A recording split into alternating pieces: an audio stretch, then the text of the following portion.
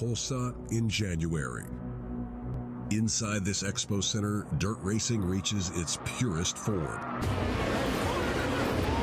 Since 1987, the Chili Bowl Nationals have been the proving ground where every motorsports discipline meets and only one driver leaves with a golden driller.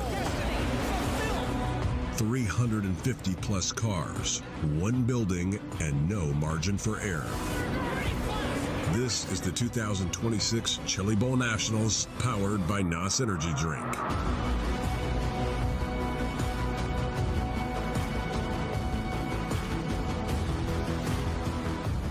Well, good morning, good afternoon, good evening, wherever around the world you are tuned in from. We are live in Tulsa, Oklahoma for practice day here at the 40th Annual Chili Bowl Nationals, powered by NOS Energy Drink here on FloRacing. Nice to have you guys in with us after a little time away. I'm Caleb Hart, joined here during the course of the next, however many hours we end up going. Earl Hoon Jr. and Chris Moore in the booth with us. Guys, good morning here from Tulsa. Welcome into practice day where we're already flipping race cars. We're already gaining some precious knowledge into who's got speed, who's making grip, and who's got a lot of work to do. It is the kickoff to the best week of the year. Yeah, no doubt about it. Good morning, everyone.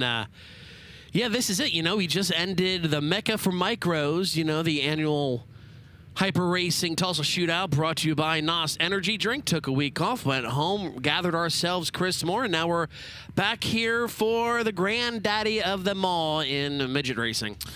Yeah, we've got a record number of entries this year, similar to Tulsa Shootout. Tulsa Shootout had just over 2,000 entries, and I believe it was last night we hit the 400 mark in entries for the Chili Bowl Nationals. So, yeah, everybody, both of these events just continue to grow in massive waves, and the 400 mark shows that. And got 40 sessions of practice to get through one round of it, and then we'll flip them over and do it again. We'll end up with a total of 80 sessions today for practice. Of course, we won't be on air all the way through, Earl. We've got a football game to watch a little bit later. But this is the start of a massive week for some of these guys. Biggest week of the year. It's like deja vu all over for you and I, Chris, because last year we did broadcast for the practice, and now we're going to watch the Eagles game. They played at 4:30 last year too. Yeah, so exactly. And hopefully start we of have another Super Bowl run. Yeah, hopefully have another same outcome. Caleb, cars begin to shove off trackside. Yeah, I believe we are up to, what was that? Session 16 or so? 17, I just saw Sammy believe. out on the racetrack. So he was scheduled for session number 16. We will see what it looks like when he goes to session number 17 here. As you see them lined up in and around. That blue 7-car flipped earlier, did it not? Well, that's one of the team cars there. Ah, gotcha. Okay. So it looks like, I think we've got 17 and 18 out here at the same time to kind of pack the track, and then my guess would be 18 will roll into the infield. Correct. That's what they have been doing all morning long. Yeah, because the track, I was just trackside before we kicked off the broadcast, and as tradition here, the track is definitely souped up out there. A lot of grip, a lot of the flips that we've had here so far this morning wasn't really due to contact, right? It was just that the track just has that much grip in it that Very guys are going into the center of the turn and bringing up the front wheels, and unfortunately, the car just doesn't land like they want to, and they go end over end. The wheel stands have been plentiful. Oh, yeah. Seen more than a few of those guys literally carrying the front end all the way down the front straightaway. So, yeah, a lot of moisture in this racetrack, and it's held so far. Usually by 16 sessions in, you're expecting this to lighten up, start drying out, start slicking off and widening out. Still pretty narrow, still lots of moisture in it for early practice, or at least early on to the air practice here. We're about midway through, or getting started for what's going to end up being Wednesday cars. They go Monday, Tuesday, Wednesday, Thursday, Friday, and then they back them up. So if you're a Friday car, you'll go early after the midway point. Your Monday cars get the probably the biggest swap in between. They get early and juiced up, and then way worn out towards the end of the day, but it makes for a long day for them. Yeah, a guy like Kyle Larson was here at 9 a.m., 8 a.m. this morning. early. Yeah, when I believe it was 9 a.m. practice cars hit the racetrack, and Larson was out in that first group. And then, like we said, after session 40, when all the cars have gone for a session, they'll likely take a break, we would assume, take some kind of track prep break for a little bit, and then they'll flip it over and work backwards from session 40 all the way back to session 1. So some of those guys that were in some of those early sessions probably went back to the hotel, Airbnb, whatever the case might be, and got a little bit of sleep, maybe some food before they come back for their late night session. But gives them an opportunity to get a couple different looks at the racetrack. As Caleb said, we worked through about the middle portion of the first round through. It's the 7X of Teamez. Thomas Meserol making his first appearance here at the Expo. He is going in session number 18. If you remember last year, too, for Teamez, ran his prelim night, but left before Saturday, as had a child born that week during Chili Bowl. So Teamez, hopefully, knock on wood, all goes well. He'll be here for the full week and trying to make another run at an A-main start. 10-time A-main starter is Thomas Meserol, the San Jose, California native. Speaking of Teamez, this video gets brought up year after year leading up to the Chili Bowl Nationals powered by NOS Energy Drink. The year that Kenna McIntosh and Thomas Meserol got into it for a transfer spot. Then all kinds of antics cut loose back in the pit area to where they were throwing Thomas Meserol out of the building, if you remember. And then they reviewed the footage and they brought him back in. But still, this event brings out the best in everyone. But if you like to watch what I'm mentioning there, you can get on FloRacing social medias and check out that video. Or the worst, depending on how you look at it. No doubt about it. As looking over the field out there, 4A is Kermit Burnham Jr. Want to remind everybody that we're not going to have live timing and scoring up today. They're not putting transponders on the car, so if you're expecting a ticker, if you're expecting lap times, not going to get it. Sorry, they're not working their transponder people today. Yeah, it's all about feel for these guys in practice.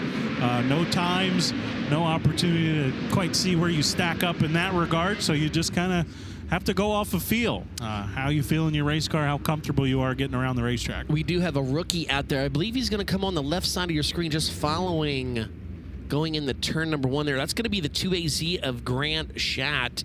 He has 3 wins this year, gentlemen, and that's in SWEM Midgets at Adobe Mountain Speedway, and he also got 2 at the Deuce of Clubs Thunder Speedway in micro sprint competition. What a great racetrack name. I love that. The Deuce of Clubs? Deuce of Clubs? When I was doing my research this week, I most definitely looked into that. I said, that is a hell of a name for a racetrack. Where's it at?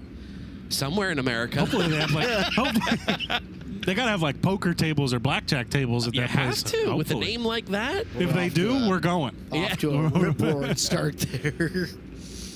On racetrack, that should be the 10U of Miles Doherty.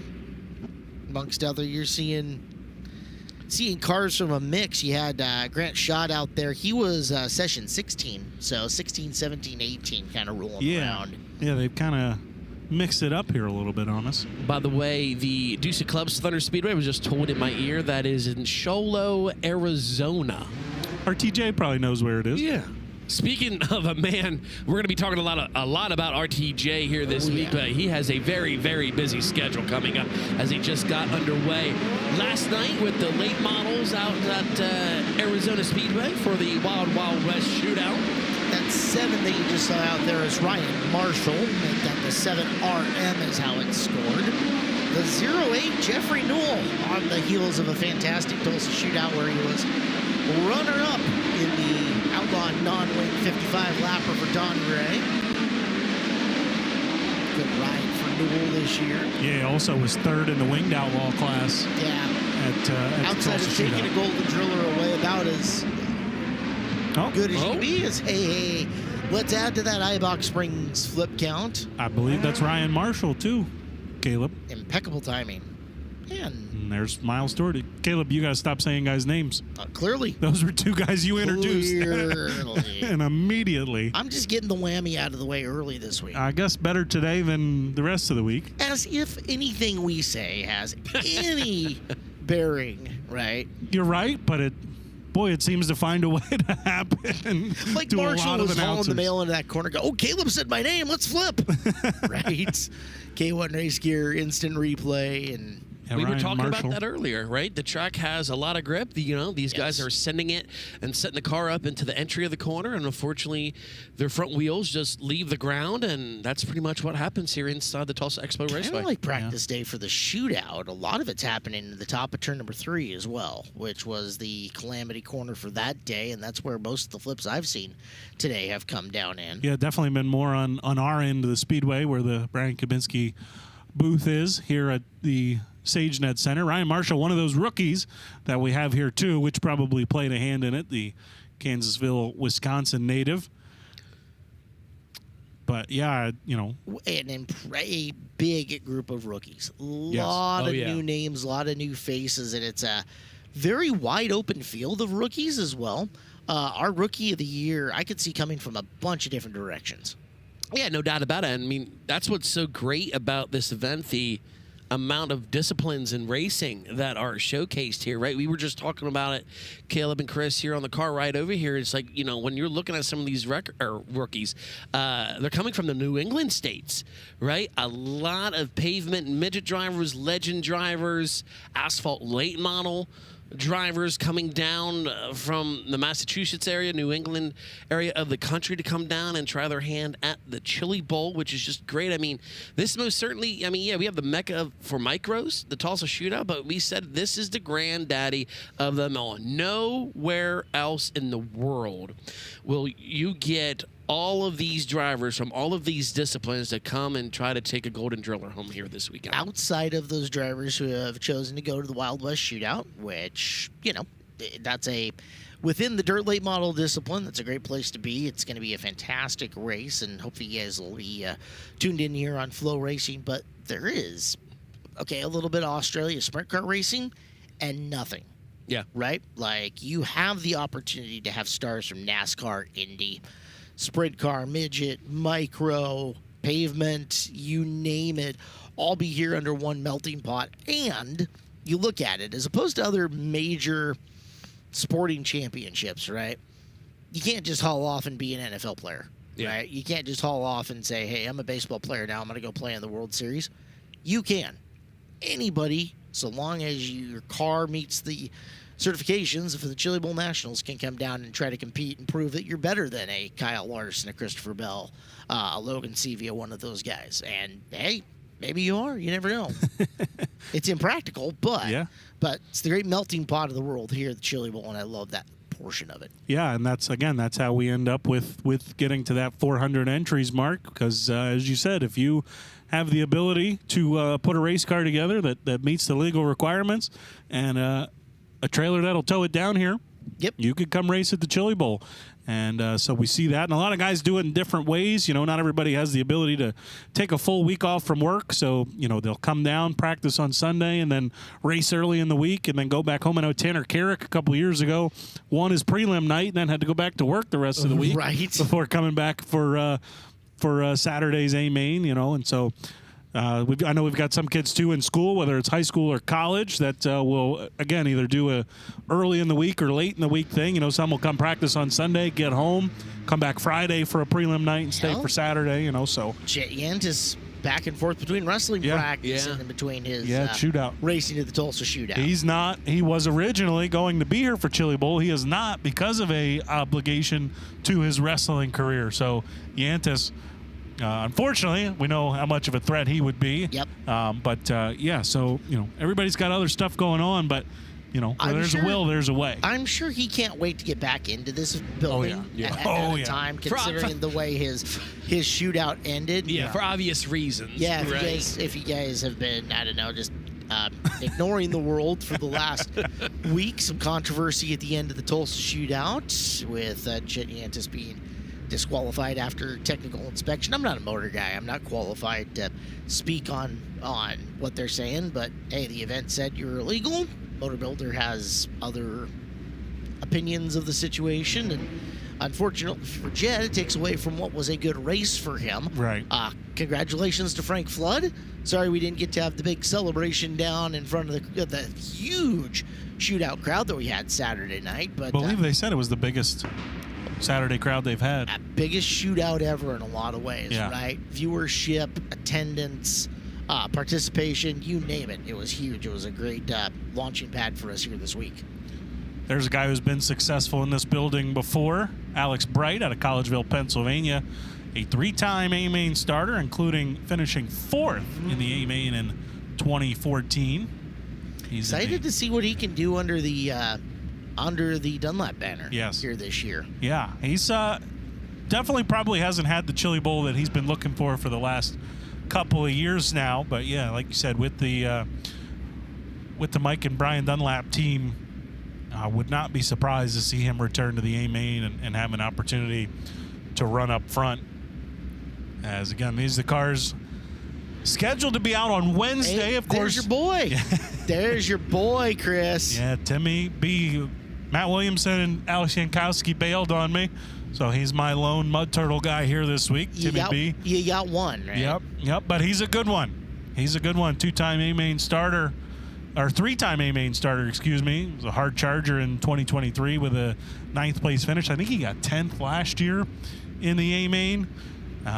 He was running in the Allentown indoor race last night in the TQ Midgets indoors on concrete. Woo, long trip. Yeah. There were a few. Briggs Danner was there. Yeah. Danner actually won that race in Allentown on Friday night. Right.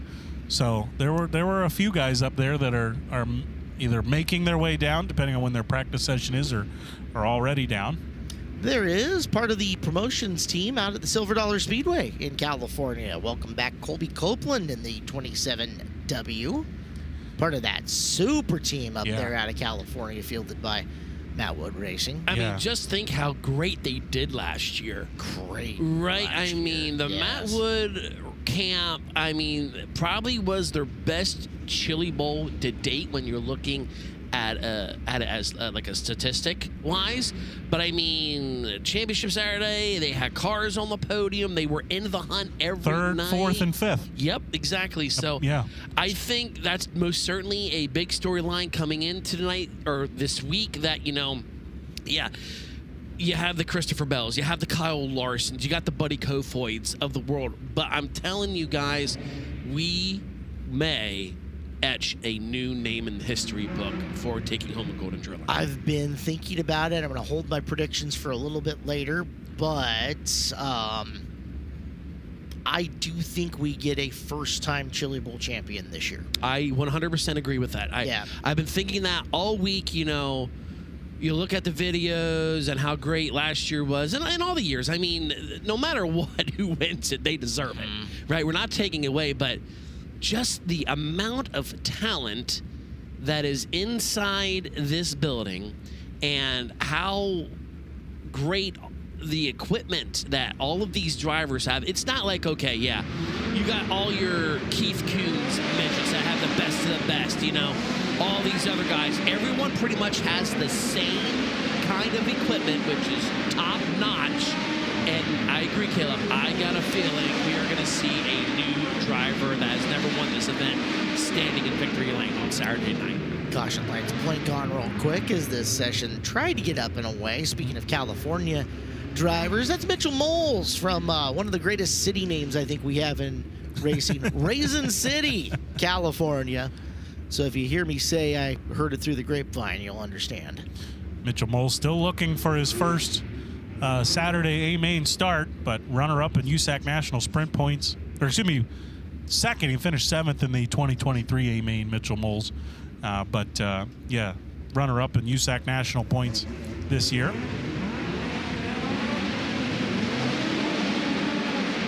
Riley Kreisel there in the 19K. We also saw a car on the screen I thought you were going to touch on there for a minute, Caleb. Caden Brown. Earl was making a point. I was going to let him finish it up before. Well, there he is. You're welcome. Yeah, there he is. Caden Brown just flashing in your screen. The Australian superstar running under a new team banner, that of the Christopher Bell Racing team. And it's a unique and different program that they're bringing here. into the arena. I'm excited to see what Caden ends up doing with it. Excited to see what Christopher ends up being. Yeah, you think Christopher Bell is a good guy to drive for in this building? Would you say? There's not many that I would rather drive for, and the amount of thought that he's put into building what he has built and brought here as far as the package goes. We know how cerebral Christopher is. Like, I would feel very comfortable in that operation, as most would. Yeah, and Caden Brown has been here before. Was made his prelim A main in 2020 and 2022. He actually finished 9th in 2020 on his prelim night. So Caden Brown's a guy who's run well here in the past, and as we said, now running for Christopher Bell this year. A real chance for him to take a leap here on Saturday at the Chili Bowl. Yeah, it's a guy that we know. He's got the talent. He's been in victory lane all across the world. Now it's put it all together on nights where it matters, where they're all here, right? Yeah, on the biggest stage.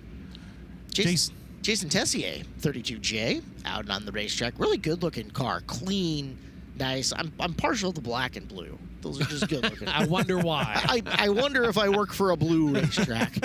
I work for a blue racetrack, and I work for a neon orange racetrack. So it's my color schemes are... Your place of employment also has blue in it. A lot of blue. So... Black, blue, and yellow. Yeah. That's how it goes. You get paid to like blue is essentially what it is. A little bit. I mean, there's a reason I got the blue shoes, right? Brian's got the red shoes that he wears. I got my blue shoes all the time. Great flag is out as this session gets up and running. That's the 31B of Jake Swanson running for the Beilman Motorsports Camp this year as the Alex Bowman Racing team condensed a little bit this year. So Swanson, a two-time A-main starter, including a 5th place finish in 2017 out on the racetrack. As you see Colby Copeland, who we mentioned before. He was not amongst the 3 that finished 3rd, 4th, and 5th last year. Shane Golovic, Ryan Bernal, and Landon Brooks. Of course, Brooks getting that upset win on his prelim night last year. Hey, there's the Royersford Rocket. Stevie Buckwalter. Earl, where's Royersford? Posse or no? He's got to be posse. Listen, he's got to posse. There's no doubt about he competes at Williams Grove every Friday night. That's posse. Just so you know, I do know posse. I just didn't know the location of where those hometowns were. After you and I had that conversation, and it's great banter, you know. Yes. We love each other. All in good fun. It is. We're all family here, part of the broadcast. Yes. My social media channel is blowing up, and I was standing by what I said. There is an imaginary line that goes down the middle of the Keystone State to where Western PA, if you are from that area, you unfortunately are not part of the Pennsylvania posse. Those guys who run Western PA, the Lernerville guys, the Pittsburgh's Motor Speedway guys, Tri-City, etc. They are their own talented group of racers that get around those places. Posse are your guys that are at Williams Grove, Port Royal, and Lincoln week in and week out. Right? Yeah. Right. You got other Friday tracks nights in there. at Path Valley, Trailway Speedway when that was the thing, etc. So on. So because you'd think Caleb was a Pennsylvania native. I have them off. Not only that, Chris, I have had Scrapple. The delicacy of Central PA. God, it's disgusting. Oh, it was a new experience. That's for sure. Did you have syrup with it?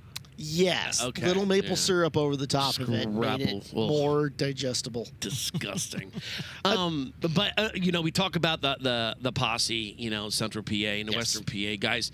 There have been plenty of drivers from Western PA that have been very successful running in bigger Central PA races and across the country. Right. The driver that comes to mind is, the Apollo Rocket, Ed Lynch. Yes. Right. A phenomenal racer from Western PA back in the day. Obviously, his son, Cy, a regular with the High Limit Racing Series. One of the most unique car-looking schemes that you'll ever see for it. You always knew it was an Ed Lynch car. Oh, yeah. No doubt about that. I love the car. I mean, no doubt about it. The original was a black car with like a green and pink little checkered to it on the wing, 2L, the whole 9 yards.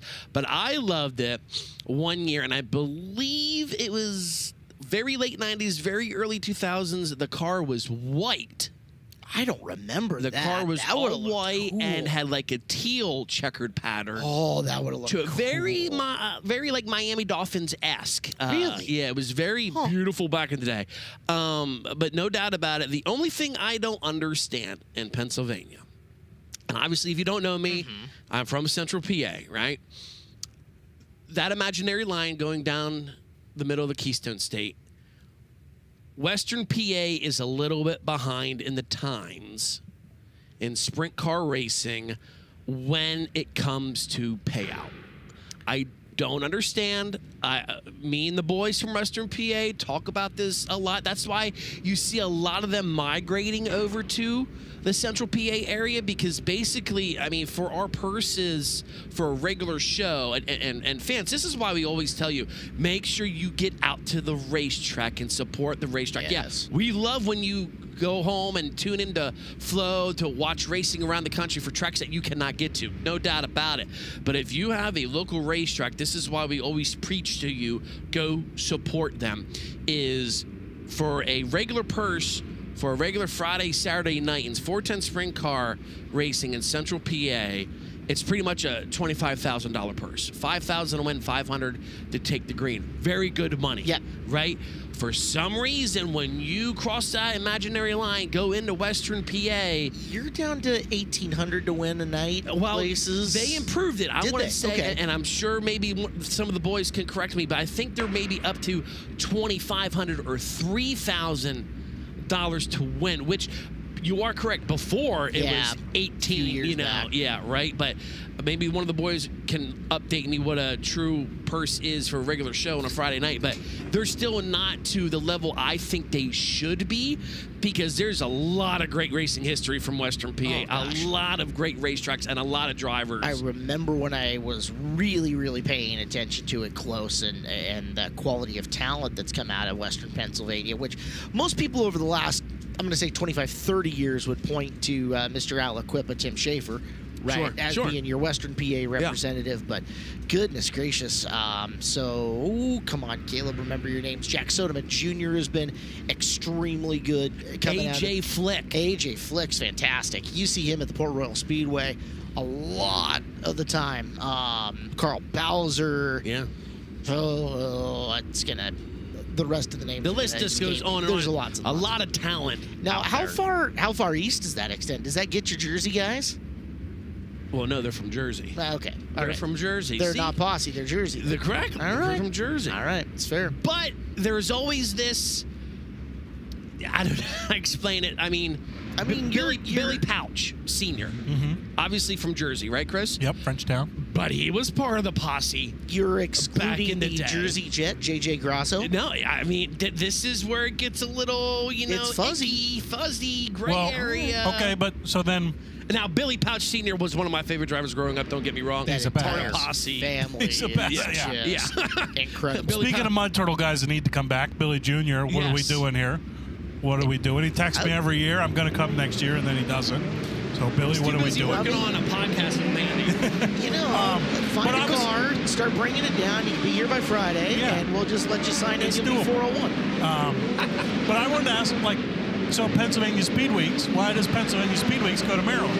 Well, that's a great argument, because that gets brought up every year. Hagerstown has been on the Speed Week schedule since its inception. And Hagerstown's awesome. It's not a knock on Hagerstown. I just... No, not knocking Hagerstown, but just you bring up the points in another state. Northwest Speed Week included Wairika, California. And still every once in a while does. That's California. That's not Northwest. Right, that's just West. It doesn't work. Yeah, something geography lines. There's a lot of really good race cars on the racetrack, too, that we have completely ignored talking about. That's Emerson Axum, by the way. Good look on the Emerson car this year, Yeah, too. last year's Wednesday night winner, and driving for the Swindell camp this year. We're not the KKM camp. But we're session 21-ish right now. Yeah, there's definitely 22 become a mix and 20. of things here. Yeah. You know. Big thank you to NOS Energy Drink. NOS Energy Drink, our broadcast presenting sponsor. They're also our practice day broadcast powered by NOS. Our hot laps will be sponsored by NOS. And the ramp camp is sponsored by NOS Energy Drink. NOS Energy, where boundaries are merely suggestions. Fuel up, fire up, and never look back. NOS Energy Drink. Human horsepower. Try one today and follow them on social media at NOS Energy Drink. Caleb, you know who that guy is? Oh, well, they took him off the screen. That now. looks like Zach Chappell. I mean, 75X was Caleb Johnson, a rookie this year. Spelled the right way? Yep. Yes. Yep. Excellent. South Dakota native. He's with Speed Quip Motorsports this week and a 410 sprint winner at Huset's Spoon River. It's a guy who's got potential to take that Rookie of the Year award. Yep. Speaking of Caleb Johnson, he almost got the track title this year at Huset's. He was only 5 points behind Ryan Timms, who was the 2025 track champion. Not a bad guy to be. No. 5 points behind. Right? 71 CR you see on your screen is Gunnar Pike. Pike's the one who was stopped up in the corner. Second year at the Chili Bowl. 13th in the M Main last year as a rookie.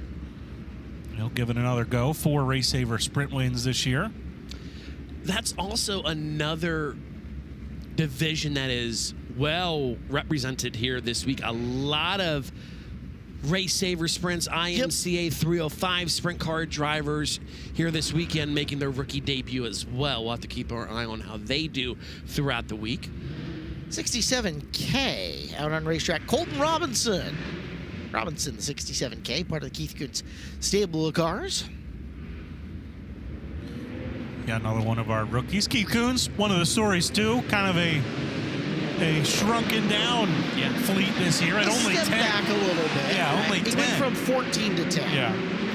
He mentioned that last week when we were doing a pit walk of ours, that, you know, he's just having 10 cars just for his main drivers. Right. Normally, he has 13, 14, 15 machines here for other people that choose to run a KKM midget. But, yeah, he's only down to 10. I mean, no matter what, maybe that's a good thing, because with a new record count of entries we have here this week. You're down to a couple of cars a day, right? Yeah. That way your attention is square It helps on your crew out, you know, Yeah. for sure.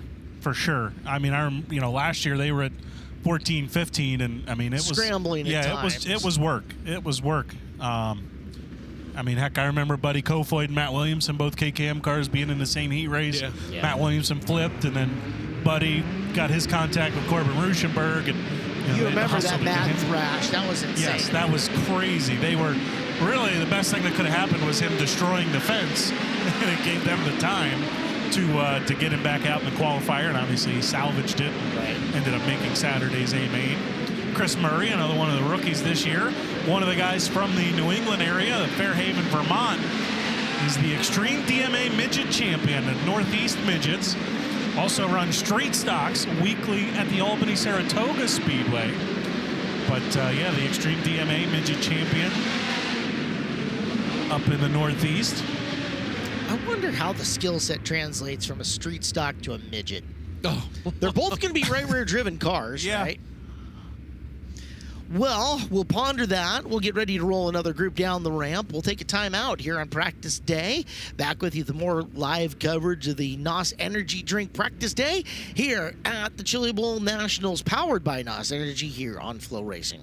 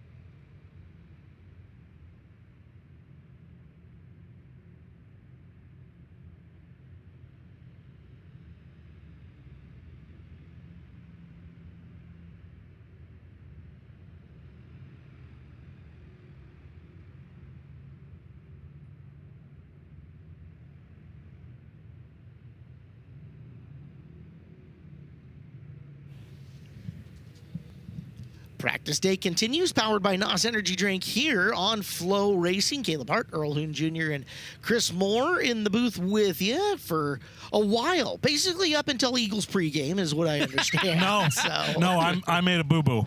Oh, you did? Yeah, so I told the boss 4:30. Eagles pregame. Yeah, I told the boss 4:30 because that's what time it is on the East Coast. But it's 3:30 here. Oh. So we are going to be into the beginning of the game, now, unless barring a change or whatever the case might be. Chris, I got you. Yeah. You were not going to miss a second of Eagles football. I'm not. I have my laptop here. You are so sick. I'm not. Right, I'm not missing anything in the Jaguars-Bills game either. I think that's going to be a great game. Go Birds. Today. Hell yeah. Just to support my boys. Attaboy. Now you're getting it. All right. Just to support my boys. boys. Listen, and if my boys win today, I'll root for your boys next week. Fair. Because that's fair. Well, I don't know. I don't know if it would benefit my team, but we're not going to end up playing until the championship round. Correct. Anyways. Yes. There's no scenario where they play each other next week. Exactly. Well, engines fire. We are beyond midway through our day, or at least the first part of our day. Why? We're going 40 sessions deep all the way through the Friday night competitors, and then we'll flip it around and do 40 more. Sound good? I love it. All right. We won't carry all of them here on FloRacing, but everybody gets hit the track twice. So once first part, once in second part, and then they flip the order. So if you go out in session 40, you're going to be session number 41. And then you're allegedly. Done. Then you get to join us at the bar to watch the Eagles game. Say whatever establishment we choose to go to watch the Eagles game. Speaking of establishments, you know, some of us went home the week in between to reset. Caleb did not. He always stays here. And we were just, before we went live, we always talk about food. We always love going out to restaurants, trying the local cuisine and whatnot in the areas we go to. So, Caleb, during the week off here, where'd you go? What you experienced? What you do? I took in a lot of steak this week. It was a good steaking experience. Sounds like a good week to me. Yeah, I took in a lot of steak. Now, I tried some chains because normally I go out to a chain restaurant. I don't have steak much. Just not what I crave when I'm going. This week I have some real authentic Oklahoma red meat. Plus, you know, things are vastly more affordable out here. So yeah. I took advantage of that. It's a topic for another day, but yes. It is. So, and it was good. I very much enjoyed my experience at the Texas Roadhouse, which everybody has a Texas Roadhouse, but it was well done here in Oklahoma, and big fan. We had one car just get pushed to the ramp. Okay. It's, I believe that's the 1M of Dodge Carlbert, but the color scheme was similar to Dason Pursley's 86, who was also out there. I thought maybe it was Dason going up the ramp. There he is. See, I'm not totally off my rocker, right? They have a similar scheme there.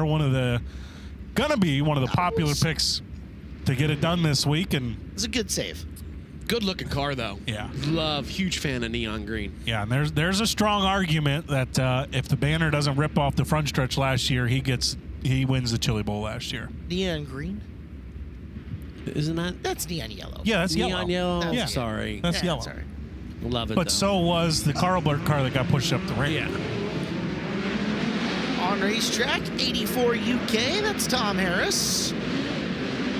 For the record, I have my resident color expert with us, so if we have any questions. So if it's up for debate, we've got a deciding vote? Yes, we have an expert on colors here. A new color analyst. Love that. Love that. Brody Wake 78. I like this scheme here. I like these colors and numbers. That's Austin Torgerson's 88A. That's a good-looking race car. We are going to be doing a Best Appearing Car contest as well. You want to be tuned into FloRacing for that. We'll give you all the details on it later. So as you're watching here through practice day, start picking some of your favorites. I understand that there will be some version of a fan vote that's part of it. So you're going to need to start picking them out and saying, yeah, that one. I like that one. Chris, I'm just happy I have a face now that I can send your permission slip to. Yes. And we can get that straightened out here for the week. Oh, boy.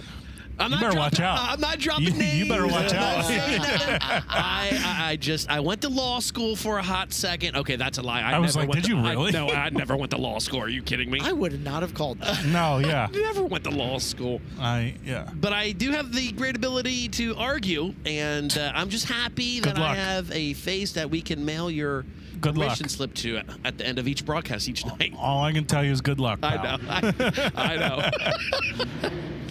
Kevin Newton in the 3U. Talk about a guy that does a lot for sprint car racing in a lot of different places on top of being a competitor still. Kevin Newton, the 3U. Good to see him here and competing at the Chili Bowl Nationals. Honest Abe's. You see In one of those. sponsoring a lot of series cars, Yes. etc. So Yeah, and he's in one of those trifecta motorsports entries. Always sharp-looking race cars. guy who's always fast here, Spencer Baston. Mm-hmm. The one, as you know, it was a couple of years ago that Baston looked like the fastest car in the arena. Yeah, his prelim night, I believe it was a Wednesday night, he absolutely dominated. Mm-hmm. There's a sleeper, I think, if you're looking for somebody maybe outside one of the top 5 or 6 favorites. There's a guy in that Chase Briscoe machine, Carter Sarf. He's the 2023 Power I National Midget Champion. Made the A-Main in 2024, and he had 3 wins with Power I this year, 4 with the Extreme Midget Series. And Carter Sarf definitely, I think, I don't want to say a sleeper, right? But, I mean, again, if you're looking outside that top 5 or 6. If you're looking outside of Group 1 right. or Group A in the Chili Bowl pool, definitely a guy who you could see coming up and winning a prelim night, blocking into an A-Main. 100%. Absolutely. 100%. This track's finally getting wider in 3 and 4. 1 and 2 still on the narrow side. 3 and 4 still on the narrow side as well. As boy, the amount of water they've got into this, it's just not super expansive and moving. You see them get up and into the cushion and they just kind of brick off it. Yeah. It doesn't go anywhere. I don't know the numbers offhand, but I would have to imagine that this is the most laps that this racetrack is going to see for the next 5 days until we get to Saturday. 40 sessions, 4 laps apiece. If you're not counting the packing laps, which they do count, but... Right. But also, I mean, the amount of race cars. You want to say 6 laps a session? Think that's fair? I think 4. 4? I don't know that it's been counting quite 6. Counting the packing last? Oh, okay, yeah. If you want to count the packing, yeah, I think you'd go 6. So 6 by 40, 240. Yeah. So 480 if it goes that way the whole way. Yeah, but then also, I mean, again, you're talking about the amount of race cars too. You know, all 400, roughly 400 race cars are going to be out there today, running those 480 laps. Whereas, you know, on a prelim night, you're looking at 70 to 80 cars running the amount of laps. You know, like to me that matters, right? The amount of cars. Yeah. 3 cars running 6 laps is more than 1 car running 6 laps. You know, so I would say that up until Saturday, this is. What are they packing in here? Trying to do about 10 cars a session? It looks like it. I mean, again, we've kind of, you know, we've been following along, but there has kind of been a little bit of mix and matching here with some of these sessions. You know, they haven't quite been exactly to what the sheet sheet has. As they usually do. Sometimes guys need an extra minute or 2. Yeah, cool. Go out in another couple of sessions. Right. That's fine. Yeah, you're ready. You go out this one. You're, you know, tighten it about. You go out the next one. It's not a massive deal. Fun story here with Donnie Gentry returning to a midget in the 7S. Welcome back, Donnie. Told you I wasn't lying about that paint. I didn't think you were. It's a good-looking car. I'm just referring to... And I do like the fact that it came complete with a Mark Kinzer picture. Yes, absolutely. I believe, looking at that was the 2000 Knoxville Nationals. World's most famous bus driver? That Mopar 5M driven by Mark Kinzer brings back a lot of memories as a child. Good memories. Yes, great. Carl Kinzer on the wrenches. Then, oh, man, that was good stuff. Good stuff. But thank you for sending me that picture, proving my point about Ed Lynch did have a all-white race car with teal checker pattern. Good-looking car. He always had great stuff. Always had great stuff. Yes, and speaking of old school paint schemes, coming up on Thursday night for the FloRacing broadcast team, we are going to be having Throwback Thursday. We're going to be wearing some old school racing shirts here on the broadcast. We also want you fans, hey, if you're tuning in at home, tag us on social medias. Let us know what kind of old school throwback Take a picture. shirts. Take a picture. Tag us. Let us know what you're going to wear on Throwback Thursday.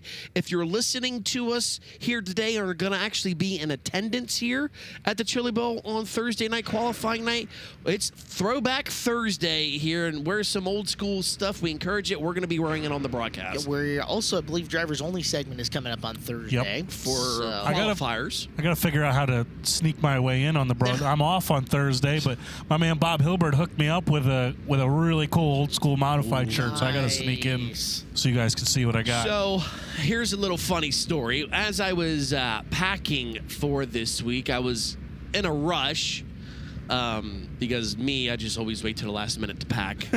Packing on time is not a great virtue of mine. Sure. However, I forgot to pack my Throwback Thursday t-shirt. So as I was at the airport yesterday waiting Sarah on my got it plane. in the mail? Yep, that's no lie. I texted Sarah. I said, hey, this is the location of this shirt. I just forgot to put it in my bag. And I said, can you put it in the mail and ship it to the hotel? And it's currently en route to the hotel now. So thank you, honey. Great work, girl. Yeah, great work. Well done. I've got something. It's not super, super old because, one, I'm not all that sentimental, and two, anything that would be starting to roll back that far, I got turned into a quilt about a decade ago. But see, I love... Okay, so as we all do, and everybody else across America, I have totes and totes and totes full of racing T-shirts and sweatshirts, this and that, right? Some I fit in, some I don't fit in, for obvious reasons. But happens. My mom and my wife always say, hey, with all of this stuff, because I just can't, let it go, right? I just can't. I have a very, very You're a old hoarder? school... Yeah, with racing T-shirts and collectibles, yes, I am. Okay, but it's a nice hoarding situation. They're in totes. A nice little hoarding situation down in my basement. They're in totes. They're up against the wall. Everything's labeled A to Z. It's a nice. Labeled A to Z. It's labeled A to Z. That's how I like my racing. All right, so we don't need to call the TV show yet, Caleb. Yeah, you don't. All right, you don't have to call A to Z yet. It's a consideration, though. But anyway, talking about quilts, yeah, my mom always says, let's use some of this stuff out of it. Yeah. Kyle Cummins on racetrack is not firing off. There he is. Oh, no. It's the 39G car you've seen on the screen a couple of times. Yeah. And no spark to it. So he's probably another one if you're looking outside the top group. Again, not too many midget starts for Kyle, but he had a Friday night a few years ago where he was the fastest car in hot laps, and we actually paid him money for that, if you remember right. Fastest car in hot laps, and ended up having just one of those nights. Remember, the night where his child was about to be born. Yes. And it was, can he race to the checkered before the baby comes? There is the 8B of Jeffrey Abbey, Texas native, in one of those Beeson entries, the Beeson Hard 8. Chili Bowl debut last year was in the F main. Moral of the story, Earl, my shirt will not be super, super old. It's only about a decade old. So if you don't have... You got to hit that button. Yeah, if you don't have old shirts, wear the oldest one you got and participate. Let it ride. My shirt that I picked out has never been worn yet. Same. And did you have to go into the totes to get this? No. We honored this driver a couple seasons ago in Central PA. Not going to name who it is yet, but they were selling his merch with an old school car on it. Bought it, loved it, and yeah, so it's fresh. It's still in the wrapping paper, if you will. One stopped, and everybody managed to avoid somehow. I think that's Abby. My turn, Caleb. Go ahead. No, I meant for the kibosh. Oh, yeah. Did you know what I was saying, Earl? When I said my turn? Yeah, You I did. All right. I did. I didn't pick up on it right away. It's okay. My Sorry. turn. I forgive you. Thank you. It's only practice day. We're all working our way into this deal. Yeah. Cameron LaRose's 5 car sneaking by there on the inside. I believe so. Yep, there's another Beeson Hard 8 machine out there too, Cooper Miller. Also his second Chili Bowl. He's in the 8L machine. There's Donnie Gentry shaking the rust off. You can see just getting into that cushion and it just almost lays up and lays back down at this point. 3 and 4 expanding nicely. Gentry looking good. Just return to racing. Look out. I might turn on LaRose. Got it right back. Is that LaRose? Actually, I'm not sure. I don't think so. Let's see if I can spot Is that better. PJ Gargiulio? Yes. No. No. Gesundheit, Tyler. Yeah. What? Say that again? Gargigulo. PJ Gargigulo. There's only one G, though. That's Gargiulo. Gargigulo. Somebody's missing a G or something. He is an ARDC legend. Oh, man, the good old ARDC days. Oh, I wish that series was still around. Earl, you got a lot of promotional ideas. You should just bring the midgets back and start paying more in Western PA. You got it.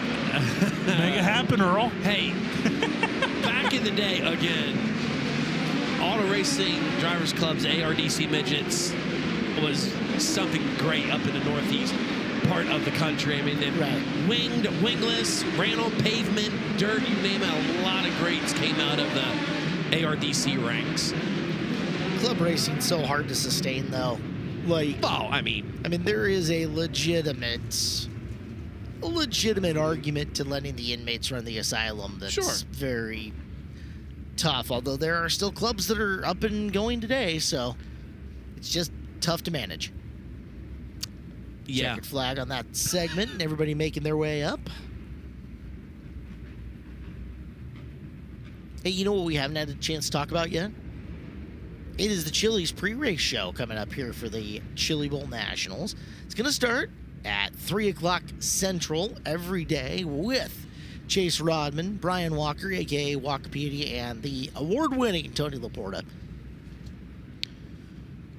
Did you guys 3 o'clock daily, Monday through Friday.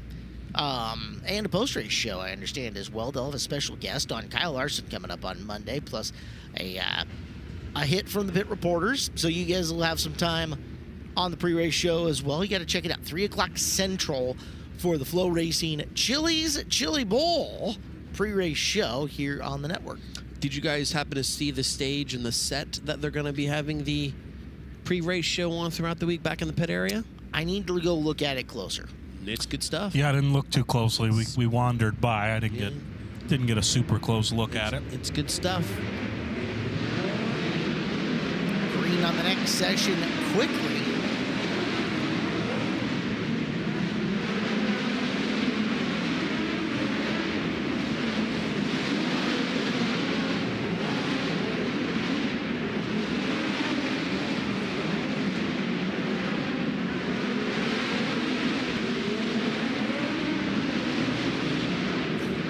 F. That is Brant Woods, another one of our Chili Bowl rookies coming off of a successful Tulsa shootout for him. Was finished top 11, I believe 11th and 8th last week at stock non-wing and A-Class A-Mains at the Tulsa shootout. He's here with the Jet Motorsports team. Sam Hayford Jr., the Sunnyvale, Texas native. Reigning American Sprint Car Series national champion. Yep, he is a 10-time starter of his prelim A-Main. Still looking for that first A-Main start on Saturday night. Announced his intention to come back and defend that title as well here in 2026. As we will take a time out, back with more practice day action powered by NOS Energy Drink here on FloRacing.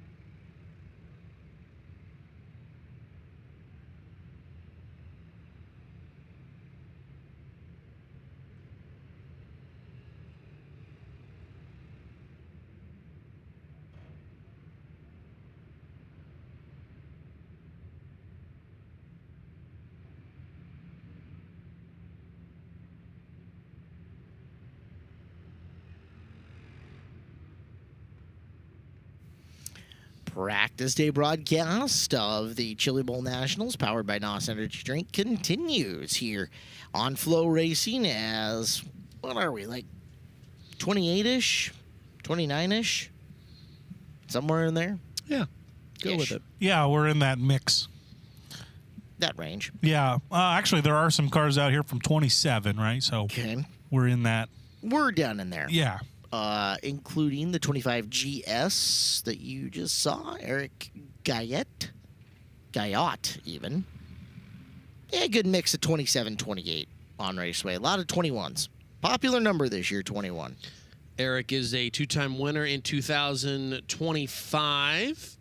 Driver from Canada. Has one win at the McLean County Speedway and one win at Devil's Lake Speedway last year. Well, you can hear them. Engines are firing here on the midget engines. 4-cylinder power plants. Brady Bacon making an appearance. Brady just got that car wrapped the other night. It was kind of a late finish for the Chili Bowl ride, but here it is in all its glory, looking good. Two-car operation this year for the Hink group as Parker Price Miller, the newly married PPM, has a ride out of that stable as well. Excited to see what those guys can do. Yeah, well, Brady, we know always a threat and a guy who can certainly get himself into the A-Main, 5-time A-Main starter.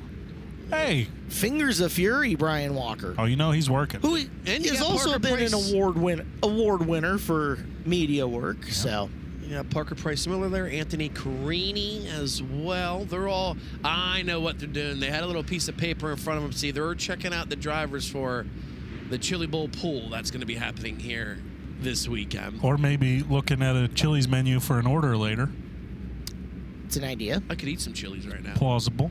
I did find the local area Chili's. Had my first Chili's non-airport version meal. Triple Dipper was everything everybody's told me about, so... that was good news. I think I've only had Chili's once. Ever? Before, yeah, I think. Yeah. Well, that'll change now. Yeah, they're not really too big in Delaware, which is where I've spent most of my life. But now that they're supporting auto racing, we're going to support them back. I will find one. I know people have gone to Chili's on Easter, so there's that. Huh. Bless this burger dip.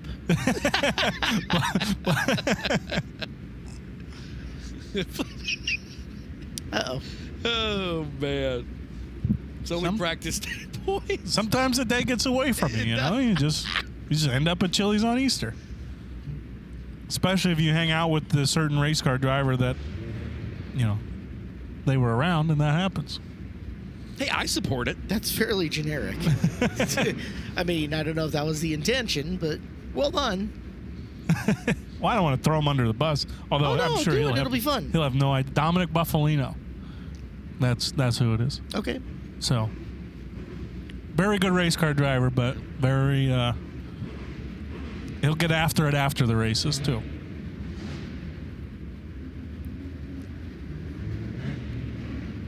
Trying to figure out which 20 that is. I was trying to do the same.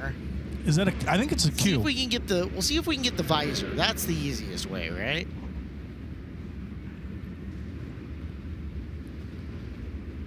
All right, it's the W. Yep. That is boy. Weisensell. Yep, Cody Weisensell, Wisconsin native. 5th in the Badger Midget standings in 2026. Or 2025, excuse me. Do we need to see the visor on that one? No, I think we got that one. That driver Christopher Bell's 21 car. needs no introduction at all. He'll be scored, by the way, as the 21 CP. So yes. Keep that in mind. Yeah, one of the things that I actually really love about this event in Tulsa Shootout, no two cars have the same number. And when I say that, you're going to have some kind of letter, and it is not, there will not be two 21Hs or two 14Ws or whatever the case might be. If you're a 21 and there's other 21s, you're going to have your own number to coincide with it. It's Joel Myers Jr. in the 19 car fresh off a season that saw him all over the place between Midwest, California, Washington. Spent some time in New Zealand. Myers Jr. in the 19 car. Another one of those Chili Bowl rookies we have this year. As we get ready for the next group to roll on out. Somewhere around session 28. On our paper, Devin Dobie was being pushed out on the racetrack. He is in session 28. Big board says 28. Look at that. Yes. 15th in the F main last year for Dobie was this year is his third career Chili Bowl appearance. The Ohio native. I'm not going to pretend to be able to pronounce the city in Ohio. So we'll just call it Ohio. All right. Good with that. You saw it? Wapakoneta? Wapakoneta. Yeah. I don't know how you guys know all this stuff. Ooh. That was rude. That felt unnecessary. Why would I know how to say that? Why is that? I don't know, man. I'll take a Tyler side swipe every once in a while. It's fine. Considering, I don't like that guy. Considering. Not a fan. We gave him a hard enough time about Ohio State. Oh, that's why he knows. Green flag is out. It's the 23 of Ashton Thompson. Salem, Indiana native. Out of the Mount Stout Motorsport Camp this year. Making his second Chili Bowl appearance. They fielded an interesting group of drivers this year from a wide variety of backgrounds. Kyle Simon. Talk about one of them a little bit later on that I'm a little more knowledgeable on. Saw Kyle Simon out there, 2023 A-main starter. Another one in the Devin Dobie camp. I believe that the 22M of Abby Holbein out there as well. Winner at Spoon River in Power I IMRA Midgets in 2025. As this group finishes up, Joe Perry was also out there, and if you were tuned in with us on Saturday morning last year, he went from the N to the I main last year. He was one of the stories of the early morning Chili Bowl on Saturday. He's even what's the word I'm looking for? Inspired a new award that's being given, unofficial award that's been groundswell raised up. There's a new wild card performance award that's got about $1,500 in and behind it for drivers who do something wild. Go from the N main to the I main on a random Saturday morning of the Chili Bowl. Exactly. So he was given that after the fact last year, and good for him. He deserved it. I remember. Really, we were here in the booth, and as much as we were goofing off on Saturday morning of the Chili Bowl last year, Joe Perry kept us locked in. He was rolling through.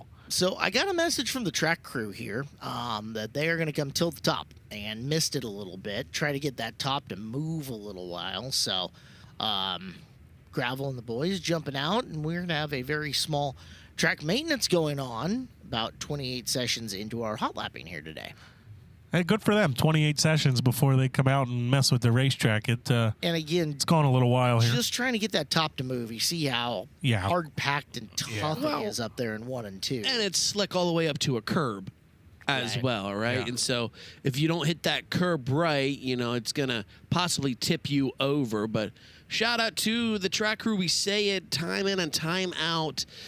The massive job that they have here. Yeah, we race here for 2 weeks, but still, they're here about 4 weeks before the shootout, erecting this entire facility with the grandstands, obviously bringing the clay and the racetrack, the walls, the catcher, the whole 9 yards, and then they have to start to prep it. Yes, we are inside a building. We are not outside. So water can only go so far, right, down into the surface, because obviously underneath the clay you have the concrete. So, I mean, the track was absolutely in tip-top shape for the Hyper Racing Tulsa Shootout powered by NOS Energy Drink last week. track is in phenomenal shape here just for a practice day, right? Obviously, I was able to catch up with some of the drivers during the Tulsa shootout, and they said the track layout was a little bit different. They said it wasn't quite as banked in the turns. It didn't really matter. We had phenomenal racing all week long during the shootout. Later in the week, I'll go catch up with the drivers in the pit area to see if they noticed maybe more banking or the same amount that was here for the shootout to see if it helps. But no matter what, those guys have their work cut out for. Just when we're done racing doesn't mean they go home. They're here till wee hours in the morning, 3, 4, 5 a.m., still prepping this track to get ready for the following night's program. It's a very short turnaround that they have to get this thing back into the great condition that it's in to provide the fantastic racing that it does night in and night out here at the Chili Bowl Nationals, powered by NOS Energy Drink. We're going to take a time out. We'll be back with more. Our coverage of practice day here at the Chili Bowl Nationals, powered by NOS Energy Drink, continues next on FloRacing.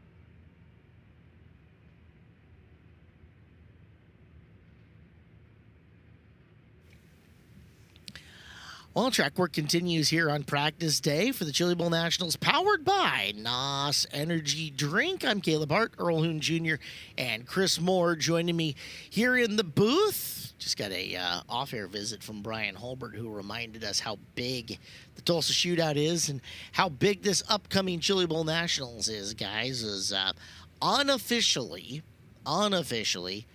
404 entrants now into the Chili Bowl Nationals. Wow. It's a lot of cars for one place. In an event that continues to grow year in and year out. We keep asking, how are we going to pack more cars in this? Well, you know, after 2,070 entries at the Tulsa Shootout, 210 of them showed out, 433 races, 4,070-something laps. We'll figure it out. We'll get them all in, right? Yeah, I feel like this is small potatoes compared to Shootout as far as sheer numbers of racers and cars and entries and things like that. This is small potatoes. You just have bigger haulers, you have bigger operations. They have to take up a little bit more room. Yeah. More guys trying to get their merch sold, more people set up there, more vendors. The trade show is vastly bigger, right? So big overall in 2026 edition, maybe the biggest of all time. It certainly is as far as entries go. We'll see how it ends up Saturday night, about 6 days from now. Well, there's a look at the pit area. As you get a look, the Keith Coons Motorsports Camp, the first trailer on your left, the Matt Wood Racing guys, the first trailer there on the right of your screen. And there you look how it all sardines its way into this building for a week of the year. It's the Flying A Motorsports pit camera, by the way. Big thank you to Flying A Motorsports.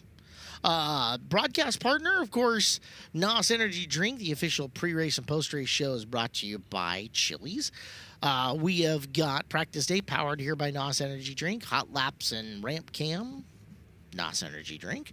Our interview sponsor, our pit reporter, will be TJ Forged. Instant replays brought to you by K1 Race Gear. The Speed Shot cameras are BR Motorsports. Thank you to Blake and the gang down at BR. Flip count once again will be iBox Springs. Pit camera Flying A Motorsports, and our past winners. Most wins will be Winter's Performance. Additional broadcast sponsors: Hyper Racing, Burdick's RV Center, Race Car Engineering, Competition Suspension, Rod and Supply, Worldwide Technology Raceway, MD3, 5-Star Bodies, Factory 14, Buzzy Racing Products, MPD, Jugo Superfoods, and Visit Tulsa, all on the sponsor list here for the Chili Bowl Nationals. Track work continues out there, guys. We're 28 of 40 in. That's a terrible play. Sorry. Sorry.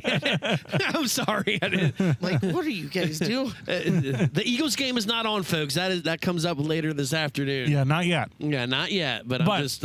this is a good guy. I think Bills Jaguars is. Although there were two great games yesterday too.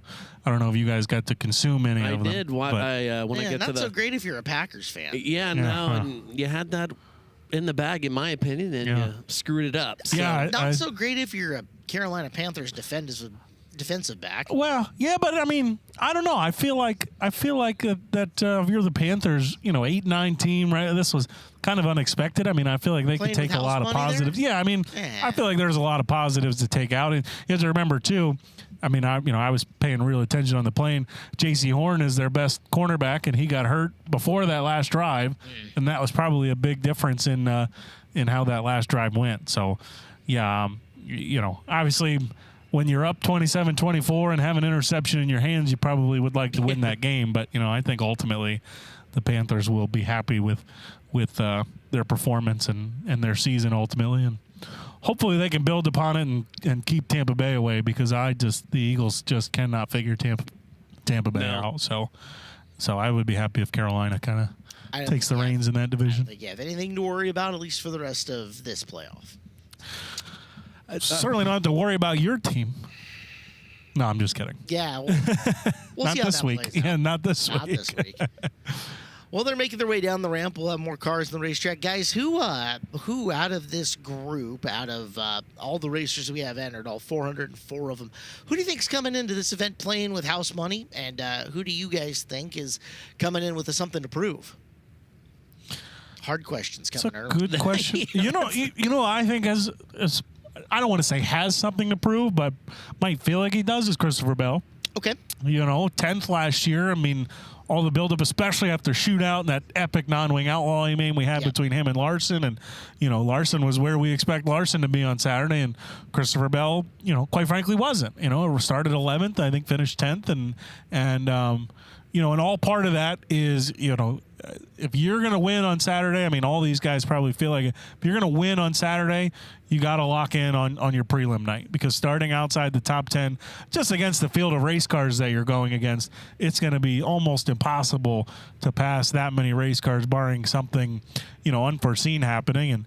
And part of what happened to Christopher Bell, he was in position to try and win his prelim night, and Thorson kind of got away from him, and Bell, trying to send it on that final lap, ended up giving up second to Ryan Bernal. But, that was probably the finish of the week last year between the three of them. But I mean, again, there's a lot of race cars here, but I think Christopher Bell probably was disappointed, with returning to the Chili Bowl last year and ending up 10th and not really being a factor on Saturday. Danny Stratton, the 47, the Bondio car out on the racetrack. You see the 44 of Denny Sams the third, a high roller with High Limit Racing out there. Nice to see him here at the Chili Bowl Nationals. Chili Bowl rookie. Josh Balicki in the 40B. Keep working down the line. 41J of Parker Jones.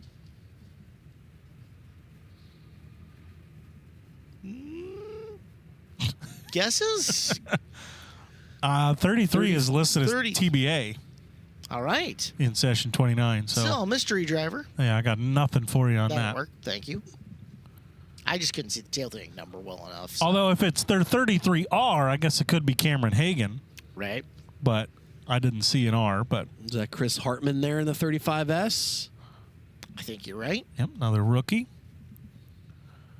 Brad Wyatt's 41W.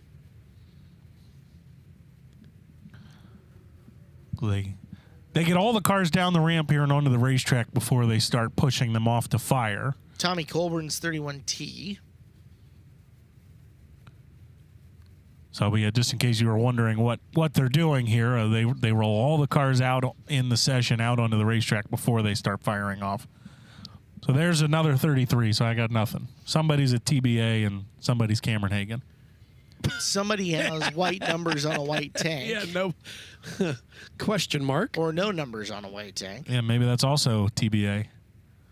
And then, hey, that one's easy. Should be Jacob Denny, 67. Yep. There's another guy. I feel like. Something to prove? Yeah. I mean, because I feel like, with the great year he had this year, Extreme Midget Champion, I think, right? I mean, he is a midget racer. He's also the Power I midget champion. And, as a midget racer, you want to put it all together at this event. So, I mean, Buddy Kofoid talked about it. They did an interview on Flow, and Buddy said he's done everything he wanted to do in midgets, and obviously he's graduated from the midget ranks, but this is the one he feels like that would this would be the one that would put a bow on his midget career. So you can do anything you want over the course of the season, but this is the the Daytona 500 of midget racing for sure. 55X of CJ Leary sits on track. Earl, what do you think? Who comes in with something to prove here at the Chili Bowl Nationals this year? Well, I mean, a driver I'm certainly going to keep my eye on. He's a past champion of this event. Back in 2022, he was able to take home a golden trailer. That's Tanner Thorson, right?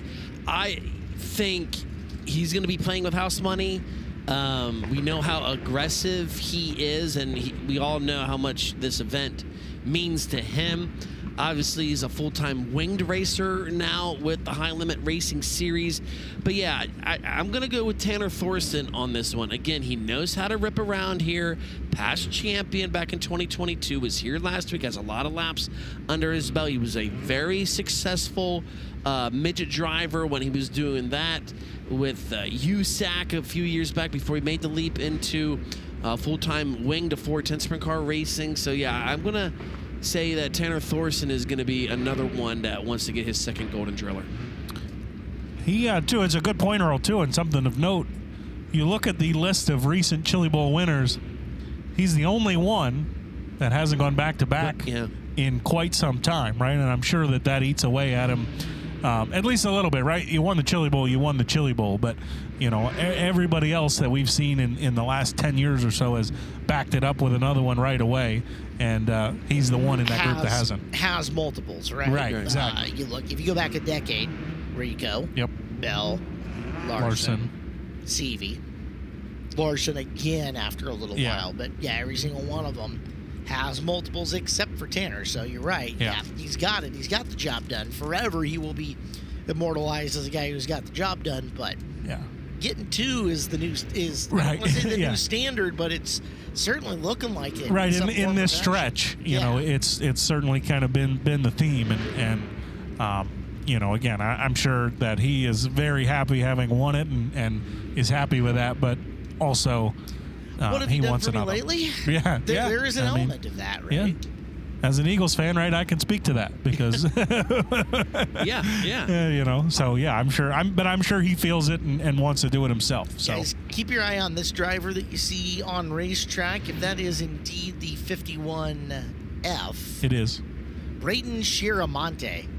That kid's a gasser. Yeah. Coming into this building, don't put anything past him. Saw him a lot in wing sprint car competition. He has absolutely no fear.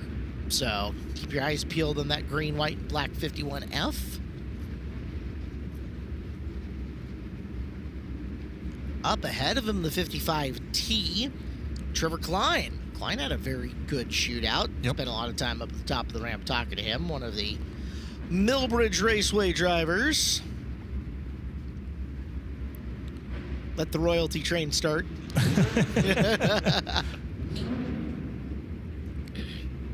Unbelievable. You hear that? I get out. I'm not going to rat him out, but that's unreal. I'm not going to rat him out. Like, get out. That's unbelievable. Well, now it makes sense at least, right? But now it at least together. makes sense. All comes I mean, we know who's buying drinks at Lenny's on one of these nights. So. I know who's going to buy me Starbucks every morning. That's happening. Josh Balicki in the 40B making some slow laps around. Balicki now has some Tulsa experience. Can't say that he's a rookie coming in. He's been here a time or two. Part of that 4-car Chase McDermott camp. McDermott stepping out of the seat. And he'll be a full-time crew chief for his 4 guys this week. It seems like a strange decision because Chase has got a lot of racing left in him. Yeah, he's a guy that's it's an A-main caliber driver. 100%. So, but hey, so be it. That's what he wants to do. Saw Ashton Torgerson also out there a little bit ago, the 67A, another one out of that 10-car KKM camp.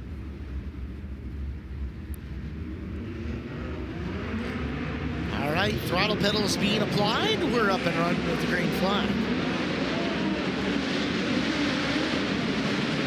As Steve Inch would say back home, we're going to wind them up and turn them loose.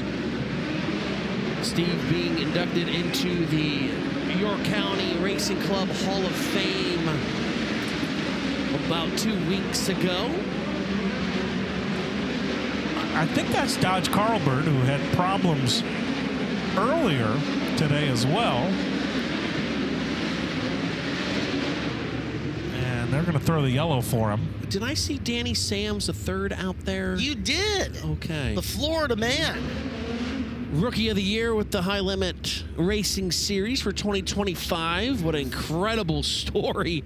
Feature winner. That is. A feature winner. Yeah, I mean, Danny Sams, you see him right there on your screen. Such a cool deal traveling up and down the road with his parents. Deal. Yeah, absolutely awesome. I mean, at one time, his motors were lapped out.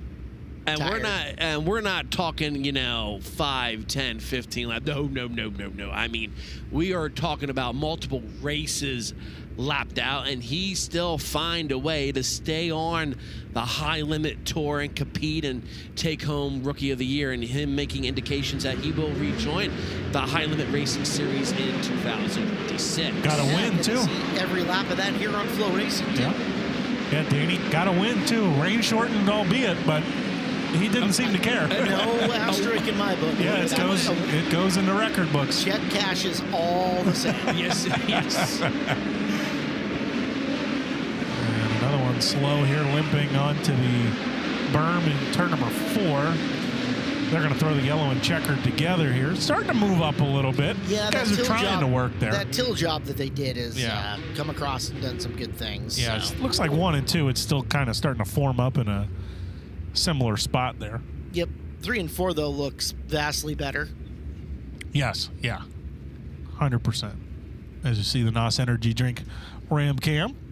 Cars rolling up it from session 29-ish. 29, 30. 31. May not have gotten into 31. Yeah, I don't know that we got there, but we did get into 30. Denny Torgerson. Actually, those were cars. Yeah, so 30 rolling out onto the racetrack now from the infield. So that was 29. This will be 30. 55F of Johnny Kent rolling out onto the racetrack. That is Hot Rod Johnny Kent. That's what the visor says. We have to go by it. If they're willing to put it in vinyl, then we'll use it. Somewhere along the line it has stuck. One of the number of Oklahoma natives. There's Jacob Denny. Excited to see what Jacob looks like here this year. You know, it's been a couple of years since his coming out party here at the Chili Bowl Nationals. You figure, and especially with the quality of car, brain power in that pit area, and the talent of the driver, they're due for something big. Yeah, and like I said, after the year he had, there's no reason not to expect big things. 55X of Leary we talked about. Behind him, there's the Torgerson car. It's very yellow. Not my favorite yellow. Can't miss but it. It stands out, that's for sure. Trevor Klein right there in the 55T, about coming down to get the green flag. Sean Robbins, I believe they're in the 53. Robbins having problems. Charmonte showing a little bit of smoke. And if you have problems in the first practice session, as you mentioned, Caleb, we're going to do it all over again. We're just going to flip the numbers on how they come out. You know, our final number here for the first high lap is 40, and then when we come back later this afternoon, we'll start with 40 and go back to 1, essentially. But you'll have time to work on your car, figure out what it needs. Well, so we saw Dodge Carlbert try to come out for a second run. Obviously, the car's still not running.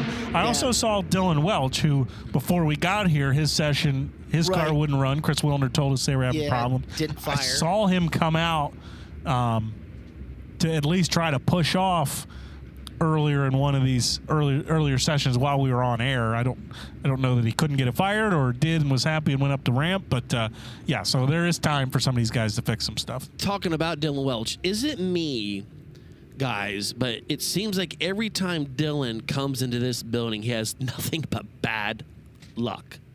I remember a couple of years where he had really good luck. So it's the racing karma in the racing world balances out. He is due to be on the other side. He is due. Yeah. He is due. Last couple of years have been challenging. So we need to take a time out. We'll be back. We've got more coverage. It is practice day, powered by NOS Energy Drink here at the Chili Bowl Nationals on FloRacing.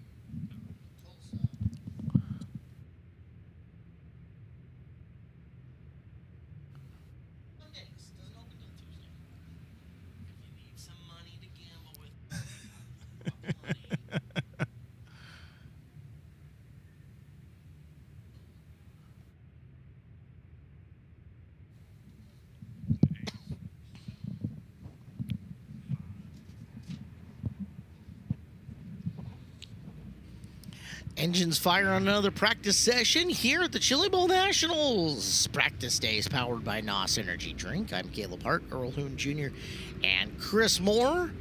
Cars on track for session number. Chris, I'm going to make you the official arbiter of the session number. Okay. So, all right. So this should be 31 and 32 rolling out for some packing, and then the way they've been going, 32 will roll into the infield while 31 takes their session. Okay. Good enough for me. I'm trying, but then again, I'm seeing some cars out here that there's Kyle Cummins. Yeah, and again, we've got some guys mixing in that Yes. may not have fired earlier or had a problem. And Cummins is among them. Yeah, I say that. The staff's pretty lenient today, right? Hey, you're going to get 2 at-speed sessions. Have one early, have one later. Try to be around when you are. If you got a problem, let us know. We'll work with you. Right. Which is, I think, a fair and justifiable way to do it. Honestly, without practice, you remember, you know how much more challenging our race nights would be? Right. These guys didn't have a base to kind of begin from. Yeah. I mean, you gotta give these guys an opportunity to at least make sure it stops and starts and turns and everything. It would be like sending Earl out onto the course without letting him have a warm-up bucket, right? I hate warming up before playing around a golf. Do you really? Yeah. I usually just show up, put the golf shoes on, and out we go. Listen, If I'm in a tournament, okay, yes, I will go out to the driving range and loosen up. But if I'm just a regular Sunday, nope, showing up 15 minutes beforehand. All right, I'm not saying I always do, right? But I'd like to at least swing the driver a couple times, swing the 8-iron a couple times, just kind of get a little feel for what I'm doing. If use a breakfast ball, or you just... Well, okay, we can use a breakfast ball. All right, well, that's all right. Normally, if it's a morning round, I just like getting there 15 minutes and getting a Bloody Mary, and off we go.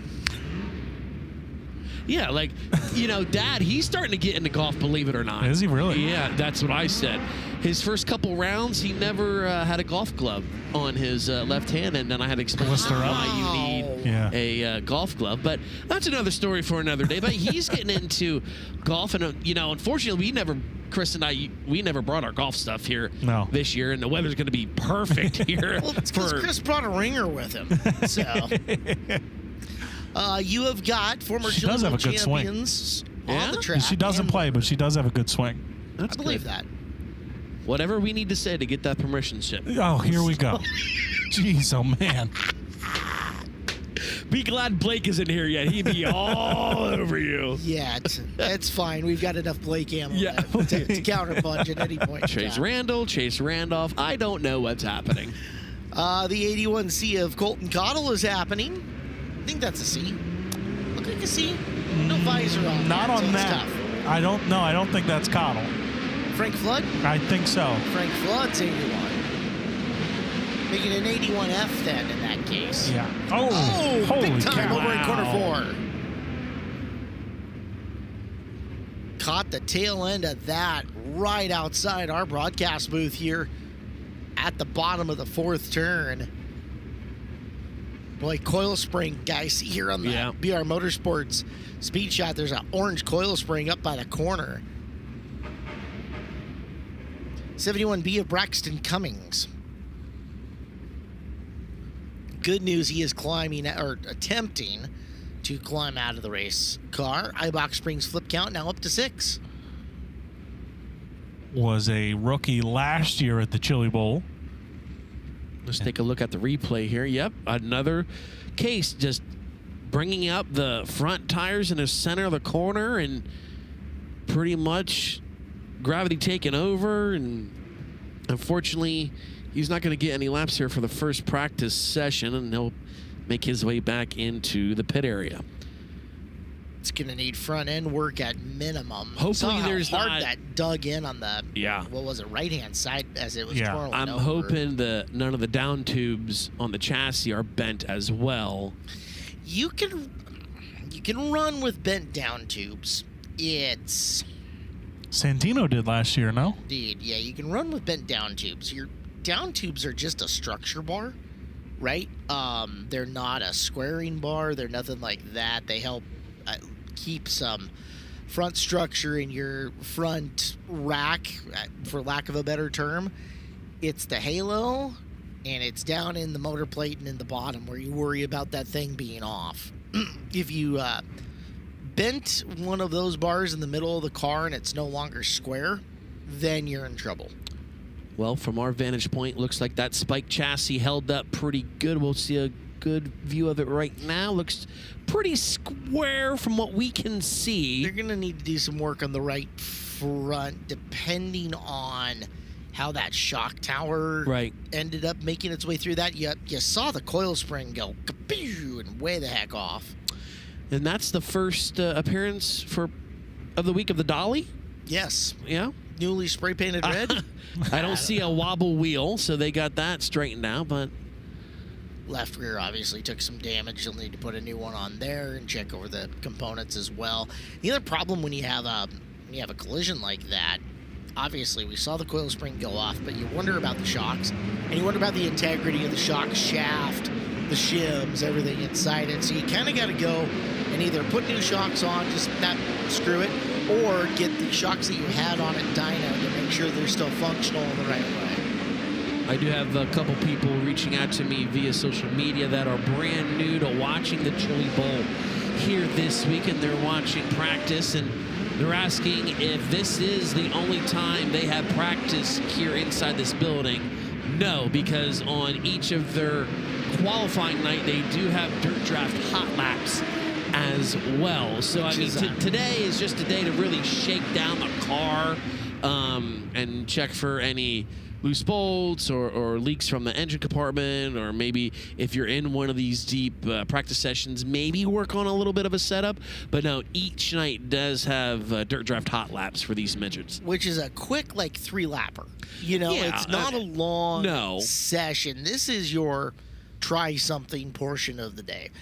Session 1, okay, everything's working. Session 2, hey, what if we did this? Yeah. And you find something.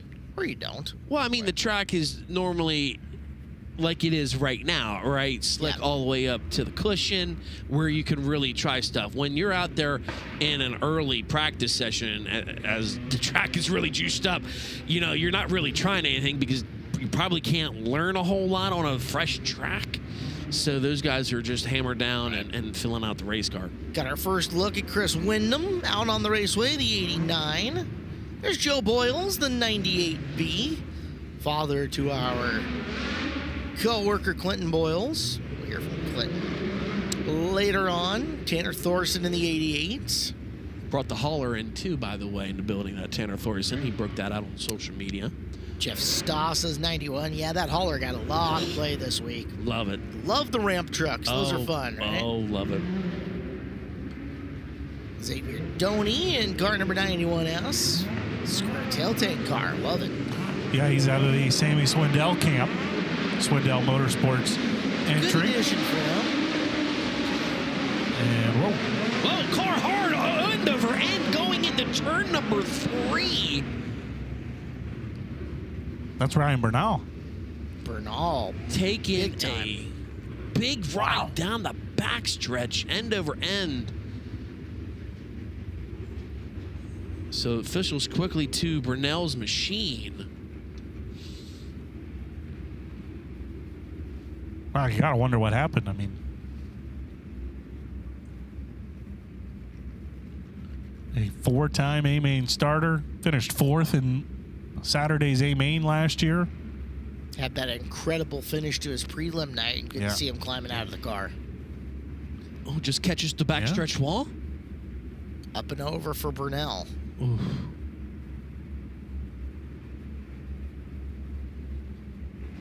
And officials were already running out to him before he even stopped flipping, right? We talked about how the amount of officials and safety officials they have inside this arena and how great of a job they do each year that we are in competition for the 2 weeks, that for the shootout and the Chili Bowl. But he is going to take that long ride and then side-by-side back to the pit area. Just made a longer week for the Matt Wood Racing team as now they got a car to put back together. The good news is for the guys running, now granted, you're going to want to try and get it back together for the later practice session, but, guys going out now are running Thursday, Friday. They have a few days to try and get things back together. I'd like to take a look at that replay one more time if we can. But you see all the rear end damage to the rear bumper, and pretty much that's at a 90-degree angle. So let's take a look here. Got the end of it, but believing he got into the backstretch wall, and he's just holding on for dear life, and a massive impact when that car came back down on all fours. But he was able to get out of the NOS energy drink machine under his own power, which is always great to see. But again, Caleb, looks like the chassis looks good from our vantage point, from what we see through the camera. The rear end rolls. You can see that. Yeah, you can see. Right. Huh. We'll find out. They'll start working on that thing as soon as they can get it diagnosed and back to action. As you get a look, Riker Pace, 97. Good looking car. Earl, you know how we know he loves America the most? Puts it on his race car. Zibide. Merg.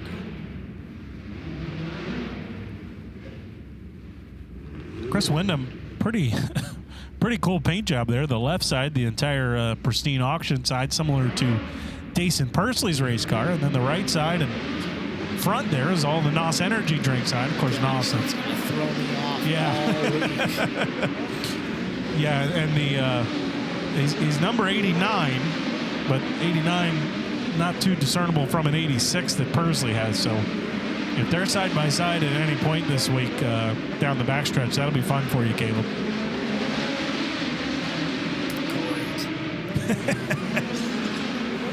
There you see Kyle Cummins. He's got his race car up and running. Joe Boyles in the 98B. Jeff Stassa in the 91 car.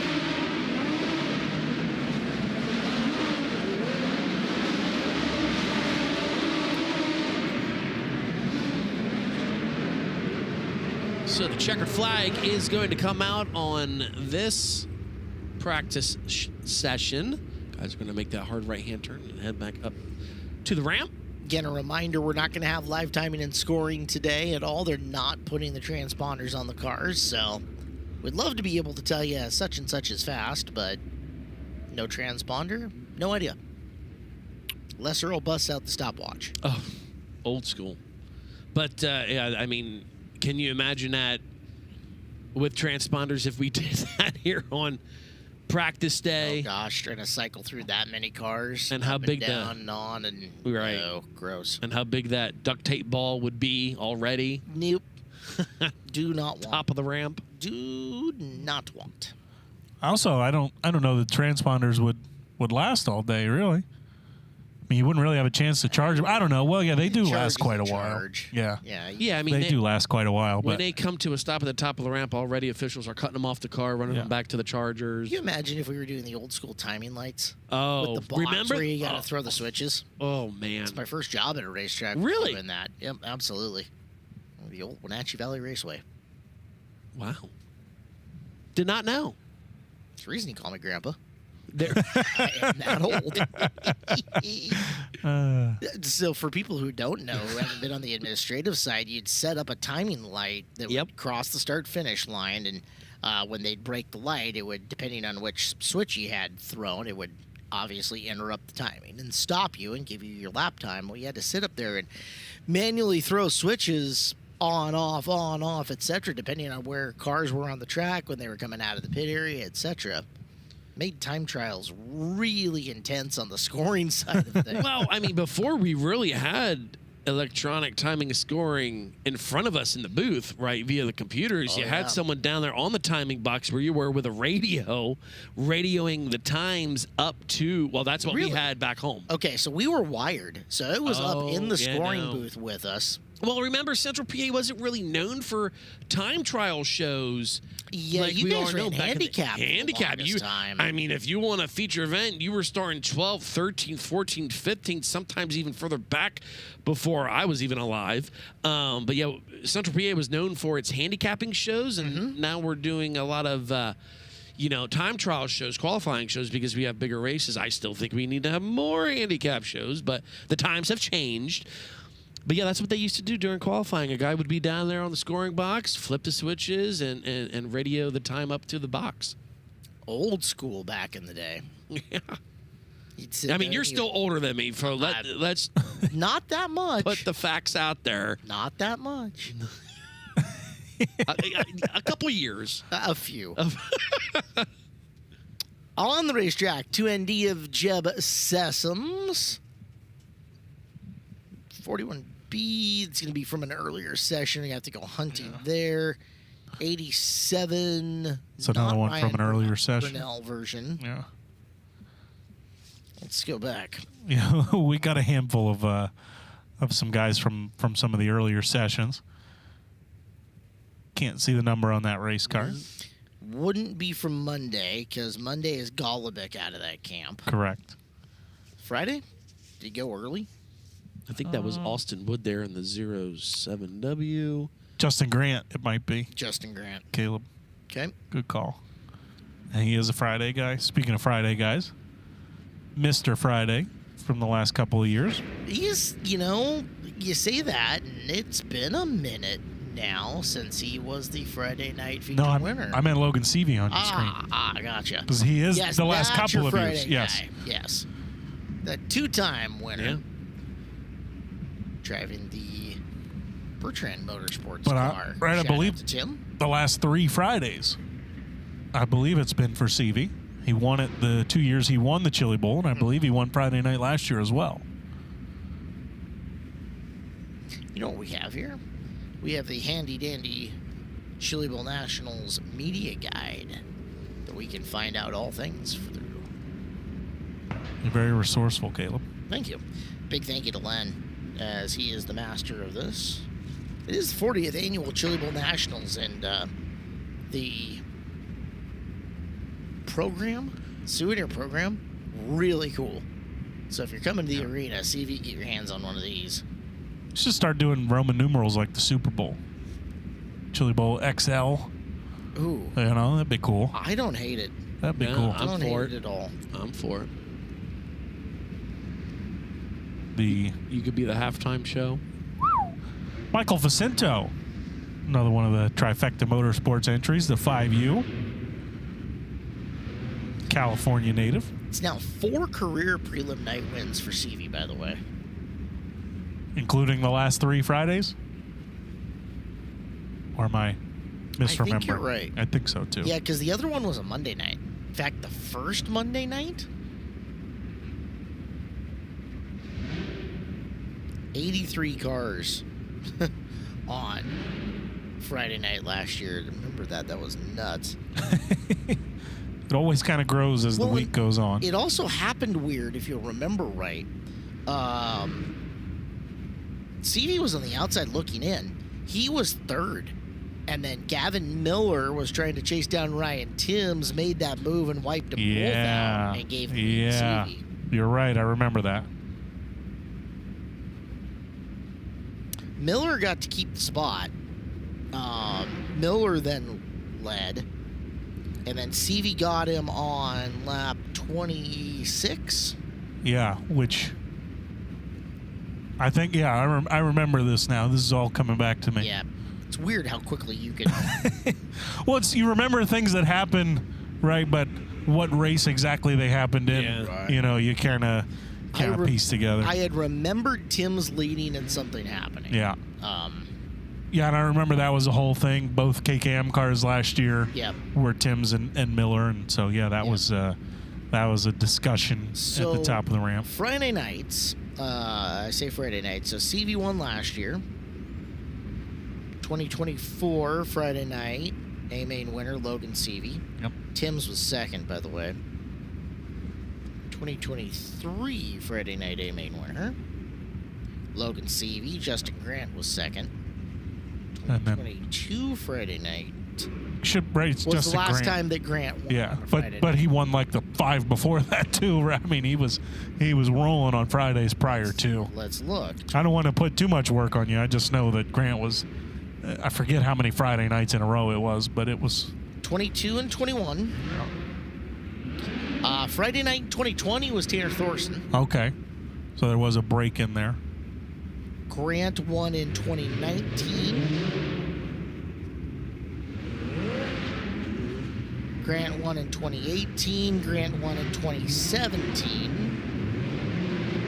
Brian Clausen won in 2016. So 5 of them split as a 3 and a 2. Yeah, so between 17 and 22, we won 5 out of the 6. Is that J-Mac? Yeah, Jason McDougal just went around over there in 3 and 4 all by himself. Fortunately, though, Brian Clausen was Mr. Friday Night there for a bit. He won 2014, 15, and 16 until his passing. Yeah, it makes you wonder where he'd be at, overall in his racing career. Yeah, I mean, Other than that, Friday Night had been an interesting mix of guys going back to 2010. Corey Kruzman got a couple. Shane Cottle got one. Was that Chad Boat? Yep, Chad Boat snagged one. Jerry Coons Jr. got Friday Night in 2009, and heck, why don't we just go back 20 years? Damian Gardner Friday Night in 2008. 2007 Friday Night was Dave Darland. Year I graduated high school. I'm just saying, the year I graduated high school in 2007. Well, we haven't gotten to Caleb's graduation year yet. Yeah, we still got to keep going back another 20. Not going to get that far.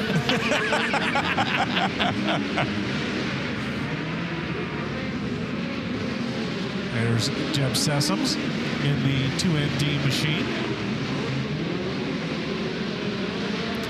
Yeah, it just feels like in 1 and 2 over there, TJ Stark in the 00 machine.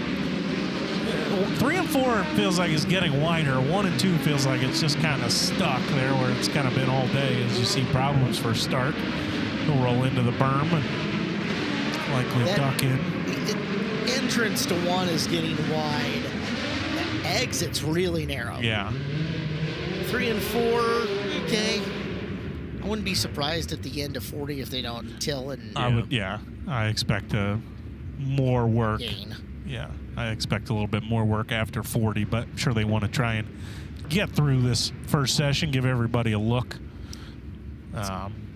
Glenn Stiers, the white and blue 0G that you saw there at times out around the racetrack. He's brought a pretty healthy camp of race cars, including Kyle Cummins' 39G machine. Yes.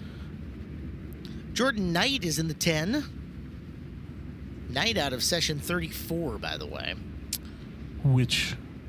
So these were cars that were just in the infield that are making their way back out. So we saw Andrew Felker earlier in the 11A. We saw Michael Facinto. There's Kyle Steffens in the 8S machine. USAC Silver Crown driver. Yep. Which you will see at the Port Royal Raceway coming up again. Yep. Also, so Kyle at the Dome this year in both the late model and modified. Austin Wood. 07W. Star out on the Sprint Car Challenge Tour out in California. Shout out to Gary Thomas and the guys out there. Scott Russell, they ran a good operation. Got to see them up at Skagit Speedway this year.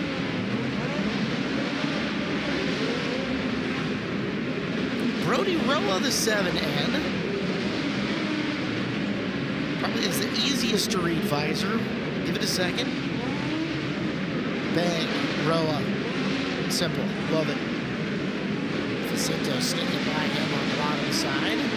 Yeah, we need more 3-letter names, Caleb. They're easier to pronounce, too. Yes. Oh, car getting up on the bike here in turns number 3 and 4. But just looking in front of us in the booth here, you can see, you mentioned it, how different the track is on both ends. Obviously, the guys are really letting it sail on the top in turns 3 and 4, and they're kind of taking their time and tiptoeing on the cushion in turns 1 and 2. I want to know how they go off with all that flash of the camera photographers going off lap after lap.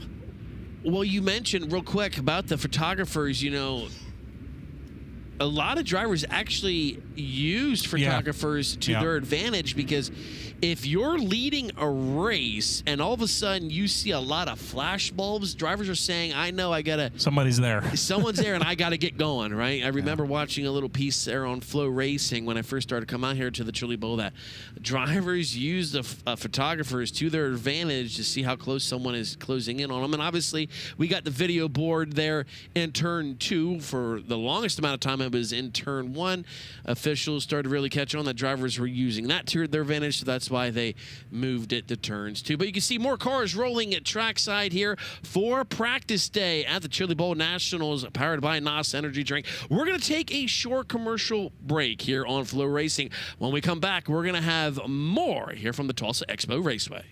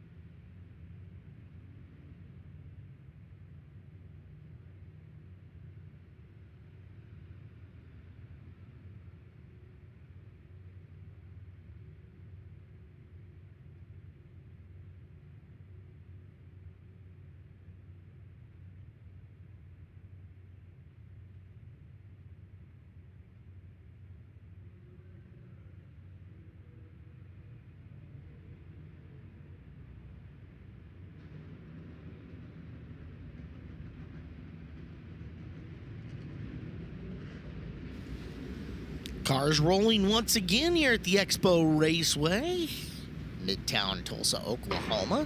Practice day continues here on FloRacing, the Chili Bowl Nationals, powered by NOS Energy Drink.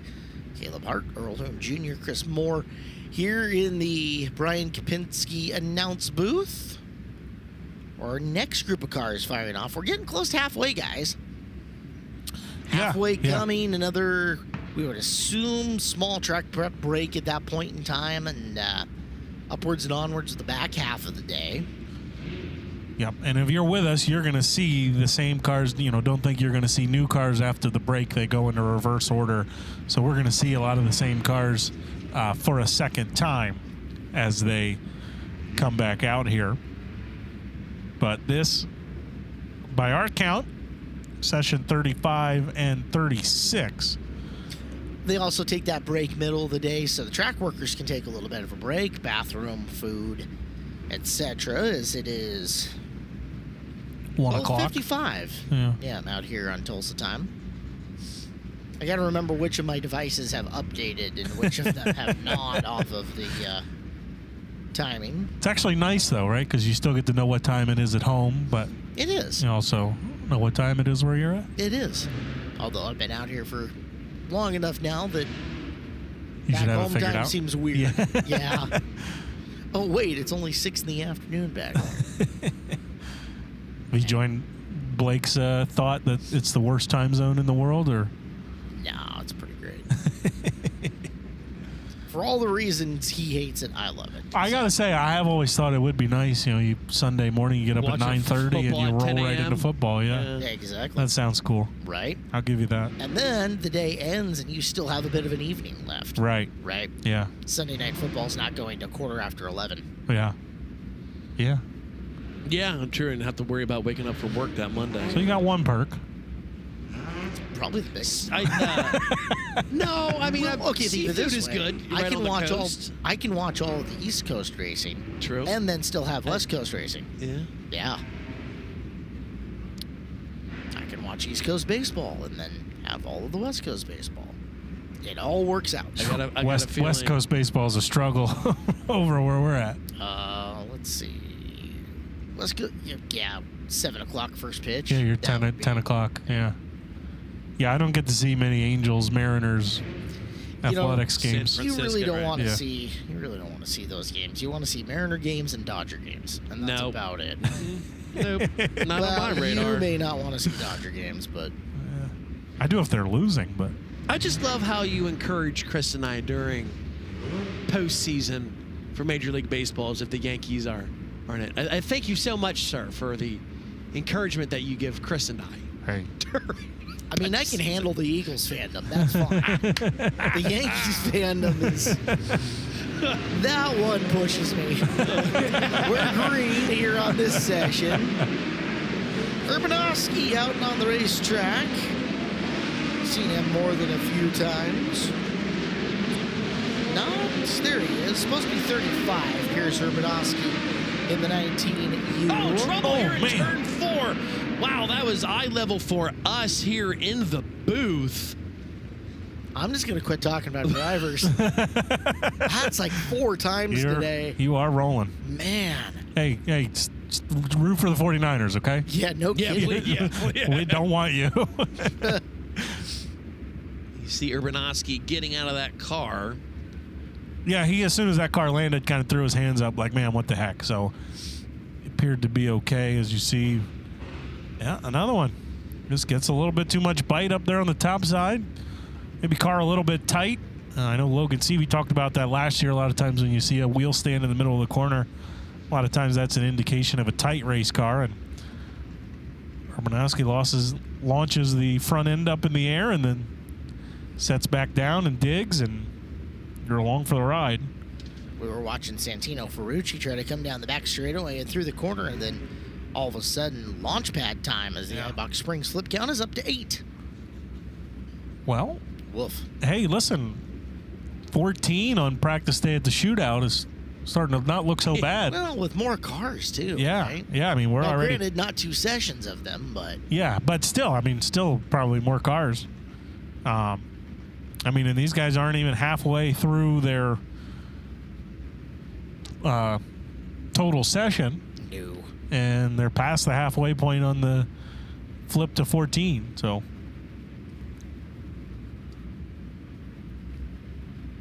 A lot of work to do in the front end of that one. Radius rods sheared. And dangling up and off the front.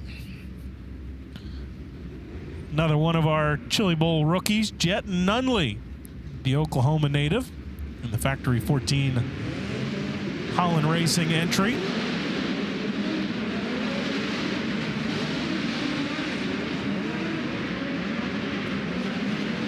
There's the Reinbold entry. Hayden Reinbold in the 19A. Car's got a lot of speed to it. Of course, AME with a Chili Bowl win with Tanner Thorson. Reinbold looking really smooth up and around the top. Oh, And my goodness. Caleb. Oh. Caleb. he's okay. That.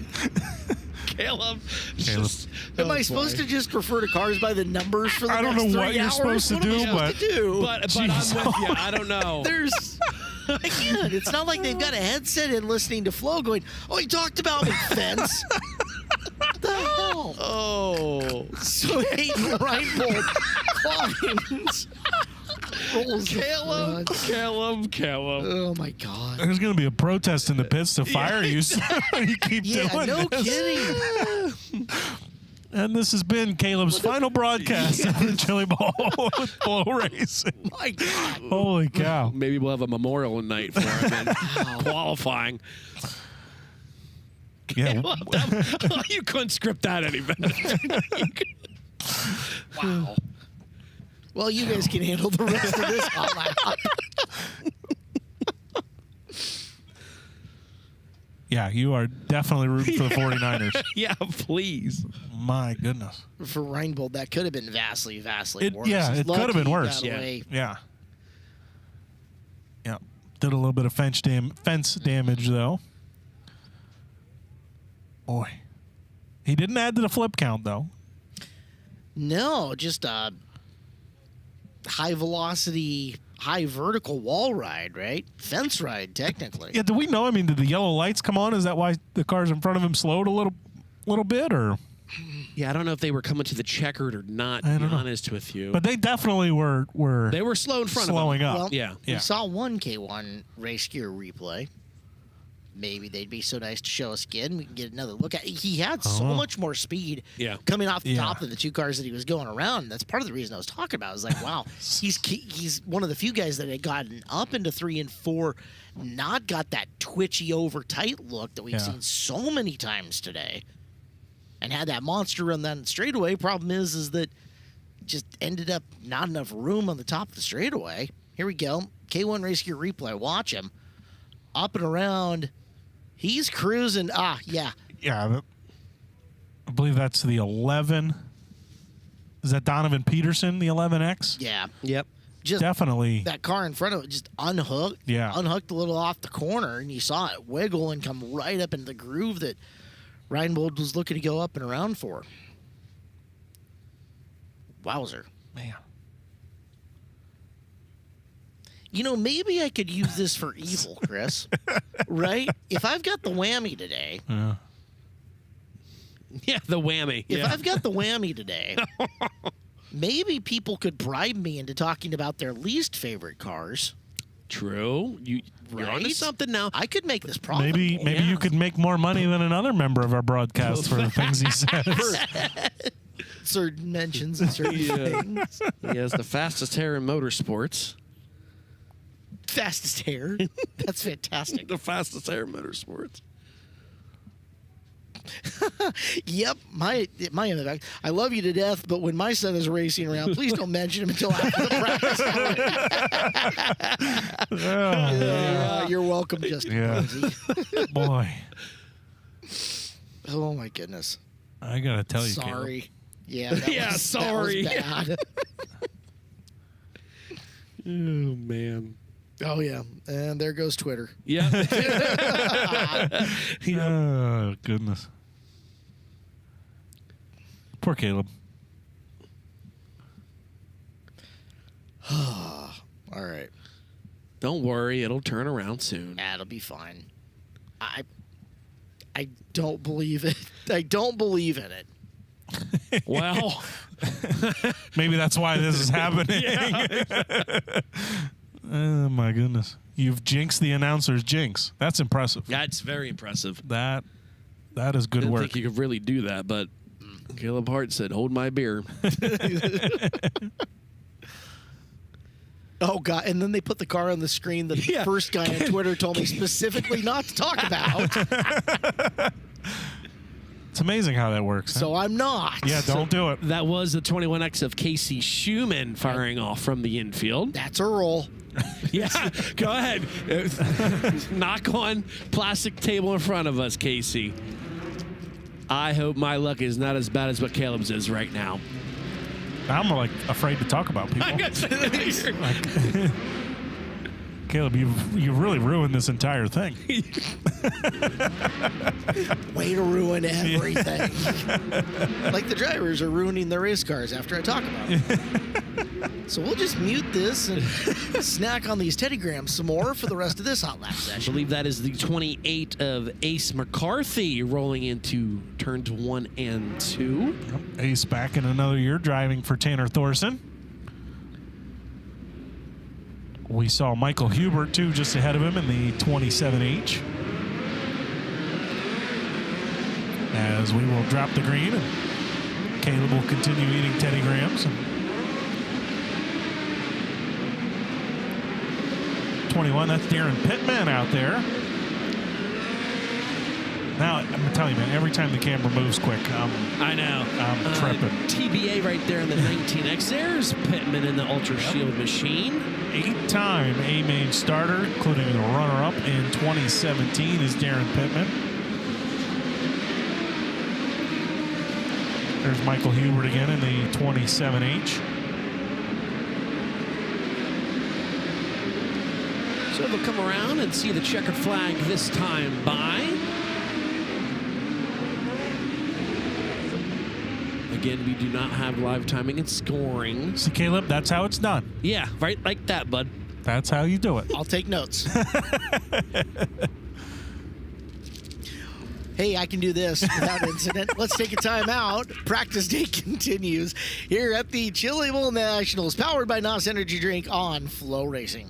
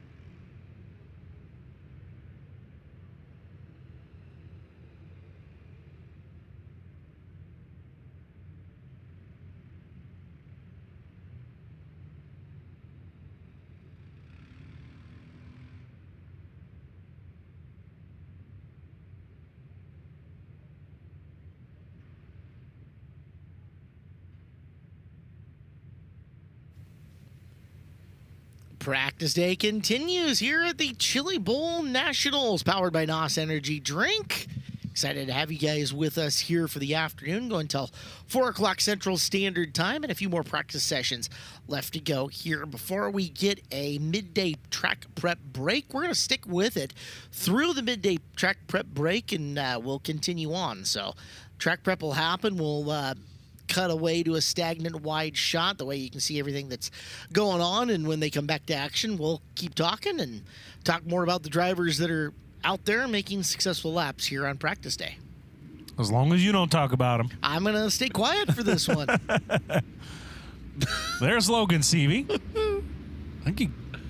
I'm staying quiet until one of you guys whammy somebody. Right, yeah. And then I will consider the whammy passed. 45X machine. That is Reese Moran. And as we talked about, I believe cars from session 37 and 38 are out on the racetrack. We're 4 sessions away from that midway break that Caleb talked about. Curtis Jones in the 32C. But yeah, you'll see cars from 37 and 38, I believe, at least how they've been doing it all morning out on the racetrack. And then they'll shuffle 38 into the infield and drop the green. There you have the 47R of Ray Brewer rolling down the front straightaway.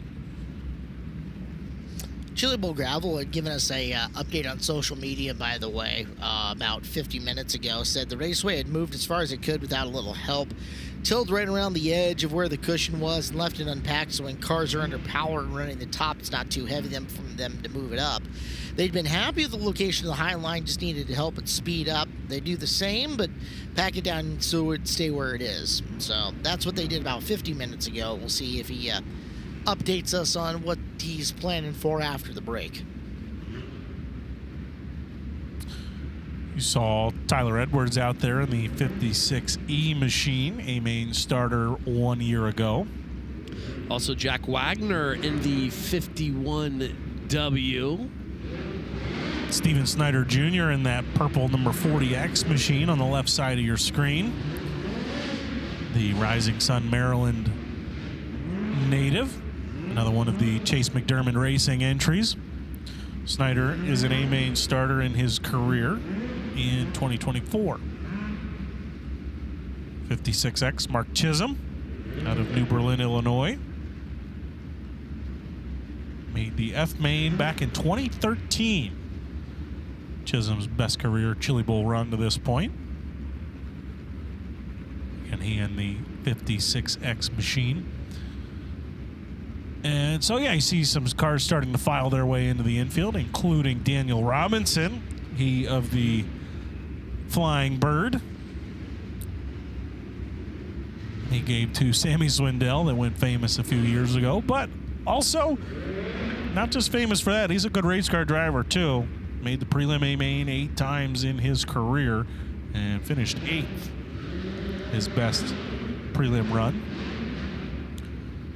41P to be announced. Yep, TBA. So you'll have that. I'm sure the entry. You have some entries, some owners fill them out and don't have a driver yet, but they'll enter anyway, figuring on getting one. And so some of those seats fill up, and I'm sure we'll have it updated by the time it's necessary. There is two-time Chili Bowl champion Logan Seavey.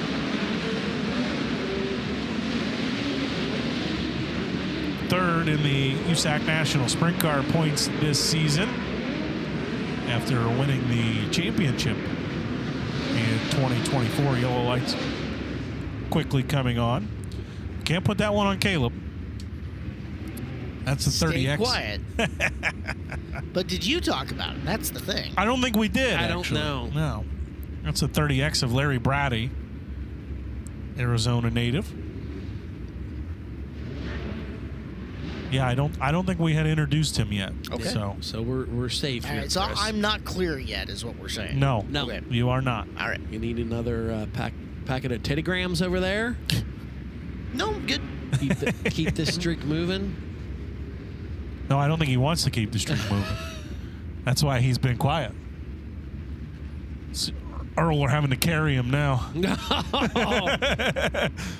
Grandpa's legs are getting tired, so you'll have this. Welcome to Power Hour. Gotta crack some NOS. Yeah. Get moving here. Yeah, our practice coverage powered by NOS Energy Drink. Hey, I was promised, by the way, zero sugar NOS would be available to us. Zero sugar, 100% NOS. Stop by the NOS Energy Sampling Station when you're here and grab a complimentary can. Try one today or find a retailer near you at drinknos.com. Get after it, race fans. So these drivers are getting after right now in this practice session. I'll tell you what, it is slick. It's like all the way up to the curb. Yeah, I just watched Steven Snyder Jr. trying to roll the middle to get under somebody, and just absolutely no bite there through the middle of the corner. As there is the other 30, that's the 30R of Levi Klatt. A Best rookie this year. victory celebration in all of motorsports, by the way. Levi Klatt? Yes. Have you seen it firsthand? Or? Yes, I have. All right. He is a Langley, British Columbia-based driver. Yep. A couple of years ago, had him on like a pre-race show or a pit walk or something like that, and made a mention that, his Canadian race car was fueled by maple syrup. So he took it quite literally, and now when he gets out for his wing dance celebration, brings a bottle of maple syrup up to the top of the top wing and chugs it. Oh. That's awesome. That sounds awful. It doesn't do the whole bottle, but Okay. takes a swig, right? All right. I can. It's Step up your game, Bill Baylog. It's pretty cool. Blake can verify when he's, not busy interviewing the wrong guy. Poor Blake's probably on a plane right now. No idea. He dropped off the dog yesterday, and he was very sad. Yeah. Yeah, but he deserves it. That was a moment. That was a moment. Matt Westfall in the 54. I got you, Caleb. Thank you. Pleasant Hill, Ohio, part of the Four Kings Racing Camp. 5-time A-Main starter is Matt Westfall. One of the most underrated drivers in open wheel racing. He's just good. Does this count or no? We're going to see. I guess we'll find out. Oh my goodness. He missed it. Guys, it's broken. Oh. It is broken. He missed it.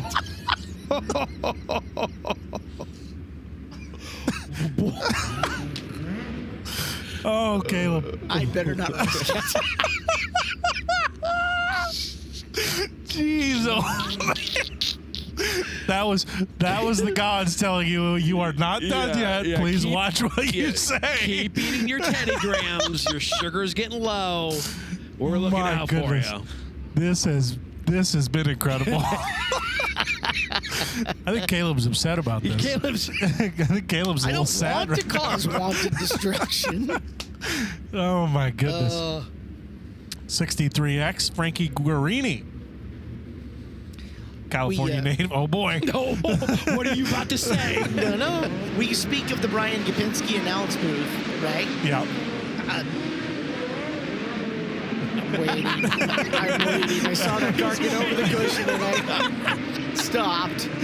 Let's let him get to a checkered flag, and then I will speak my thoughts of... Cale Coons in the 63. Saw him flash on your screen there as well. That's black numbers on a black tail tank. 55, 55W, or 55C, I don't know. To be announced. Yeah, 55W is TBA. 55C is Connor Joaquim. There we go. Brian Gapinski loved Frankie Guarini. Wait. It's a yellow, not a checkered. It's all right. All right. We're you say so. It's going to be fine. Wait a minute. Why? Because Guarini's pushing off. Holy cow. Caleb, he broke before I said. I think just the fact that you thought about saying something was. It can't be that bad. Oh, boy. 48 of Eric Weber is stopped here. Looked like he was trying to get into the infield, but not going to make it. Well, he's up the ramp, so you can tell us, I guess. Or was that it? Just Kapinski was a big Guarini fan? Big Guarini fan. Gotcha. Yep. Out of that group of Southern California cars that run with the USAC West Coast midgets. Yeah. Well, there's Cale Coons. Finished 10th in his prelim A-Main back in 2024. Greencastle, Indiana native. 66B, Brody Graham, another one of our rookies this year, Bakersfield, California. He calls home. It's Daniel Robinson working to the inside of the 60 of Dusty Young. Young out of Benton, Arkansas.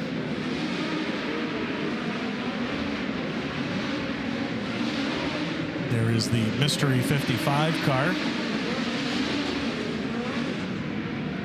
See, this is a great time, guys, where we, lap times could really help us, chat a little bit. Checker's out. Checker is out. Caleb halfway survives this one. Halfway. I guess we'll have to see how extensive the problems are for Guarini before we say that.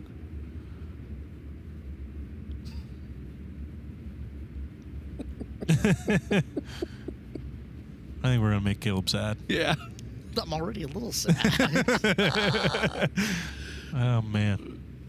We're not laughing at you. We're laughing with you. We got to tell Blake about this. Blake's going to love it. Oh, love it tonight when we're watching the Eagles game.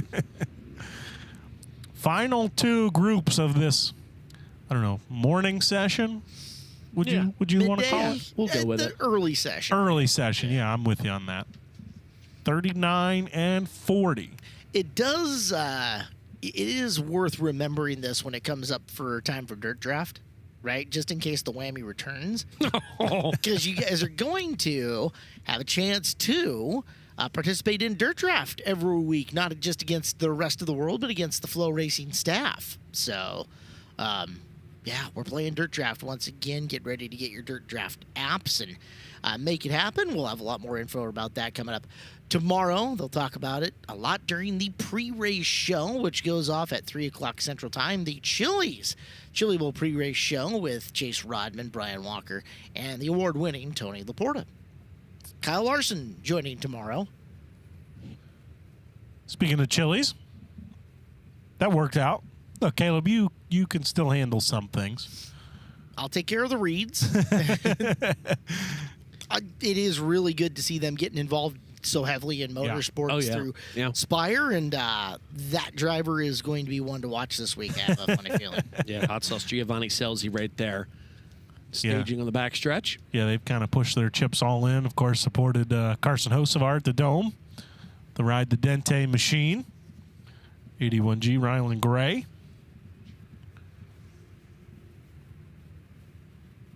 '77 is Joe Worth there on the back straightaway. St. Louis, Missouri native. The 2T. 2T. Let's see, you're going to have to go to an earlier I'll go back to session. But don't say it. Maybe like whisper in our ear or something. I'll find him. 2T. I have Eli Geidel as the 2T. Session 17. Yeah. Yep. So, yeah, we didn't catch them all, but certainly guys that reasonably could have had problems earlier. That Mario Klauser there in a 75. Remember back a few years ago, somebody got to the arena super late because their plane was late and had to jump in their late session as opposed to an early one. This guy on your screen right here was late getting in this morning. Briggs Danner, view the Flow Facebook. Yep. Somebody on our content team, Tyler Burnett, had the same flight as Briggs Danner into Tulsa. Aha. So they talked to Briggs a little bit, but Briggs is here, and I guess could you classify him as a sleeper still, or maybe not? I mean, last year he did lead his prelim night for like a second and a half before he put it on his lid. Or you guys aren't going to answer me? That's fine. It's cool. It's cool. I got it. I got to be careful about what I say. I'm just kind of letting you can reel off these drivers' name on purpose, to be honest. Freewheel all he wants. I'm facing the wrath of everybody if I make name mention here. So fair enough. Gotta be careful. Fair enough. My friends at Elevate Media have. They got Starbucks. Yes, they're helping me out. They're trying to break the curse, is what they're doing. So, thank you, David and Amber. All right, fingers crossed. And Tyler. Have you knocked on any wood yet or anything? I don't know how you break a curse. I know. I mean, there's. I know that's how you're supposed to stop it from starting. I don't know if that gets rid of it though. Justin Grant right there on your screen, getting a shove down the front straightaway in the NOS Energy Drink 87. Another driver I say keep your eye on this week is Justin Grant. Gavin Miller in the 97. Running for Keith Coons Motorsports. Lock-in driver last year. Out of the prelim night, had that great battle with Timms, ended up in a great battle with Seavey over the rest of it. And looking to repeat that. Earl McDougall Jr., the 60M machine. 60M or 60 straight? No letter. I think. Because we're supposed to have 60 straight coming up here in session 38. Right. Well, this is 39 and 40, so. But I think you have some guys here in this last two sessions that had problems maybe earlier that, again, like a Briggs Danner who wasn't here. So I think that I think McDoulet will fall in that It looks category. a lot like his micro. Yeah, I mean, and two, if you look at our paper here, right, session 40 has a couple of empty lines, and 41 even has, there is a 41 listed for some guys. Here's a Eli Geidel, right, a guy who session 17, right, so he's out here. So, some fill-ins, some extras here in these final two sessions of 39 and 40 joining the cars that are already out here scheduled to be. Josh Most, the 92M machine. Hayden Wise right behind him in the 94. Chris Andrews, one of the stories of that Tulsa shootout. That was such a cool run for him on Saturday night. Jimmy Miller's favorite race car driver. It started 20th, right? Yeah, 20th to 3rd. Yeah. He went in non-wing outlaw. Yeah, he probably picked up a few fans for people who were watching. I just reminded people how good he is. Yeah. That guy is a really good race car driver. Yeah, it's kind of one of those things. If you don't know, now you know. Mm-hmm. He really turned the wick up at the shootout. We talked to him a lot, and he was just, a lot of guys, right, when they have that good of a week, they're not always smiling when you see him because they kind of come to expect it and whatnot. But every time we saw him, he was smiling, happy. His family was smiling and happy. He had it rolling. Love how gracious he is, too. Yeah. Very quick to share credit with car owners, crew chiefs, etc. Now, please just have a good hot lap session. Yeah, you've really kind of put it all on the line here for Chris Andrews, so we'll see. We follow Briggs Danner around. Mason Hannigan in the 71H machine. Hannigan out of Pittsburgh, Indiana, being chased by Joe Worth in that 77 machine. And you see some guys surging around, trying to get a lap up on the cushion, and maybe a lap around the berm. Luke Hall is in that 74 machine. There's the aforementioned Gio Scelzi.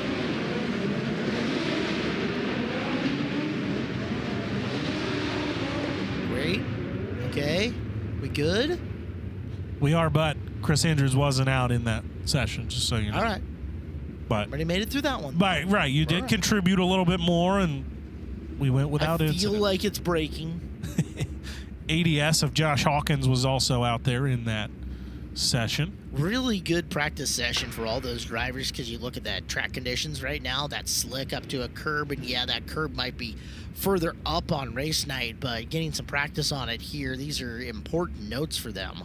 Especially, I mean, this curb you get here isn't, it's kind of unique, and if you don't have a ton of, if you race in an area where the clay just doesn't produce a ton of curbs in certain areas or a certain style of racing, ours doesn't. It's different. Ours doesn't hard pack up like that. Right. It stays fluffy, I guess. So yeah, that would be completely different from what drivers at Skagit Speedway feel on a once in a while basis. Yeah, I mean, and I talked to Timmy Buckwaller, and Timmy said the biggest problem I have here is I just don't run on a curb like some of these other guys do enough, so Timmy's got to bottom feed, and hope that it works out, right? But, it's considering how glass slick the tracks get up in New York. Yeah, up in the Northeast, right? Yeah, it's definitely a different style of racing.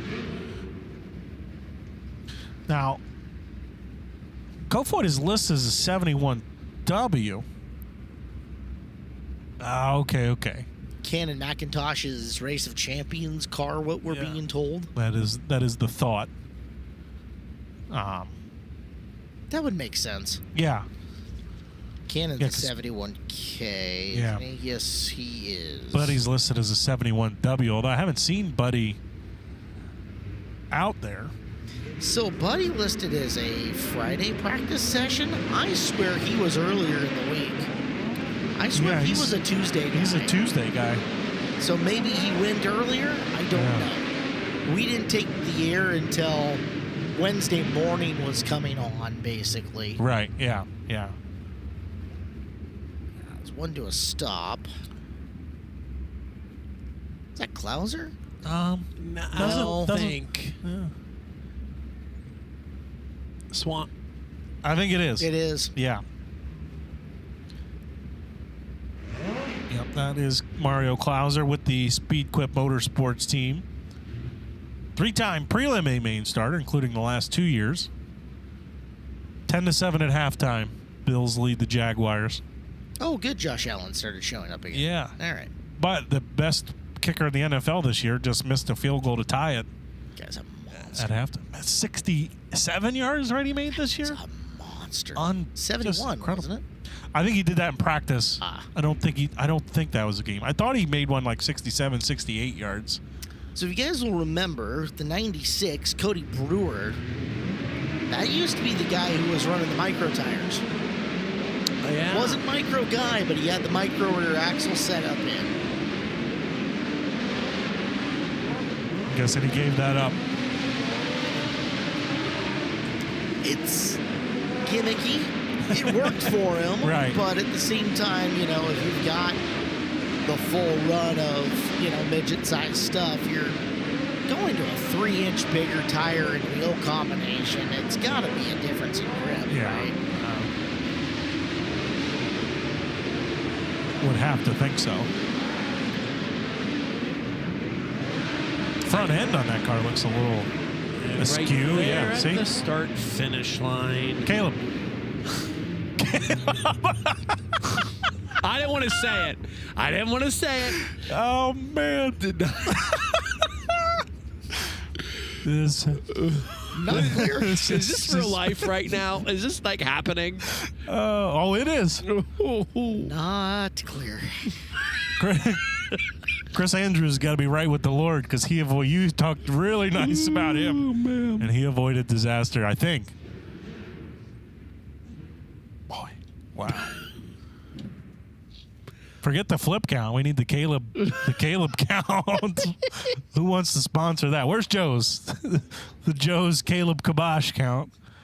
They're racing carts in the barn today. Man. Definitely some front end damage there to Brewers 96. I don't even want to look at the internet right now. I'm going to. They're even laughing at you at the trailer. Yeah, they are. How are they not supposed to at this point? Don't know. All right. So we've got roughly 40 minutes is what we're told that we're going to take for track prep here. So we'll take a time out. We're going to go to a wide shot. That way you guys know that we're still here. And once cars are on the track again, once there's something to talk about, we will resume our coverage of practice day. Coming up, it is practice day here at the Chili Bowl Nationals, powered by NOS Energy Drink, live here on FloRacing.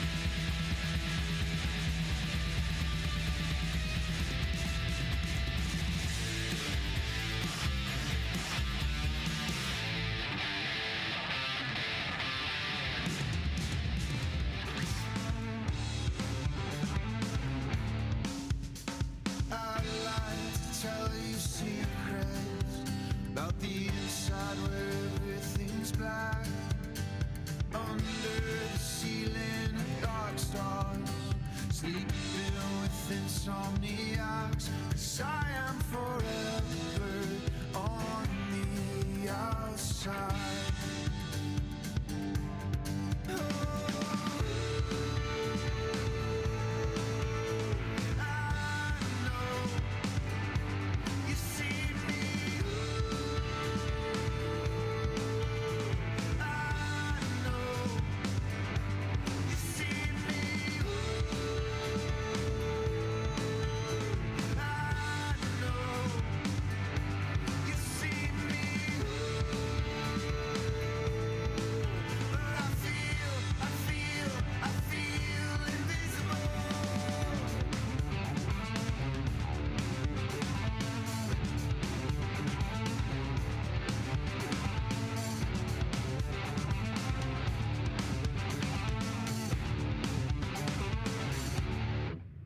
And so I'll set fire to something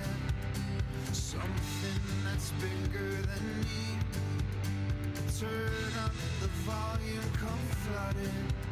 I'm still just a drop in the sea, and I'm going dark.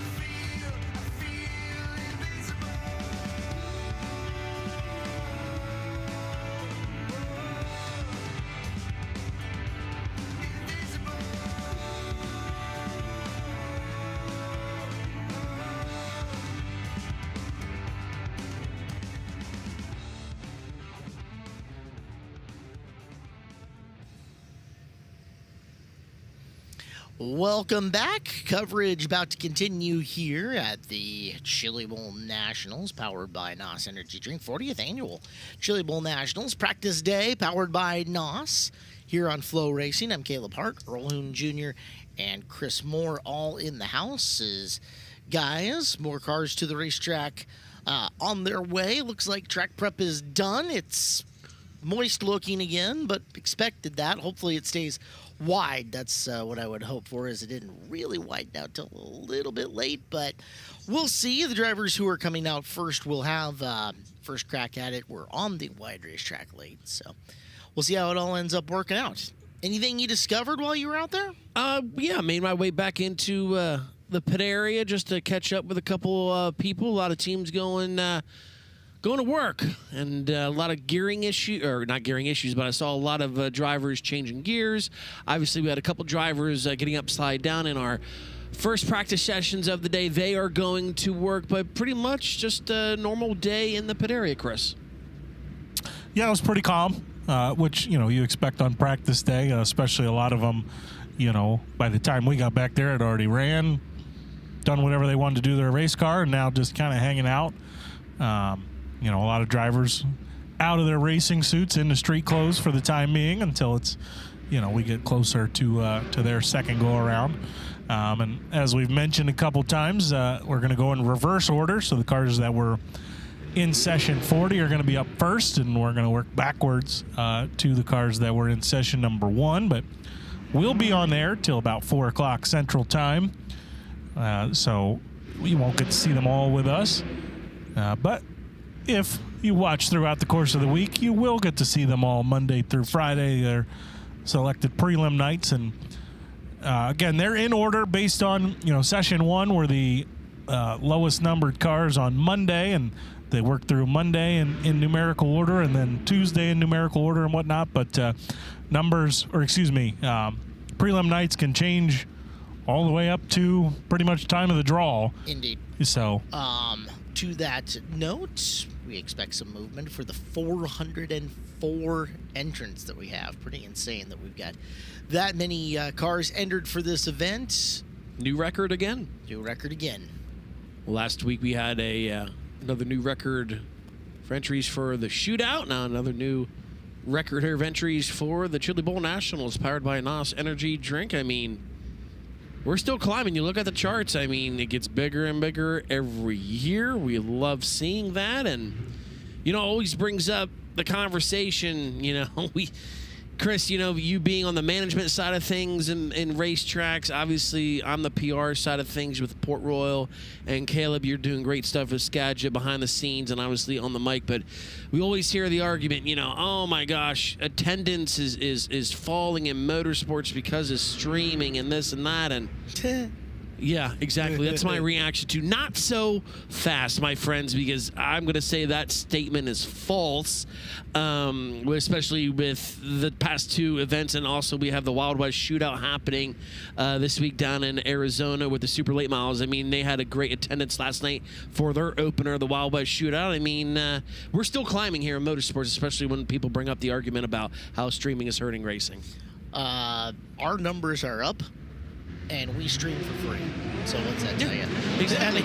And run a good show, people will come watch it. Absolutely. Yep. And our numbers are great up at Port Royal Speedway, and we have FloRacing on a weekly basis. And all of the sanctioning bodies that we have in are also on Flow. So we're still doing great. You just have to be smart about it. Use it to your advantage. Use it for marketing and promoting events, and 100% it works. So, session 40, flipped and reversed, right out the back. This is their second go of things. It's nice to see repairs were made on cars where necessary out there. And here early, it's wide. I like it. Yeah.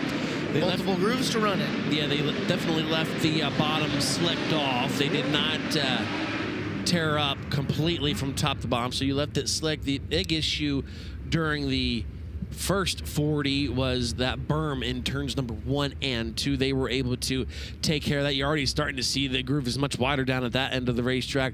Here in 3 and 4, it's still pretty good, though. So maybe the second half of practice here, gentlemen, is when guys can maybe start to work on some setup issues leading into their qualifying night. Guys like Cody Brewer needed to get the front end fixed. Got that all fixed up. We saw that at the tail end. He's also running a slightly wider front end, is something the camera guys wanted to point up to me, but good to see they got her all fixed up. Justin Grant got one more session out there. He is all done, and now we can move on to the next group, see how they fare. And they also only brought out session 40. This morning they were bringing out 2 sessions at a time, would pack for a little bit, and then roll the later session into the infield. But they just brought out 40, ran 40, and now it looks like just bringing out 39 and running 39. So you see Gio Scelzi in the Chili's entry, KKM 71C machine. Scelzi set to tackle the High Limit Tour with Chili's on board in 2026. Welcome Spire Motorsports to the world of open-wheel car ownership. Yeah. Cool deal for that. Josh Hawkins in the ADS out of White House, Texas. The 84R is Chris Roseland. I was going to say, do I risk it? Do we think we did have a break? We did, and I could tell you that when we went back into the pit area, no one stopped me to tell me, don't have Caleb talk about me. Yeah. So you're still doing okay. All right. So Mason Hannigan, 71H. Poor Mason. Son of Randy. Yeah. Maybe just do one, Caleb. Okay. Maybe just dip your toe in the water. Yeah. Okay. All right. Luke Hall in the 74 out of Ludlow Falls, Ohio. Mario Klauser, the 75. Remember, he had problems keeping that car running the first time around, so that break was good for him. Hopefully, he'll be able to keep that Speed Quit Motorsports 75 entry rolling this time. Chatham, Illinois native.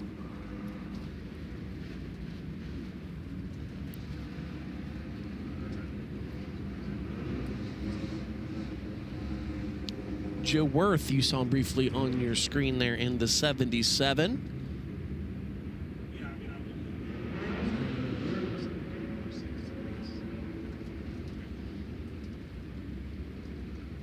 Rylan Gray in the 81G coming off of turn number 4 out there.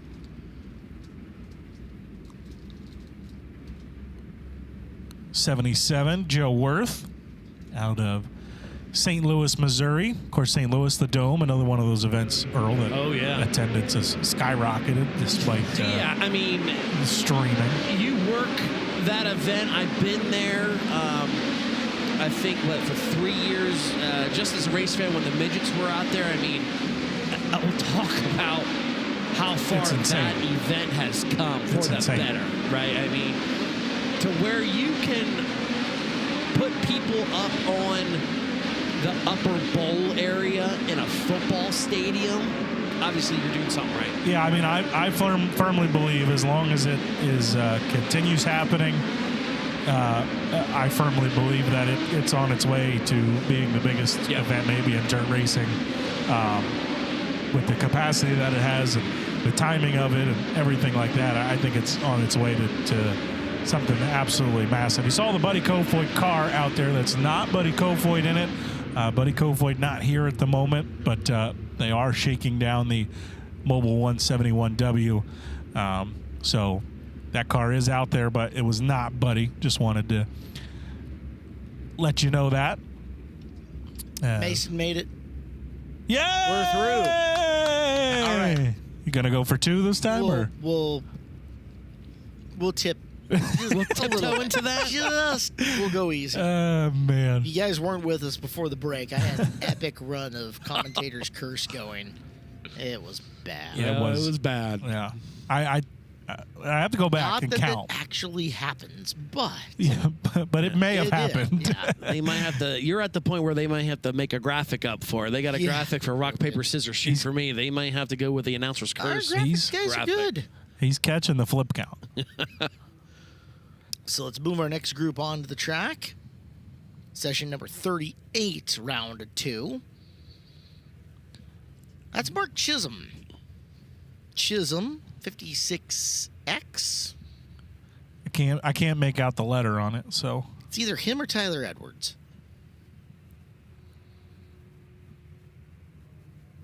I got nothing. Yeah, I got nothing. With no timing and scoring, I have no way to. So just so you folks know, we are going off of the camera and the monitors that we have in front of us. Obviously, when you go to a regular racetrack, the commentators are that's Chisholm. Above. Yeah. Yes. You can see the X clear. Normally, they're on the straightaway above everyone, but not here at the shootout on the Chili Bowl. Our booth is just on the outside of turn 4, pretty much level with the racetrack. We can still see them, but it's pretty hard to identify them, and obviously they don't have wings on top, so we're looking at numbers in the fuel cell. There's us. Wait, guys, there we are. Yeah. I also always thought that, you know what I mean, we're only servicing the FloRacing audience. Correct. Right. We We don't have the house that we're watching, right? So, to me, we're fine. We're not seeing what the crowd's seeing. Yeah. We should be broadcasting to the audience for what we are seeing. Yeah. So, I watch the monitor. Yep. Right. Every once in a while, I'll go and I'll look at the track itself just to see. Okay, is what am I seeing on the monitor? Are my eyes showing me the same thing? But we've got the best view off the monitor, so call the monitor. It's one of the great things too that Clinton does. I mean, Clinton will sit here and he watches the racetrack from here, and he'll kind of jump in when he sees something happen and that maybe we're not. Jaguars took the lead, by the way, guys. Yeah, fourth quarter. Extra point's good. Buffalo could go home early. Yeah, what a head of hair There that could guy be has. another job open if that's the case. Caleb, does that make you jealous? Trevor Lawrence's hair? No? No. Even when I could grow hair like that, I wouldn't want to. Well, no, I'm not saying, but I mean, Who was quite the opposite end of the spectrum. last week that we said looked like Troy Polamalu? oh, I don't remember his say- name. Zoom. Yeah. Oh, yeah. Zoom. Caleb, did you introduce anybody out here? Oh, Chisholm and Both Edwards. 56 Right, cars. yeah. So Yeah. that's Cale Coons in the 63. There's Chisholm. Hopefully not one of Caleb's next victims in the 56X machine.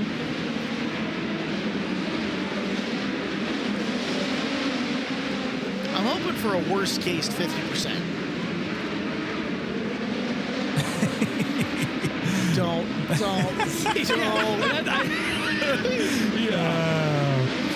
Matt Westfall in the red and black 54 machine. Oh, they were going at it pretty good there, Caleb. It's practice, guys. This means nothing. Westfall clears them. Now set his sights on the next 56. This is the 63X of Frankie Guarini. Who? Oh, no. Okay. Again, we don't have live timing in front of us, and they are not handing out transponders for today's practice Yeah, there sessions. is no live timing. Yeah, so that's why we don't see Westfall. timing above your screen. Westfall and Chisholm enter the corner like side by side. Like, oh my God, man. no. 2 for 2, though. We're all right. All right. Hit 3 for 3 now in this after post-break session. Hat trick. We're just going to go for it. If I get one Just again, let it eat. so be it. Yeah, well, Yeah, well. listen, every now and then, you know, If it's it not the fact starts- that you did it once. It's that, I mean, you were like on command like 3 times in a row. It was pretty epic. See session 37 move their way down the ramp. Yeah. So these guys we've seen now for the second time, done for the day, Yep. and Pack them up and go wait for Friday. right, exactly. Assuming they hold long their time, right? assuming Yeah. they hold their prelim night, they are now camped out until Friday. Some may be getting on a plane to go home to go to work. Yep. Some are going to enjoy the Chili Bowl for Guy a few days. Guy like Justin Grant has openly said, "Yeah, I don't come back to the arena." Right. Right. Yeah. Like he's here on his day that he races, and that he stays away. So there's a variety of different ways to look at it. Yeah, everybody's got something different, right? Shane Golobic, we know, runs on Monday, and then he's the head wrench Tuesday through Friday for Yep. Matt Wood Racing. Yep. So there's a lot of different ways to go about it. A lot of guys, whatever works for you, whatever you feel is your best way to get the job done. There isn't a right and wrong. It's No. what's best for you. Correct. 47R, Ray Brewer. First car we will see here in 37. Ray out of Owasso, Oklahoma. 32C of Curtis Jones, the veteran. Tulsa native. There's Levi Klatt in the 30R out of Langley, British Columbia, one of the rookie class this year. Mr. Maple Syrup, right? Yes, sir. That's what I thought. Does he have like a nickname that has to do with maple syrup? Nope. No? Nope. I feel like you should make that happen. Haven't found one yet that fits. Is he a big guy? Like with He's tall. big maple? Would that work or? Ooh. Well, that's a Major League pitcher's nickname, though. Oh yeah, That's James Paxton. Yes, Yankee and Mariner. Yes. I don't know. We'll work on one for Levi. I feel like One will happen, and it will be earned, and it will work well. Okay, Right? I'll let you. That's your neck of the woods. Nicknames are earned, not bestowed. Right? It always irritated me, guys, that would come out with a T-shirt, they'd put a nickname on it that you're like, where did that come from? I still get people coming up to me and goes, "You need to think of a nickname for me." Oh, I mean, if one pops, sure. Yeah. Right? but I don't know. 45X is Reese Moran. Jack Wagner's 51W.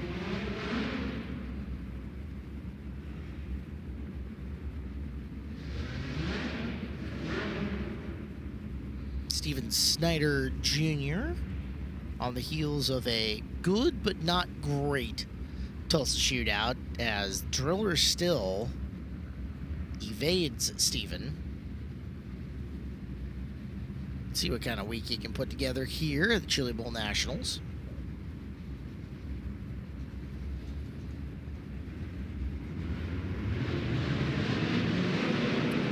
41P. That was one of our TBAs. You know, if the font was just a little bit different on that, see, just a little different. Dominic Seltzer. Right? I can see it. I can see what you're See where I'm getting at. going there? Yeah, no, I'm with you. Logan Seavey with a really sharp-looking ride in the 39 car once again. Always a good-looking car. Yeah. The Swindell camp always rolls in with a contender for the best-looking hot rod. I talked to Steven Snyder for a minute. He wants that 40X to have a shot at it, that purple machine. And he really likes his race car. It's a good-looking piece. Yeah. There's always about, I don't know, 25 to 30 or so that I feel like you could really, just based on your taste, your liking, what colors you like, whatever the case may be. Well, and our fans out there should be writing down some of their favorites because, again, we will have a Best Appearing Car contest coming with some fan interaction on that. Mm-hmm. That'll come up during the week. One of the many different things we do during the course of the week here at the Chili Bowl Nationals, powered by NOS Energy Drink. Caleb, are you going to disobey now that we feel like we've worked past it? What do you mean? With the 21X or? No, I think I'll leave that one alone. Okay. That's good. I feel like that's a good call. Specificity asked on Yeah. that one, No, yeah, so I feel like that's a good call. Yeah, I'll leave that one alone. I'm with you. But you're on it. I will when we get to it. Okay. That, though, is the 21 of Darren Pittman. Another one out of the Matt Wood Racing camp. Matt Wood Racing guys had work to do on Ryan Burnell's 87. See how much work they got done. Yeah. They were working pretty good. I think they were in good shape when I walked by and saw. I think they were in good shape to have him back out here. Another thing that I really noticed when we took our little trip back into the pit area, the signage in the pits. I mean, people are all in, and I love it, and it really makes the fan experience great when you get here to the Tulsa Expo Raceway. And what I'm referring to is a lot of the teams have signage right next to the car with the driver's name, right? You saw it a lot this year with the High Limit Racing Series with their orange flags that they put by the trailer, by the car with the driver's name on it. A lot of drivers have pretty much picked up on that trend, and you make your way back to the pit area, you see it there, specifically the GR8 camp, they have where Steven Snyder Jr. is. They have banners on some PVC piping to hanging that driver and what their car, and so it's really great for race fans to come here and identify what drivers and where they're at. But yeah, just another trend I see picking up here at the Chili Bowl Nationals. Landon Simon messaged me, said, speaking of nicknames, Tyler Edwards, a.k.a. Ted, we've dubbed him the outside cat because if Ted was a cat, he'd definitely be a barn cat. We need to get this nickname stuck by week's end. All right? We'll try. We'll take it into consideration. Your inactives are out, by the way. Yeah, not good. Yeah, that's really bad? Yeah. Okay. Not, well, I know the right tackle's really bad. Yeah, that's bad. And their left tackle is active. Yeah, but he's old. Yeah. He could break at any time. And has. Pearsall's out, so that's good. That's a home game for us too. That helps. Yeah. But no, yeah, the Lane Johnson setback. Yeah. I brought my Lane Johnson jersey down too because I thought he was playing. Ooh. Because I didn't know about the setback. So you know what? He'll end up playing next Saturday. Yeah. I like it. Hopefully not Saturday though. What's that? I said hopefully not Saturday, but I guess if I'm not Saturday, you're Saturday, Caleb. So one of us is going to get hosed next week if the Eagles win. Seahawk home games in the playoffs have been on Saturdays. Yeah. And it sucks. Yeah, but I don't know. I would think Seahawks-Rams would be, if the Eagles win, you're Seahawks-Rams. Yeah. You're probably looking at Sunday at 4:30. That would be a wonderful Sunday. So I think that's how it's going to end up going. This is session 36 on the racetrack. We saw Darren Pittman. Casey Schumann's out there. There's Ace McCarthy in the 28. He's rolling around, I believe, one of the 22s. There's a bunch of them. Yeah. A.J. Johnson or Brian Strain Jr. is that 22 that we just saw. And just like that, incident free and up the ramp. Yeah. See? It's broke. For now. You say that. It's broke for now. 35 coming out onto racetrack. Water wagon making its way out onto the track, too. Saw this at Tulsa Shootout time. Yep. This is the 21 car that I'm not supposed to talk about. The 19U was one of the first guys to get it. Yes. Right? Yep. He was. He was whacked. He was. If you're a fan of The Sopranos, No Emmy. Caleb no whacked him. Emmy, No Emmy. Stop. Nailed it. Yeah, so we saw this at the Tulsa Shootout. At certain points, they'd run 2, 3, sometimes 4 races. Yep. And then just a quick dribble of the water wagon. Yeah. Usually high. Once in a while, you get a stripe down low. Yeah. Well, they're doing both lines right now, just taking a peek out there. They did the bottom, and now he worked his way up to the top. Touchdown, Buffalo.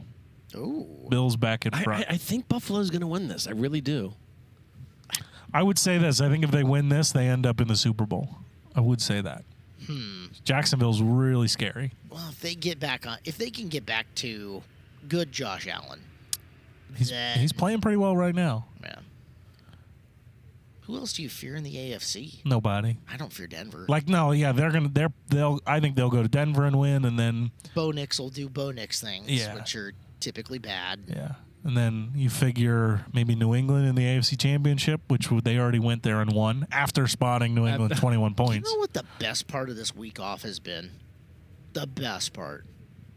The 3-a-days, Indiana University Oh, just taking steamrolling. Oregon to the woodshed. I mean, unbelievable. Oh yeah, that's right. You're an Oregonator. That's right. So that makes sense. So great. I am telling you right now. Kurt Signetti should have been Penn State's head coach. Yes. Why'd you guys go cheap? I'm not sitting in those board meetings, but Indiana is going to win the national championship. I'm just saying it right now. If I were the Ravens, I'm calling it. I would back up the Brinks truck. Yeah. Whatever the number is, Yeah. pair him with Lamar Jackson. Yeah. Whatever the number is, That's a Kurt. no doubter. Yeah. That guy can coach. You name your price, Yep. and you're the head coach of the Baltimore Ravens. If I were the Ravens, if I were the Giants, Yeah. which I hope, I don't want that to happen. Giants are just, But- Giants for are just us, gonna. They're just going to hire Harbaugh or Stefanski and Yeah. be fine. Yeah, I mean the They're gonna Giants be are in a good spot. They, there's some really good young talent there. That's the They're in best- position to take a that's leap. the best job out there. They have their quarterback. They have their pass rusher. They have their receiver. They've got their skill positions. All they need is a left tackle. Yeah, But, and they got a top 5 pick in the draft They got too. a top 5 pick in the draft. Yeah, it's I would lean towards the Ravens because I have an established 2-time MVP quarterback, but I could see where you're at. I could see the argument for the Giants for sure. I'm just happy I don't have to watch the Buckeyes in a national championship again. So's Tyler McKim. I know. I'm waiting for something to go on in my ears. The Ohio State Buckeyes. Nobody cares. Bye-bye. The Ohio State University. But yeah, the Ohio State University. I don't know why they always have to Buckeyes. The emphasize Ohio the. Nobody cares. You lost. This time. Didn't that shootout Brian Ward drop a Michael Irvin dig at one point? That was That was great. funny. That was funny. Your 15V, that's Cole Vanderheiden out there. That is the 19, I believe that's the 19B of Jack Berger, Minnesota native. Somebody either did or did not tell me to say something about Vanderheiden. I gotta Double check. go look. Okay. 14's that, I believe, that's the 14J of Wout Hoffmans, Netherlands native, in a Jody Rosenboom entry. Santino Ferrucci out of Woodbury, Connecticut, regular on the IndyCar Tour. It was a nickname one. Apparently he is the Coltrane Cole Vanderheiden. Oh no. Oh my goodness. Not me. Nope. That was not you. Yeah, that, Chris. That was buddy. me. That was me. I will wear that one. Look at the replay here. We were all over it. K1 race gear, and Ferrucci just getting the right rear into the wall. Dean Mills and Nate Hartman up top. I don't know which one had that. I'm thinking Dean, based on what I can see from here. All right, it rolls. Yeah. We're good. Turn it around. Let's go. Yeah, It's not as bad as last year. Right. Last year when the down tube was Yeah. wobbly. Yeah. I think he might cut his losses. Yeah, so good. We had a He good first session. Yeah, he did have a good first Yeah. session. Well, I was in the middle of cursing other people and noticing this. Good first session. So you're dueling 14 cars. A lot of them out here. you only got one. 3. This is David Gasper, the 14S. Yep. Santa Barbara, California. Good lightning sprint race from David Casper. Yes. Is that an H? Kind of looks like an H to me, doesn't it? Kind of looks like the car that was sent up for a late stage rental. Yeah. It got rented very late.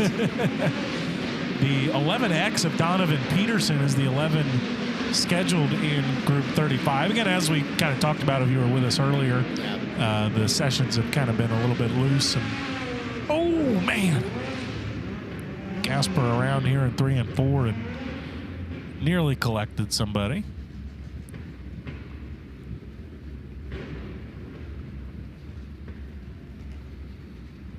But, again, I thought that was 11H. And he's pulled into the infield. They're going to push him off. Either way, he's made a successful hot lap session and is now done. In that, Ish. yeah. Successful-ish. Okay, so I mentioned JJ Grasso earlier, right? Okay. Does that midget not kind of look like the blue and yellow Yeah, off of I concur. John Pinter's The Audi Shop 92? Mm-hmm. I totally agree with that. For a couple of feature wins at Lincoln, if I remember Yeah. right. Yeah. Yep. No, I agree. That's a good assessment. 5U, Michael Facinto. Yep, this is session 34. Former prelim night top 3 runner. Back when 3 locked in. No, actually, it was 2 then, I remember. He has made the A-main 4 times. Or, excuse me, 3 times. 2017, 19, and 24. Finished 9th in 2024 in the A-main. Did Facinto. 9A, Ronnie Gardner. There is a guy on the criminally all underrated team. Yeah. Feels like we talk about him every year and how much talent he has. Wesley Smith's 4R.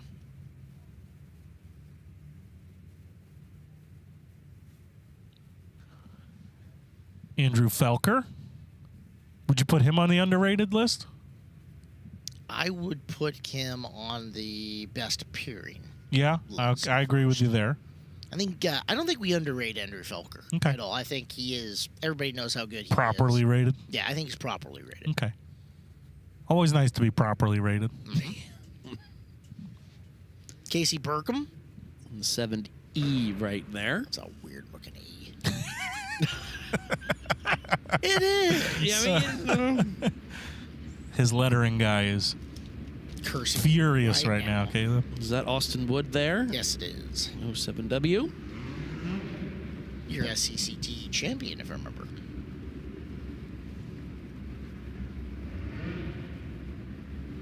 And Kyle Steffens in the Performance Plus Global Logistics car.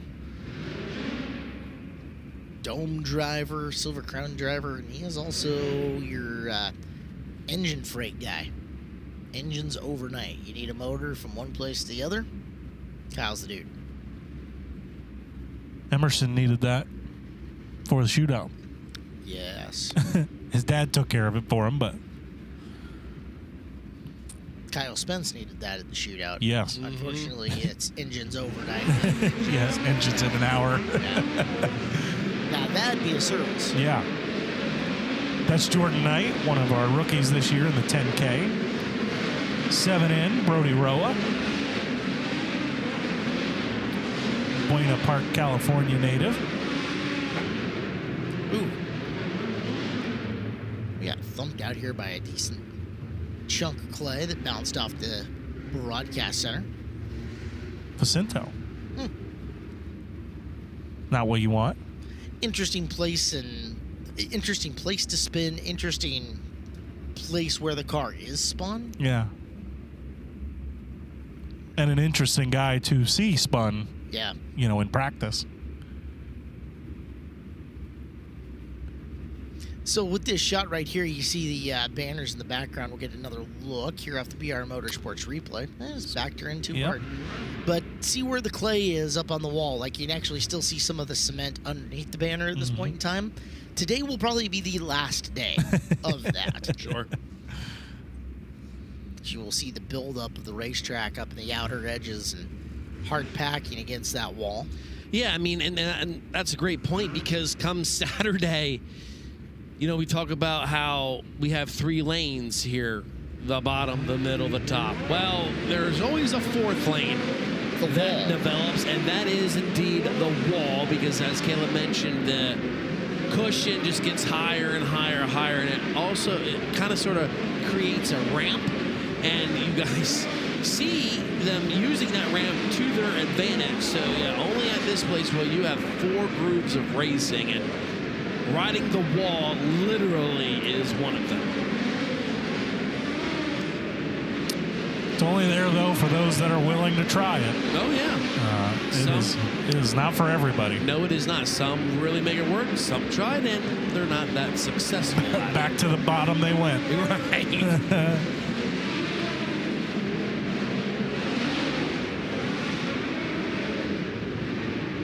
As you looks like checkered flag falling here again. This session 34 was out on the racetrack. We talked about Andrew Felker there for a second. Felker, a 3-time A-Main starter, 2013, 2018, and 2024. So, well, he can get to the dance, that's for sure. Yeah, absolutely. Some news here in the building. Tyler Burnett caught up with Keith Coons a little bit ago. Let's hear from Keith Coons on what's going on at the KKM camp. All right, with Keith Coons, obviously you brought a lot of cars this week, and one of your cars has had some changes, and you guys have had some changes throughout the week. So what's going on over here? Yeah, I think everybody's kind of asking about Buddy. Buddy went to Australia over the winter, was really good over there. Got home. We were on the way here, and he came down with an illness here just in the last couple of days, and he's too sick to get here. We kind of moved some dates around for the guys, trying to hope maybe later in the week that he might be able to come, but it doesn't look like Buddy's going to make it this year just due to the illness. We have Ashton Torgensen in the car, just hot lapping it. We're not replacing Buddy. Like I say, some miracle that he shows up later in the week, but it really doesn't look like it due to an illness that he has. You guys have made calls and stuff to try to get someone in it, but right now you don't have anyone lined up. Yeah, we've called a couple guys, I don't want to say who, but we've called a couple really good guys, and it's just too late to get them in here, and without no preparation and everything, and make it worthwhile. So I think we're just gonna let Buddy's car sit here. If we need it or something happens big, we'll have an extra car. All right, thanks for the update. All right, thanks, guys. Well, guys, that's a big one. Yeah, massive. That's a lot of people's picks, and if you've got a Chili Bowl pool filled out and Kofoid was on it, might be time to reconsider, right? He would have been on mine. I haven't filled mine out yet, but he was. We talked about it, about the possibility of a first-time winner, and him and Dayson are 1 and 2, 1A, 1B, as far as guys you'd expect to be first-time winners here at the Chili Bowl, and man. I said it. I feel like a wrench. Yeah, I mean, I feel like 3 years in a row the kid's caught a bad break with an opportunity to win the Chili Bowl, and you'd imagine that he would have come here with speed, but obviously his health is first and foremost most important. But I think you could chalk this up as a 4th year in a row that some kind of bad luck has taken a chance to win Chili Bowl for Buddy Kofoid. Hopefully, though, Keith said they're holding out hope. something happens, he gets better, whatever the case might be. Fingers crossed, whatever it is alleviates, and he feels well enough to be here at some point. Hot laps is all he would need. Yeah. He would not need, if he does not need today to be a threat. If Buddy is not able to compete here on Friday, obviously Keith's saying they have reached out to a couple drivers. I'm sure he has plenty of other contacts that he will keep reaching out to throughout the week. Obviously, the first couple are not able to do it, but that man has a big old phone list, and I'm sure he's going through the entire one from A to Z. Do you think of Keith Kunz Motorsports substitute drivers and guys that have been in his cars in years past? And yes, this is going to be reckless and wild speculating, but hey, we got time to fill. It's practice day. Well, we have seen in the past Kyle Larson making a late phone call to come in, and he's already scheduled to be here. Christopher Bell scheduled to be here. You remember who made a late phone call a couple years ago? Ricky Stenhouse? That's exactly what I was thinking. Who's also a traditional Friday night runner. Yeah. But I have to imagine that might be one of the guys he's called already. Yeah, I would think. That would make a lot of sense, right? So I do hope that if Buddy can't get here, that they do fill the seat, just because it's such a good race car. Yeah. You know, they would find a quality race car driver that would have a chance to do really well. But would want to drive right. I'm sure. Right. I'm sure that there's a ton of people trying to get Keith Kunz's number to try and get a seat in that race car if Keith hasn't already reached out to them. So. But regardless, Buddy, we're thinking about first you. and foremost, 100%. Hopefully you get better real soon, and hopefully maybe we will see you Friday. But if not, you got a big season coming up in 410 sprint car competition, so we hope you get better real soon. He had a huge amount of success running the Dennis and Teresa Roth 83 car out on the Outlaw circuit. Won a ton of money this year. In fact, the highest grossing sprint car driver in total purse, if I remember right. Yeah, I will give you those numbers here in a minute. So rest up, feel better, and we will see you at a racetrack somewhere, if not here. Yeah, he's going to have plenty of chances to win the Chili Bowl. That's just it, right? I mean, those great chances don't come about often. You can take as many of them as you can get. 100%. We'll take a time out. We've got more practice coming up as you watch the Chili Bowl Nationals Practice Day, powered by NOS Energy Drink here on FloRacing.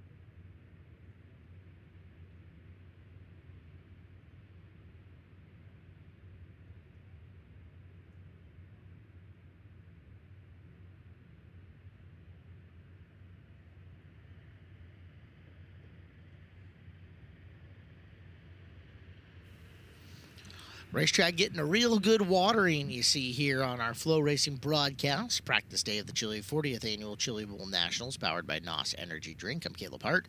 He is Earl Hoon Jr. and Chris Moore as we guide you through this afternoon. About an hour and 7 minutes or so left to go here on practice day. If I got my numbers right, I got them right. I got them right. So, Caleb, you were obviously we're talking about Buddy Kofoid. That is the big breaking story here during practice day and pretty much during the week. You mentioned about driver earnings. Yes, indeed. Buddy Kofoid, throughout 2025, earned the most money, according to SprintCarRatings.com, at $833,710. Rico Abreu second on the list with $684,000. David Gravel third at $599,000. Then you have the concrete kid Anthony Macri fourth and Ryan Timms fifth. That's in total money earned throughout the 2025 season. A lot of money got thrown out there last year. Holy cow. Oh, yeah. You know, we were talking about it. I mean, Sprint Car Racing is in a very, very good place. It is. Obviously, a couple years ago, it brought up a topic on how great the purses pay and how big of events that they're, you know, for super dirt late model racing. Yeah. And really sprint cars have finally got back on the lead lap. It's getting better. Will. It is getting better. But it's a lot too. I mean, that's why we always stress get out to your local racetrack because, you know, the tracks are paying out very good money and a lot of it. So, you know, make sure you get out to your local racetracks and go support these. Did you do the math? Did you figure out how much you guys gave away in total purse this year? At Port Royal Speedway? Yep. I have not. I mean, come on, be paid. We're into six-figure range, obviously, because we had the biggest paying race in Central PA history, the Bob Weckert Memorial, this past year, paying six figures. And that's our biggest race of the schedule. Obviously, the Tuscarora 50, that's mid-50s. I mean, and that's over $100,000 purse there. So, yeah, I mean, I really have to do some calculating there, but it's a lot. I know at Skagit Speedway we gave out over $1 million, and we were at over $1 million at the start of September with some time to go. Yeah. So, I mean, we're getting to the point, right? Just keep growing, keep building, keep coming out to the racetrack, fans out there, and don't be afraid to bring your friends. Bring somebody that has never, ever been to a race, let alone a racetrack, and bring them out. New. Yeah, bring someone new. It's still technically, if you think about it, the cheapest sport around when it comes to ticket pricing, right? Where else can you go to watch a race break out for $20, $25? To see the best of the best. Right. You can still, in my neck of the woods, you can still bring your own alcohol in, right? You can still bring your own food. You don't have to buy the racetrack stuff. If racetrack you don't want food is so good. Racetrack food is very good. Don't get me wrong. But it's just something to attract people. You don't have to pay to park, right? At most racetracks, you don't have to do that. But to where some of these other venues and sports, you have to do a lot of that, and you're paying 3 times for a ticket price to watch a 60-minute game or a stick and ball game. You know, I'm not throwing them under the train, but still, racing is. I'm not in a great place to talk about it because things in Washington are so expensive overall, right? That it's not a good compare and contrast. But I mean, for the pro sports. But let's talk about Eldora Speedway. Right? Look at how many big events they have. Every event they have is a huge event. Huge. And you can still go to their bar and buy, you know, a Busch Light for $2 or $3. I would hand somebody $20 out of my pocket right now for 2 pizza burgers. Sure. And they could keep the change. Because a pizza burger sounds absolutely delicious. Have you ever had any of their wings? I was only lucky enough to go to Eldora twice. And it was in the same city, and I had pizza burgers and beer. I'm telling you right now, go to Eldora Speedway. Pizza burgers, top notch. But their wings, oh, so good. Really? So good. Their wings, and they're not even in like a sauce. They just have a spicy breading on, And so good. Who do we know that's in deep at Eldora that could get us, could just go bust into the kitchen right now and fry us up some wings and make us some pizza burgers and have them delivered? Levi Jones. Levi? I'll text Levi right now. Yes. Levi, if you don't mind, buddy. And we know you're a busy man. Crack into the concession stand. You just dropped your schedule for Eldora Speedway. If you don't mind, just cook us a couple pizza burgers and some wings and UPS them here. I'm hungry. I don't. Don't we worry. Gotta stop. Don't worry. Well, I'm hungry. We have plans after the broadcast. As we just watched session, I don't know, 30 something. 32. Yeah, 32. Okay, what is your favorite racetrack food, Chris? Anywhere. Well, that's a tough one for me. I have to. You really kind of put me on the spot here. I'm sorry. I was sorry. I was not ready for this. Let me fill in. And you know this. When you go north of the border into Canada, and that was the first time I was able to do that in my life. Had a great time when I feel like I know where you're going. Short Track Super Series goes up there. Huge fan of the poutine. Yeah, that's what I thought you'd say. So if you're not familiar what poutine is, it's French fries smothered in brown gravy, topped with fried cheese curds.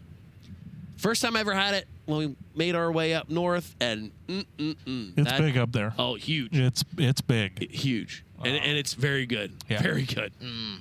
That does sound good. Everything sounds good right now. That's what I'm saying. That does sound good. Is there a special you guys have, like a big menu item at New Egypt? No, I was actually thinking of the Fonda Utica days with Denise, because Denise was awesome. Oh, she's still making food, by the way. Well, I know. I'm just trying to think of Florida was great when I met those guys. Man, she had breakfast all ready to go, dinner. She's just a gem. Yeah. She's every racetrack should have a Denise. Agreed. Agreed. Man, I don't know. I'm trying to think. Like I can't think of anything off the top of my head that stands out. So when you're doing racetrack food, are you into the hamburger and hot dog run, or are you into the chicken strip and nacho run? It depends. I'm really. Depends on the. I can do hot dog, hamburger, chicken tenders, all in one shot. Yeah, right. That's French fries. I will say, French fries are important to me. Yeah, French fries are important. The Skagit Speedway fries are pretty good. Yeah, if places with hand cut fries. Oh, you're right up my alley. Yeah, you're speaking my language. I like the fair tracks, and especially at fair time, to when you can wander out into fair and get you some hot scones. You come back to fair weekend up Port Royal, guys. You can go to the church stand and get a turkey dinner. Yeah, I was gonna say, what is this turkey dinner that I heard you talk so much about? There is, and this is only during the Juniata County Fair, which takes place in September. There is a Lutheran church stand right behind the grandstand area, and they are known for their wholesome turkey dinners, right? Wholesome. Both Chet Christner, Tyler McKim, they can vouch for this down in the truck. It's a go-to for everyone. You get your turkey, your mashed potatoes, gravy, filling, and if you want some coleslaw, applesauce on the side with a roll, whatever drink you want, soda or tea, and you have your option of homemade pie, regardless if it's apple pie, peach, whatever, right? Also, they switch it up during the week. They have turkey dinners out throughout the entire week. On other days, they also have a ham dinner. Oh, see. Which is very good. Yeah. And a roast beef dinner. And now this is all homemade. So all of... See? It's a go-to. I go there every single day. I'm telling you, and it's still cheap to buy a full-blown meal for you. But yeah, all the members at the Lutheran Church stand go in there from Saturday to Saturday, cook all the food. It's so good. But I also can't diss all the other fair food that you talk about as well. And yeah, we all love fair season up at Port Royal Speedway. Granted, lots of people can do it, but jumbo corn dog, right? Yeah. Yeah. Something. The chicken on a stick here is pretty daggone good. Tradition that Now we're talking about food. Sorry, folks. Go for it. Another tradition that was real popular at one time back in Central PA. This is when Bob Weichert was still alive. Okay. They used to have beef night. Beef night? Yeah. So, backstory. So, Caleb's Port Royal curiosity. Speedway, Bob Weichert would bring in a whole cow. Weichert's livestock. Yeah, Weichert's right. Starting to connect the dots here. I get it. They used to cook a whole cow and hand out free beef sandwiches until they were out for the race fans when they came in. Wow. And that's what it was called, beef night. I may or may not confirm that a beef night may be appearing Oh, boy. sometime soon. I'm just saying, may or may not. I'm sure this is going to get to Todd Weichert, Bob Weichert, one of his sons is going to get into me. He goes, hell, I'm cooking the beef right now for it. No, I mean, we're in the talks of possibly bringing back beef night. But that was an old school tradition. I got one. Before Tyler McKim was even born, of beef night. Go ahead, Is Chris. anybody going to play defense in this game, by the way, Chris? Well, it's kind of been the theme of the fourth quarters the last two. Yeah. Now we're 3 playoff games. All right. Hey, another successful hot lap session, which nobody reacted. Well, we haven't introduced anybody in 2 It's hot been a lap minute. sessions. So, the Bills just scored, took the lead with a minute to go. Tell you, and they're going to win it. Jaguars are down 3 now with a minute and no timeouts. Earl, when you go to Orange County Fair Speedway, Yep. London broil sandwich, Okay. phenomenal. New Egypt also had it for a handful of years. I usually don't make it out of the 31st lap if I go to Orange County. Well, it's literally right down the row. I mean, Okay. before you go to the 31st lap, yeah. get a London broil sandwich. You're going to pay for it. By the way, 31st lap, you always go to a New Year's party in October. Yep. Yeah. Okay. Think about that. Yep. Part of- Eastern States weekend. Yep. Interesting. A lot of fun. Yeah. A lot of fun. And a Halloween party is before that. Yeah. Right? Okay. It's Halloween and New Year's. Yes. From Chase Rodman, host of our Chili Bowl pre-race show, which hits the air tomorrow at 3 o'clock Central. Special guest Kyle Larson will also join Wikipedia and the award-winning Tony Laporta. Ask Chris about that cinnamon bread at Utica.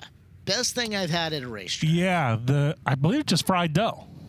I believe is what it was, but it's Denise. Okay. And she puts like some cinnamon sugar on it, and Ugh. yeah. I've got to say, as far as burgers go, the Deming Speedway burger selection is excellent. That's our micro track up Okay. there. I had one and said, our fries are really good. They're better than Skagit's.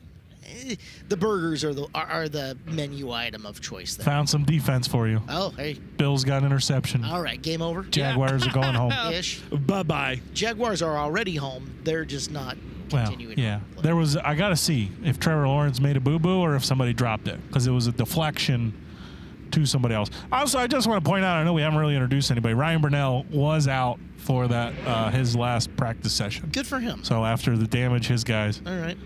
Jacob Denny is out for this session. Let's see if the curse returns. Yeah. So, It was a tight window throw. Really just good defense. Sean Robbins firing off. There's Ashton Torgerson's native ride, the 67A. Did he need to make that throw right then, though? Yes. Okay. I mean, you're down a minute, no timeouts. And he was throwing to Jacoby Myers, who's been his best receiver. Myers has been really good. Yeah, so I don't blame him. It was a really good defensive play, and So be it. you got that'll to, do for right. them. Try again Trevor next year. Klein, 55.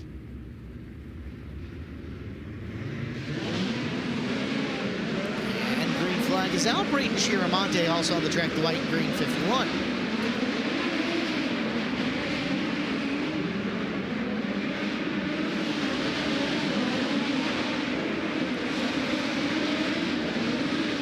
So these drivers are going to rip around the Tulsa Expo Raceway.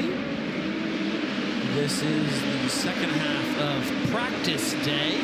Yeah, I think we've made our way to what this is session 30. Yeah, because Torgeson is out there. Yeah, CJ Leary as well. Yeah, so this is session 30. Been rolling along here. This would be the 11th session on the racetrack here since the break, and that's in about an hour. So knock on wood. We're moving. Been rolling along. Taking a little more time to put water down in between. Yeah. Right? Like I think they're trying to avoid the big stoppage one more time and just maintain through. That would play through for what I think. Yeah, no, I agree. But like I said, I think they're rolling along and doing a good job here. So yeah, session 29, getting ready to roll down the ramp. Is your social media blowing up? Oh, it's settled down. I just I caught a post from Chris Wilkie. As we approach the first night of the Chili Bowl, I can't stress this enough, but success of the Chili Bowl is trying to win it in turn 1 on lap 1 in your heat race. Look, Blake Anderson finally got somebody to take their shirt off. He's. I tell you, that was the smoothest night we had at the track this year. Why was your shirt off? We don't need to talk about that. I mean, we can. Was it a sponsorship thing? No. Blake's my boss. He says, take your shirt off. I kind of have to do that. I don't think you do. That feels. It feels like. It would be an abuse of power, I guess, but smoothest night we had all year. All right. It's freeing, Earl. Well, you tell Blake to take his shirt off when he's in the beer garden, since he's in charge of that. I'm not his boss. Anderson, I'm his primary pain in the I can't wait to see him primary tonight. pain in the butt, and get to mock him publicly on this show. But yeah, we are an equal opportunity employer here. That's right. With the talent team for this weekend. I have feelings, by the way, guys. I have feelings.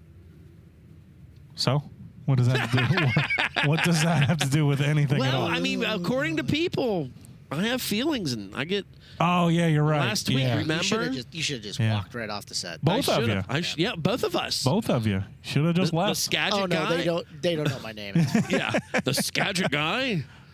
Parker Jones, the 41J. Caleb had enough of that. Yeah. Kyle Cummins, the 39. Oh, gosh. I could get myself in a lot of trouble, but I'm going to try not to. Don't do that. Danny Sams, the 3rd, is the 44. Florida man, Danny Sams. And following him up should be Tommy Colburn's 31T.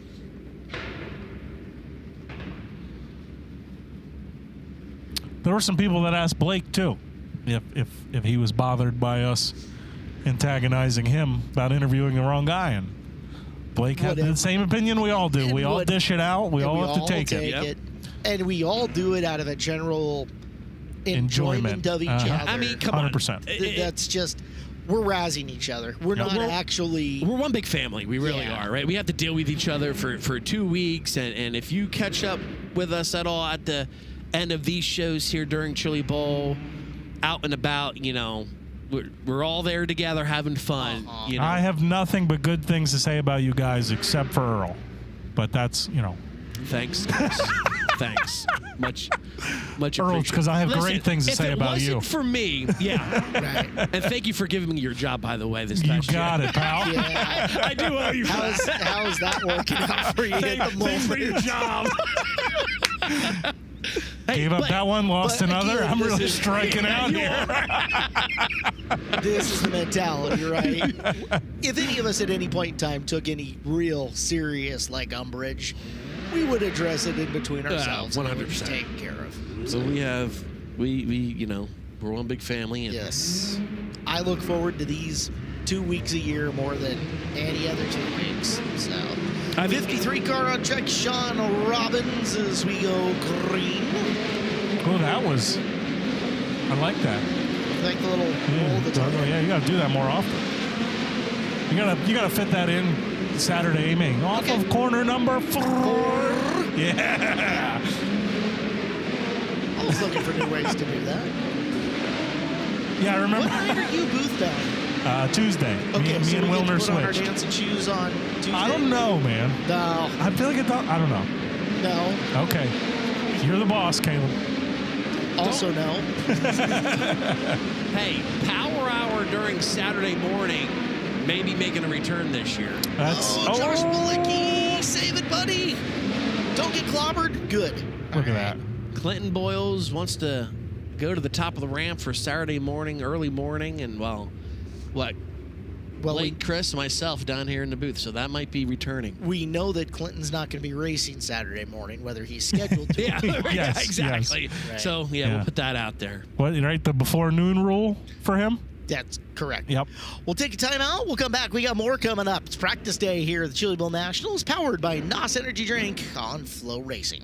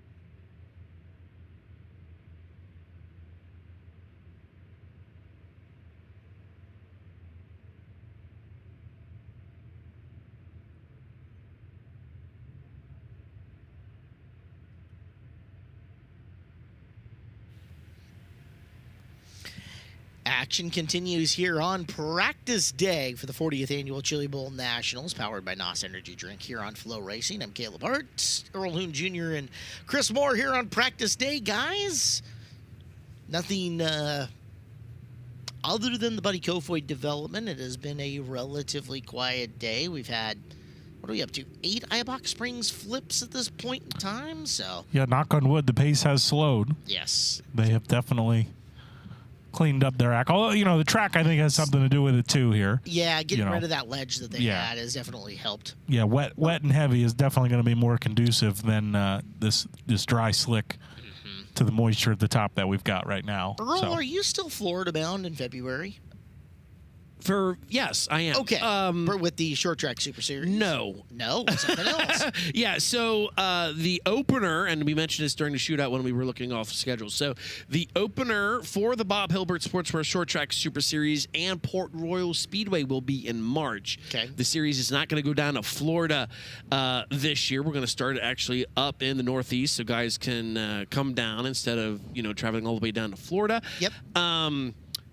But I will be in Florida for Speed Weeks on vacation. But however, it kind of turns into work because me and my boss, Steve O'Neill, we head down to the Promoters Workshop in Daytona for a couple of days, along with Brett Dale, owner of the Short Track Super Series. We all catch up with everyone, with all the promoters across the country. So vacation turns into work. But no matter what, we're going to all the races at night, regardless if it's, at Volusia, New Smyrna, Bubba's, what have you. So, yeah, we always love to go racing down in Florida. So I'll tell you what, if you get a second, you need to visit the Race Car Engineering 8th Annual Vendor College. It happens on Sunday, February the 8th. It's in Lakeland, Florida during Speed Weeks. So Race Car Engineering, their vendor college event, mini one-day only trade show just for racers and the teams. Noted. And if you get a chance, big thank you to Race Car Engineering and Vendor College for being part of our sponsorship group, part of our marketing partners here at the Chili Bowl Nationals this year.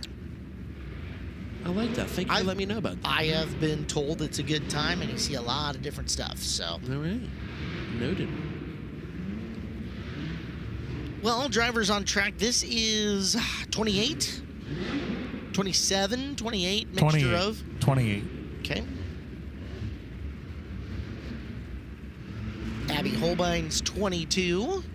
22M as it'll be scored. You saw Tim Creech the second in the 21S. Joe Perry, the 28J. N to I last year for Joe Perry. Mm-hmm. Looking to continue the thrilling run. Eric Guyot. Would you say? Yeah. The 25 GS? G-U-Y-O-T. Guyot? Yeah. Something along those lines. Yes. We'll know about it. Somebody will let us know. Yes. Kyle Simon in the 23S machine. Up and running with the green flag. There's Caleb Henry. According to you, Caleb, he does not spell his correctly. It's close though. Yeah, it's not a C. Correct first letter. Yeah. That helps. I'm with you. So, like, for me, Chris with a K is, ugh. I get that. Yeah, I get that. You know? Chris with a K doesn't do it. No. Just, it's a no-go. Although, shout out to our friend Chris Crone. I was about to mention his name.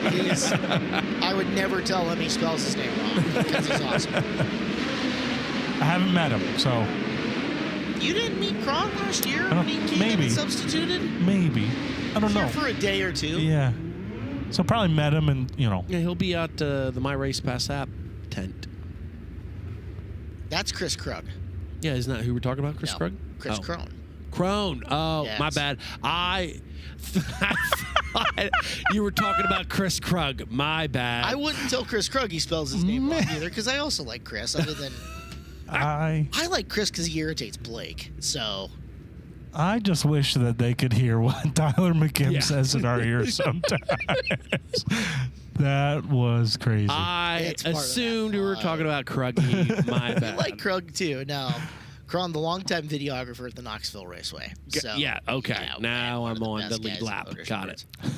We are spoiled with some awesome videographers that have been part of our team, that are on our team, that continues to evolve. Shout out to Dean and Nate doing yeoman's duty here today.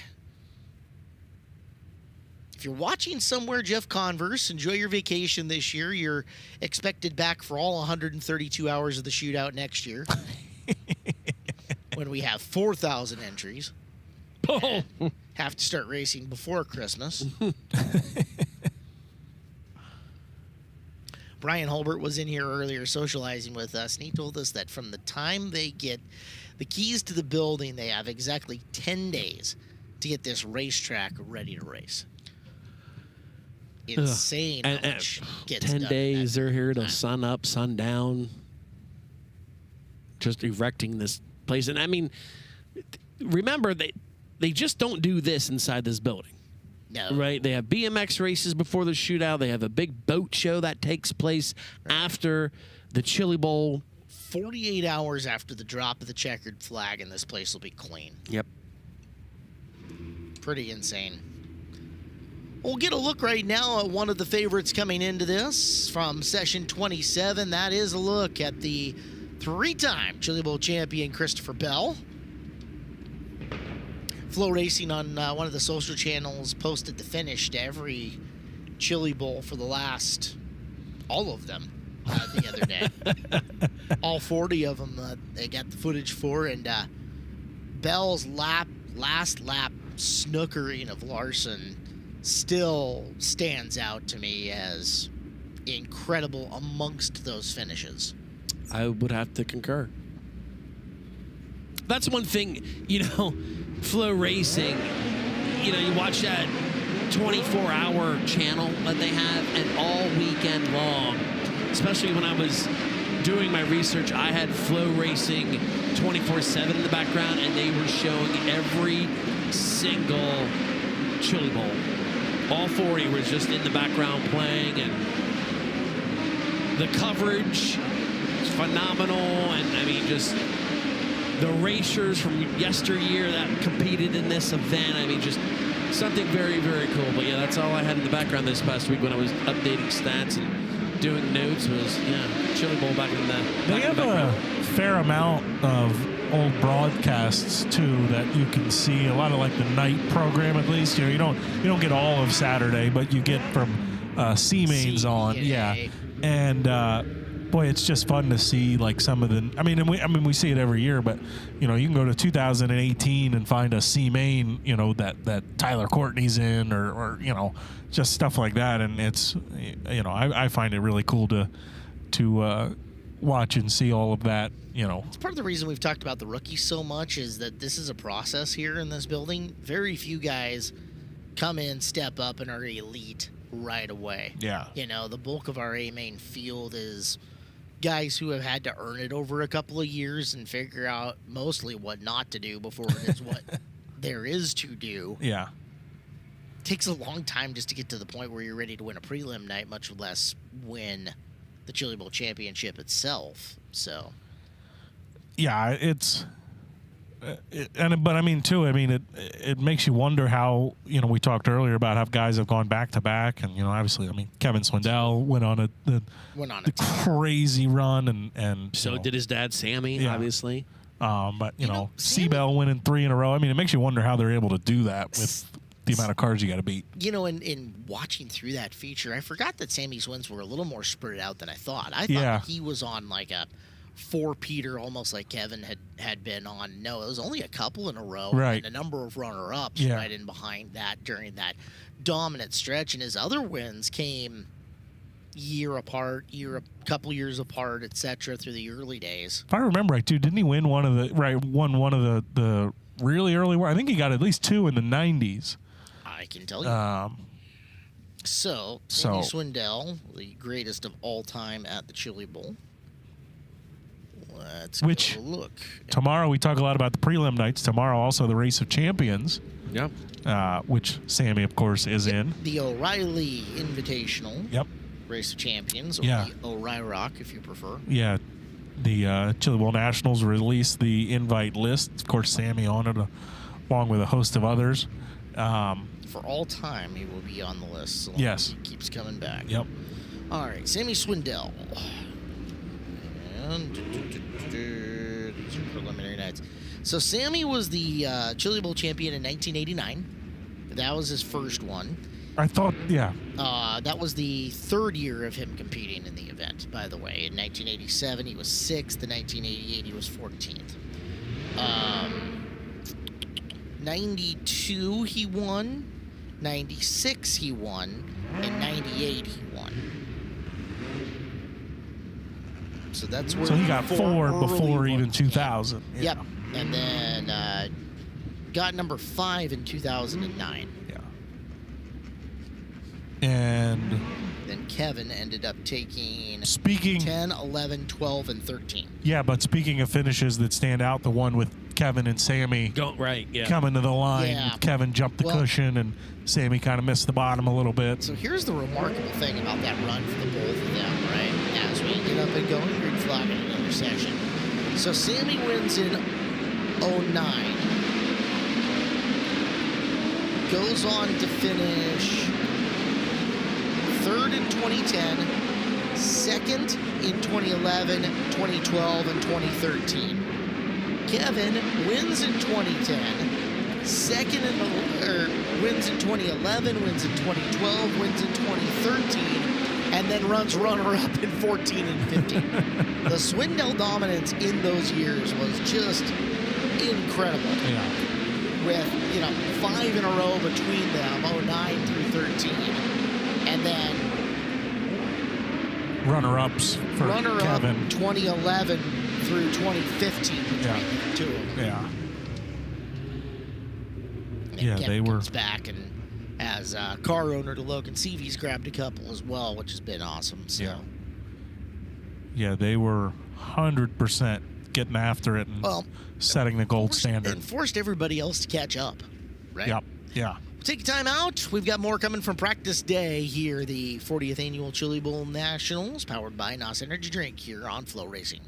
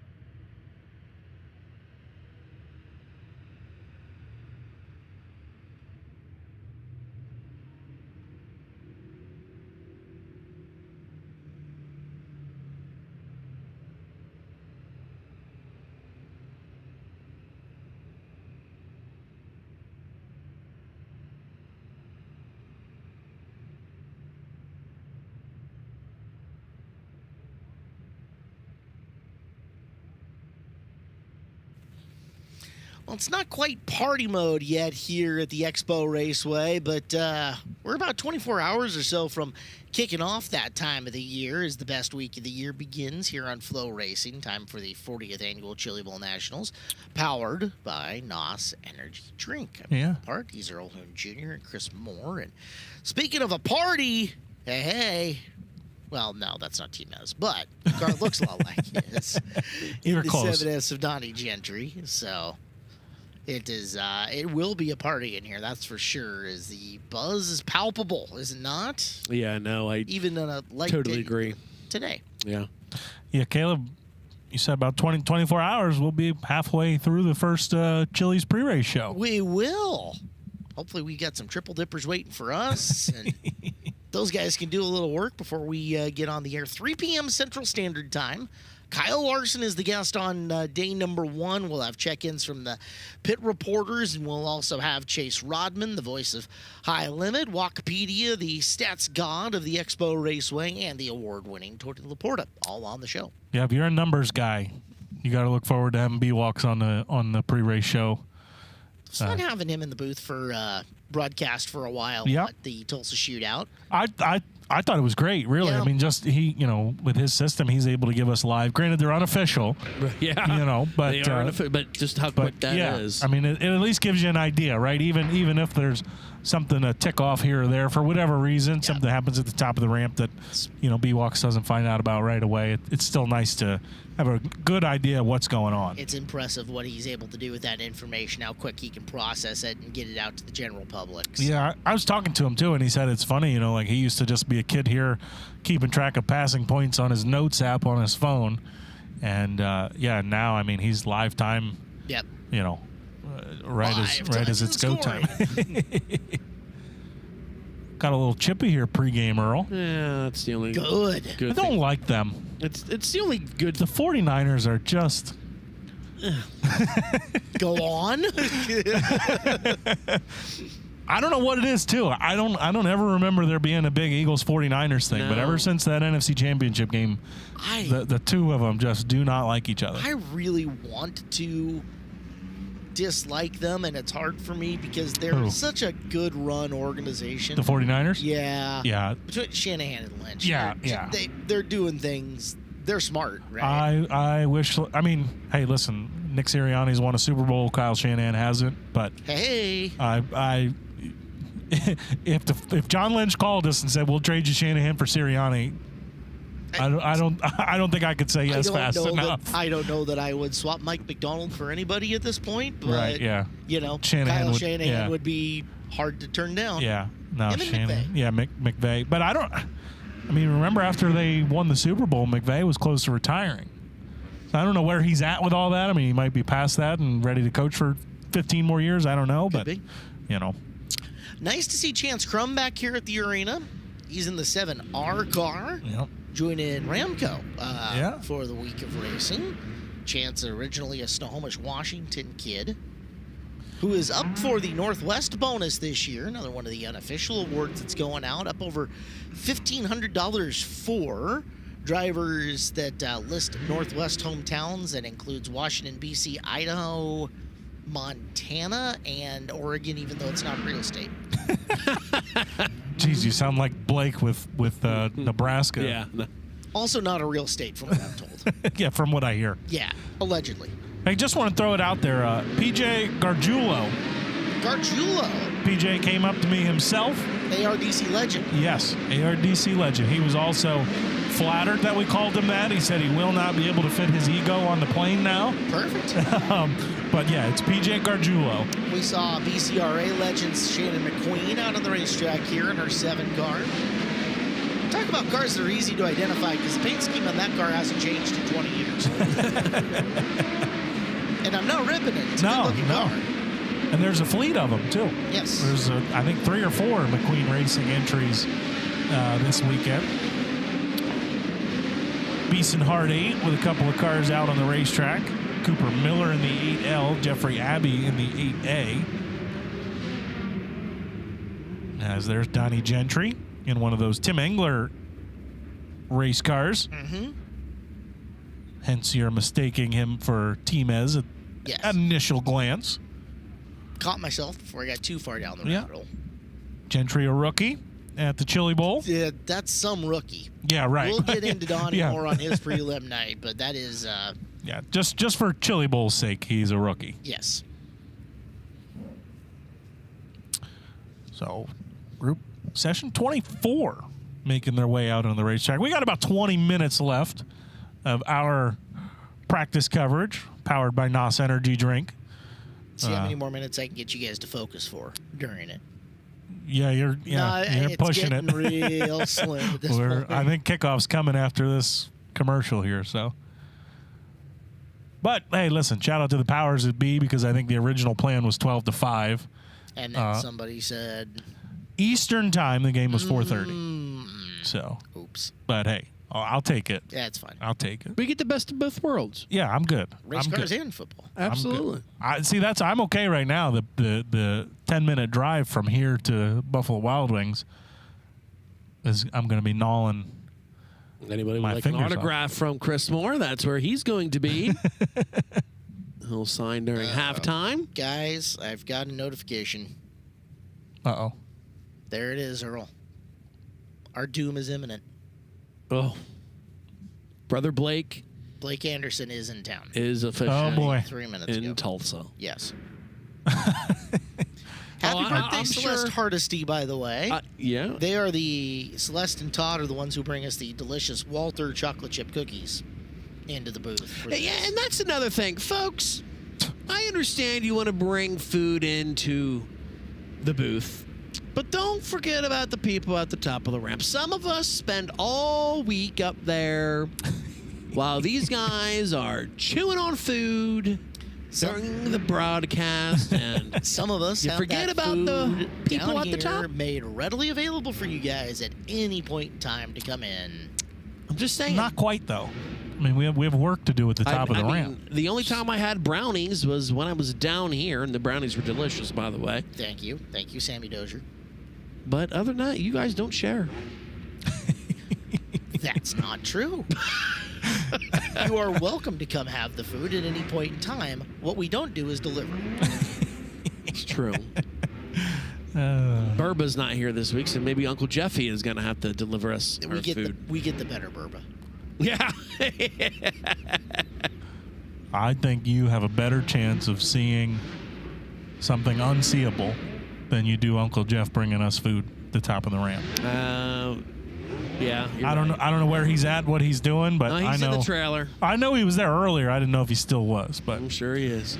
he's in the pits. Wow. See, take that, All Earl. right. So yeah, he does not hear anything we're saying, but he is not bringing us food. That's probably for the best. Yeah. Field will come to green. Carter Sarf in the Briscoe-owned 5-car out running the cushion here until we hit the caution flag. Little loop-de-loop, Here in turn number 4. or maybe a stall out. It's the 1V of Alex Vandevort, Okay. Knoxville, Iowa native. Too many of the same numbered cars, but I guess that's the way that this kind of stacks up, right? Yeah, I do know that going through, taking notes for this event, numbers 1 through 9 is about 3 hours worth of race cars. A lot of 7s. Yeah. Right? Yeah, a lot of 7s. A lot of 1s, a lot of 7s. Yes. Yep. As opposed to the shootout where everybody was 14. Everybody was 14. I do really like that copper-looking Shriners Hospital design on that. Yes. Really good way to bring attention to a good cause. Yeah. Yeah, it's a cool-looking race car. He's got another one of the Trifecta Motorsports cars behind him. Kevin Newton out of Terre Haute, Indiana. On-stage roofing car. Vandevort's going to have to, oh boy, careful Spencer Baston. Vandevort's going to have to work on how he's placing that left front tire on the apron because missed it a couple of times.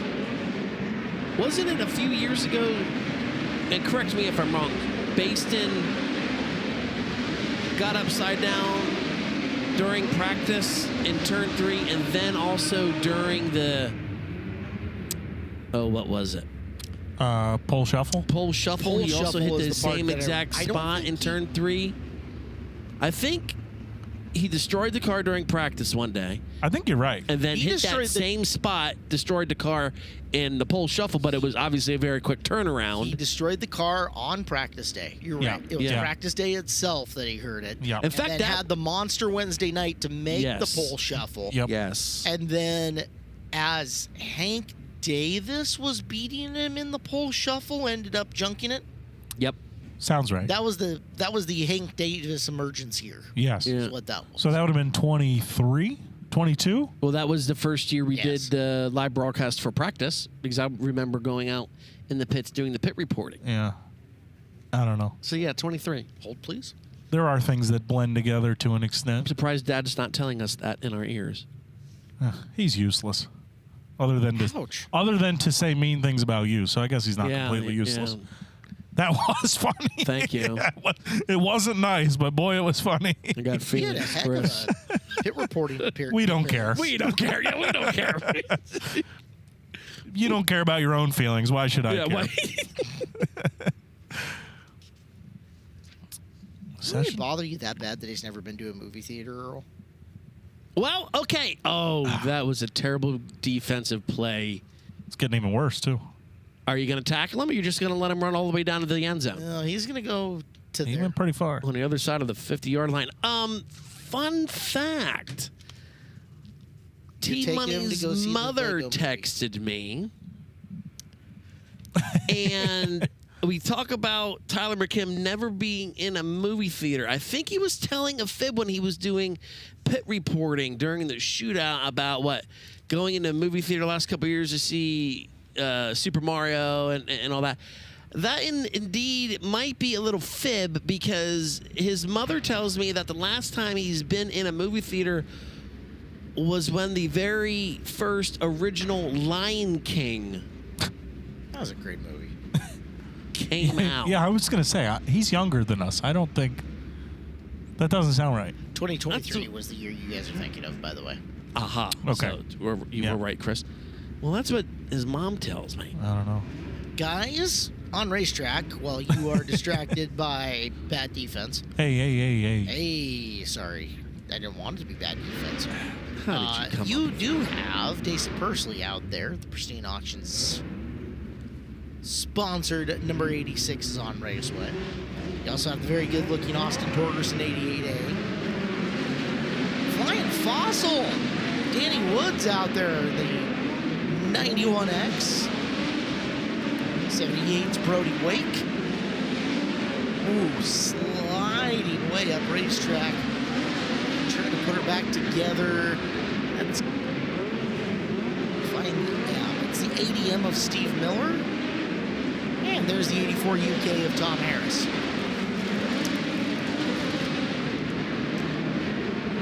Great job, Caleb. You're welcome. Yes, thank you. 10 out of No, 10. you guys focus. I got you. Thank you, buddy. Kevin Cook, 77. A look at Dayson. Ooh, carries the apron, just barely sneaks it in. Back to the bottom of 1 and 2. And one more look at Torgerson up and around the top of turn 1. I think Austin's a sleeper to have a solid week here. Ran pretty good really run. well at shootout. Yep. It's got talent. It's good equipment. Yeah, Find out how it works out. not a good start. Or are we just going to let him do that the entire game? I hope Come not. on. That was a lot of that was on Quignon too. That was not. I mean, you let him Yeah. just flat out beat you. Yeah. I don't know. Ugh. Well, you know, the other team is trying too. Yeah. Thanks. One of the hard things. One of the hard things to remember is that the other team does get paid a lot of money as Yeah, well. they're also good at sports. Yes. All right. This should be session number 22. We are rolling along. moving. Double deuce coming up with about 14 minutes left here in our coverage. By the way, if you are participating in the Chili Bowl pool, Corey has sent out an email to you regarding Kofoid. So check your emails if you're participating in the pool. There's instructions with how to handle the Kofoid situation if you are participating in the Chili Bowl pool. So check your email. You know that nobody was more upset to see that outside of the Kofoid camp than than Corey. Everybody because who, well, yeah. that was a major headache for him, I'm sure, on what to do with that.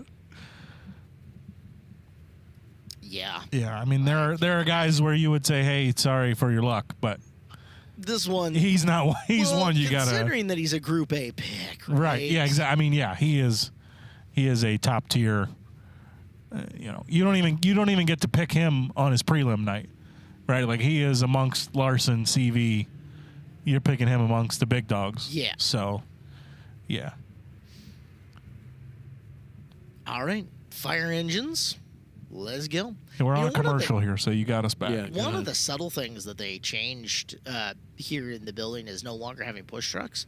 It's all push ATVs. Side by sides, like yeah. They did that with the racetrack in Right? Matt Ward talked about that. They did a piece with him and asked him why they felt comfortable moving back to 55 laps. And one of the things that he said was the side by sides rather than the push trucks. We think we've gotten most of the tire prep out. Now we can. We've got side-by-sides instead of the heavy push trucks on the track all the time. So. Yeah. It's little things like that a lot of people wouldn't even think about. I certainly hadn't really thought about it. I hadn't either. Well, But, and also, if you think about it, it expedites the show, right? Because a lot of the push trucks that were here staged on the outside of turn 1, right? So if there was an incident, they had to bring them back out, shut the cars off, make sure they made a little time to get them back in because there was only, 1 or 2 staged in the infield. Now you got all the side-by-sides ready to go, already in the infield in case if they need to come out. And, we're looking at expediting shows and, keeping them under a certain amount of time. And it's just one of the big improvements that they made here of, getting rid of the push trucks and bringing in side-by-sides. Which, shout out to push trucks all across the country. Oh, sure. We could run our outdoor shows without, but right in here in the tight confines and quarters of the Expo Raceway, it's been a big help. Right. 77, I believe that's Brett Clabundi out on the racetrack. You would be correct, according to the list we have anyway. Colton Robinson's 67K. Kate Cowles in the unique-looking 70 car. 3 minutes and 9 seconds. All right. I mean, if they're going to score fast, Well, gives you a chance to plod up and down the field more. I'm more worried about this side of the ball. Fangio will have it. They'll be fine. Okay. It's this side of the ball that we're about to see is my concern. Just run it down their throats. You'd think, but It's like you forgot you had Saquon Barkley. listen. It's all right. That's all right. That's good. Yeah. That's a good area to good start. work. What, 31-yard line? 36? 36. Yeah. 36. 2 more groups coming up here on our practice day. Flip the page. Yeah. How about it? I did not expect to get this far. If you guys would like an interesting listen into sports psychology here for the next 10 minutes or so, just listen to how Chris and Earl try to justify what's going on this football field. Here we go. Saquon up the middle for 0 yards. Saquon up the middle for 0 yards. Mm-hmm. A.J. Brown deep ball, punt. Yep. Because Brown I think you're going didn't 3 turn straight his head passes. when the ball was in the air. You think they're passing here? A.J. Brown exists. He does. Sometimes. Saquon. Saquon up the middle. 2 yards. What'd I say? Mm-hmm. They'll do it again. Well, they're on their, 5th string middle linebacker. Yes. I mean, I don't know. All right, so you had Cole Tinsley's 51. 45S, it's Caleb Stelzig. He got you, Earl. Yeah. Let's get it back on the track. 45B? 42? 42 Matt Carr. Kevin Battlefield. 42K. Got her.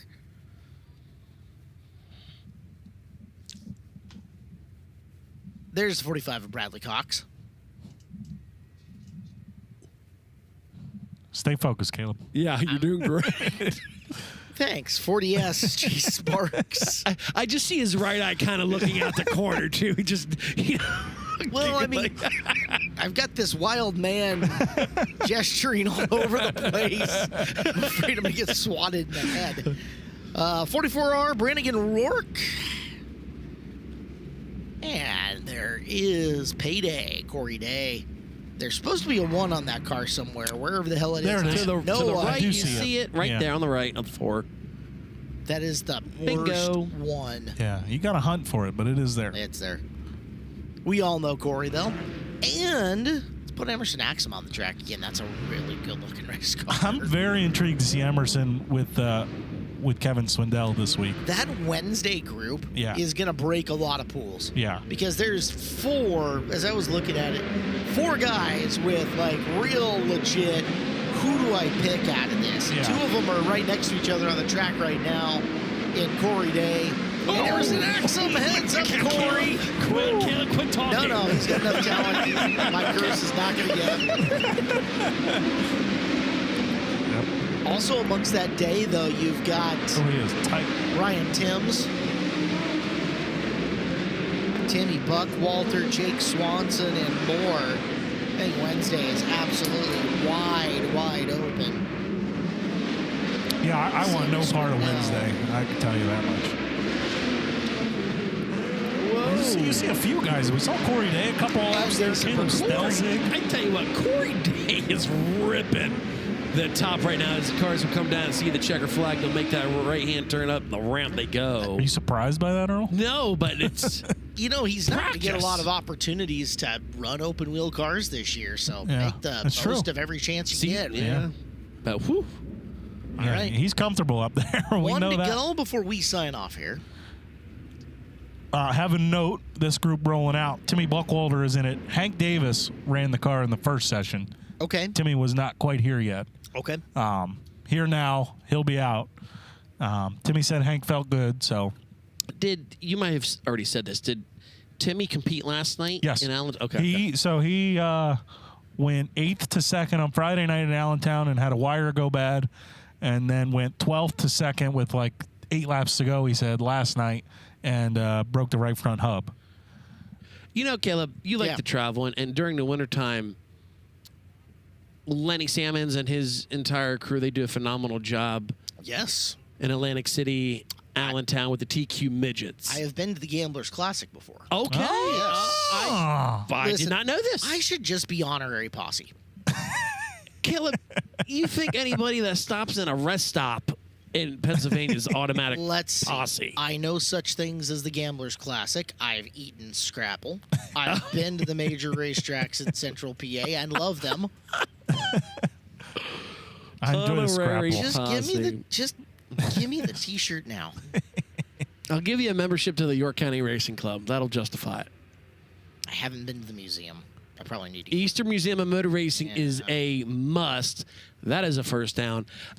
If you have never been to Central PA and you are going to make a stop, you 100% have to go to the Eastern Museum of Motor Racing. Legitimately, you will spend all day inside that museum and still will not get through the entire building of how much stuff they have on display. I learn something new every time I go into EMMR. I mean, it's just, you got to go. I got to get Okay. you back on the East All right. Coast, and I gotta we'll come get at you some in there. point in time. Yes. I was gonna say, wait for it, and there. See, I got that guy's phone number on my phone.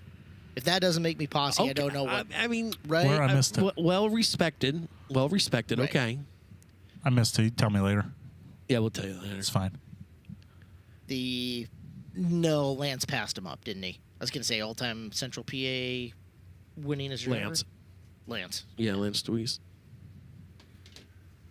Still, one more to go. We're letting this water soak in real fast, and then we will have They clearly didn't know that we just needed one Throw more a session. screen. session number 20, in fact, coming out. Saquon brought the goods today, Yeah, I Earl. mean, yeah. He's moving around. He's running hard. Must Yeah. have did some squats pregame. Is that the key? Hey, listen, Seen his Saquon's my quads? boy from Penn State. I mean, much respect. All right, are we seeing the brotherly shove here? Is that what's coming? No. Now we're too far out. No, it hasn't worked for him as much this year. I don't know. Oh, yeah, now that you're not allowed to jump off sides every time. Hey. Hey, that. There it is. Oh, there it Touchdown. is. Thank you. Got it, right? Yeah. Yep. Did she just stonewall you on the Oh, high yeah. five? Oh, yeah. Wow. Well, she's supposed to. She's rooting for the 49ers. Oh, that's Yeah, right. yeah. What name is the rental car under? Mine. Yours? So last group on You ain't the coming to track. B-dubs. No, I'm kidding. I'm kidding. Now, we are going to continue with the wide shot that we were running prior to our enhanced coverage coming on. So you guys will be able to at least, if you're waiting on seeing a favorite driver or something like that, you'll at least be able to grab them out of the wide shot that's coming up. It's just we're going to be done talking. And we'll get ready to see you tomorrow afternoon at 3 o'clock with the Chili Bowl pre-race show here on FloRacing with Chase Rodman, Brian Walker, a.k.a. Walkipedia, and the award-winning Tony Laporta. Hey! Oh, there he is. Blake made it. Just in time for us to shut off the fourth mic. Yeah. That'll work. I hope you're hungry, Blake. Okay. All right. Good. How was your flight? Good? You slept? Slept. That's good. Good. Yeah, I got a Snapchat from He said. I got a Snapchat at like 3:30 this morning that he was on his way, so. That was like 3:30 Pacific Standard Time when Right. he was off and moving. Granted, SeaTech's a mess, but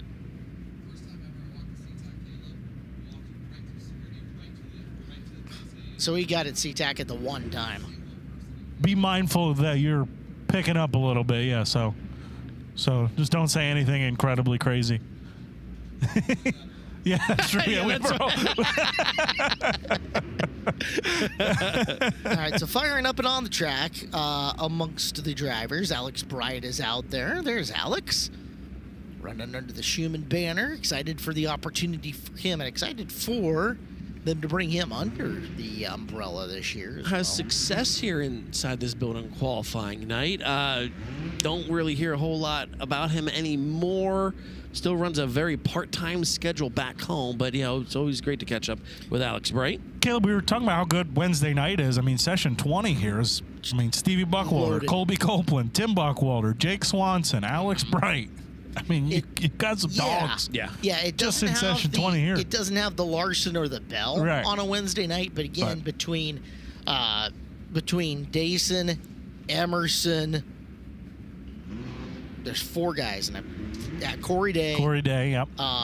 Dayson, Emerson, Corey Day, and Ryan Timms. Between those four who were scheduled for Wednesday. And I don't know, did Timms move back? Right now, he's back in the Tuesday group. Okay, yeah, so. But those three, right? Yeah, I mean. And then it's pretty easy to imagine an A-main lineup out of this. Yeah, you could throw a Out of dart your Wednesday and land on somebody who's really, really quick. good. Yeah.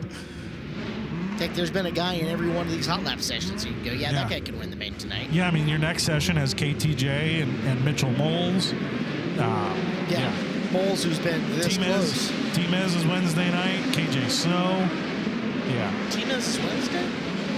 As of Thought right he now. moved to Tuesday. He's listed session 18, so as of right now, he's a Wednesday. Unless maybe he changed after they made up the practice lineups, but as there you get a look. There's Timmy Buckwalter, Allentown, Pennsylvania on Friday and Saturday, and TQ Indoor Midgets, and now coming here to the Chili Bowl. He and Briggs Danner pulling the same. Alex Bright, another PA native. Right, and I believe that's the 32X of Jordan Herman's air. Yes, it is.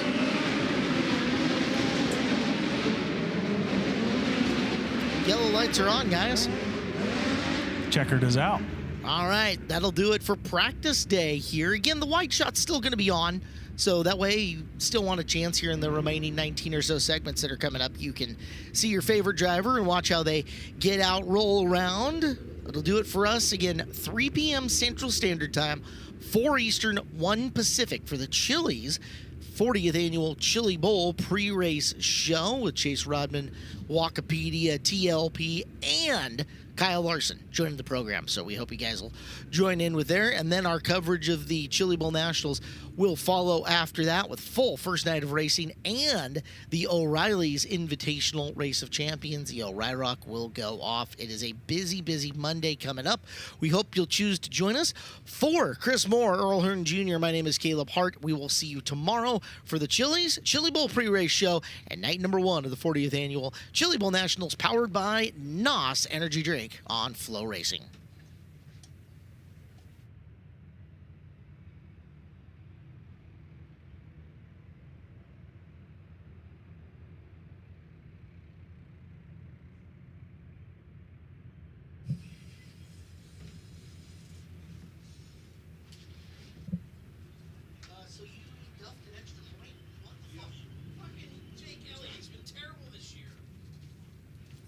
Duffed an extra point. What's that? We're going to Buffalo Wild Wings like right now. Yeah. Yeah. We can beat ups. So, did you manage to? Okay, so I got a rental the 3. You might have to squeeze in the back. Not a problem. We can do it.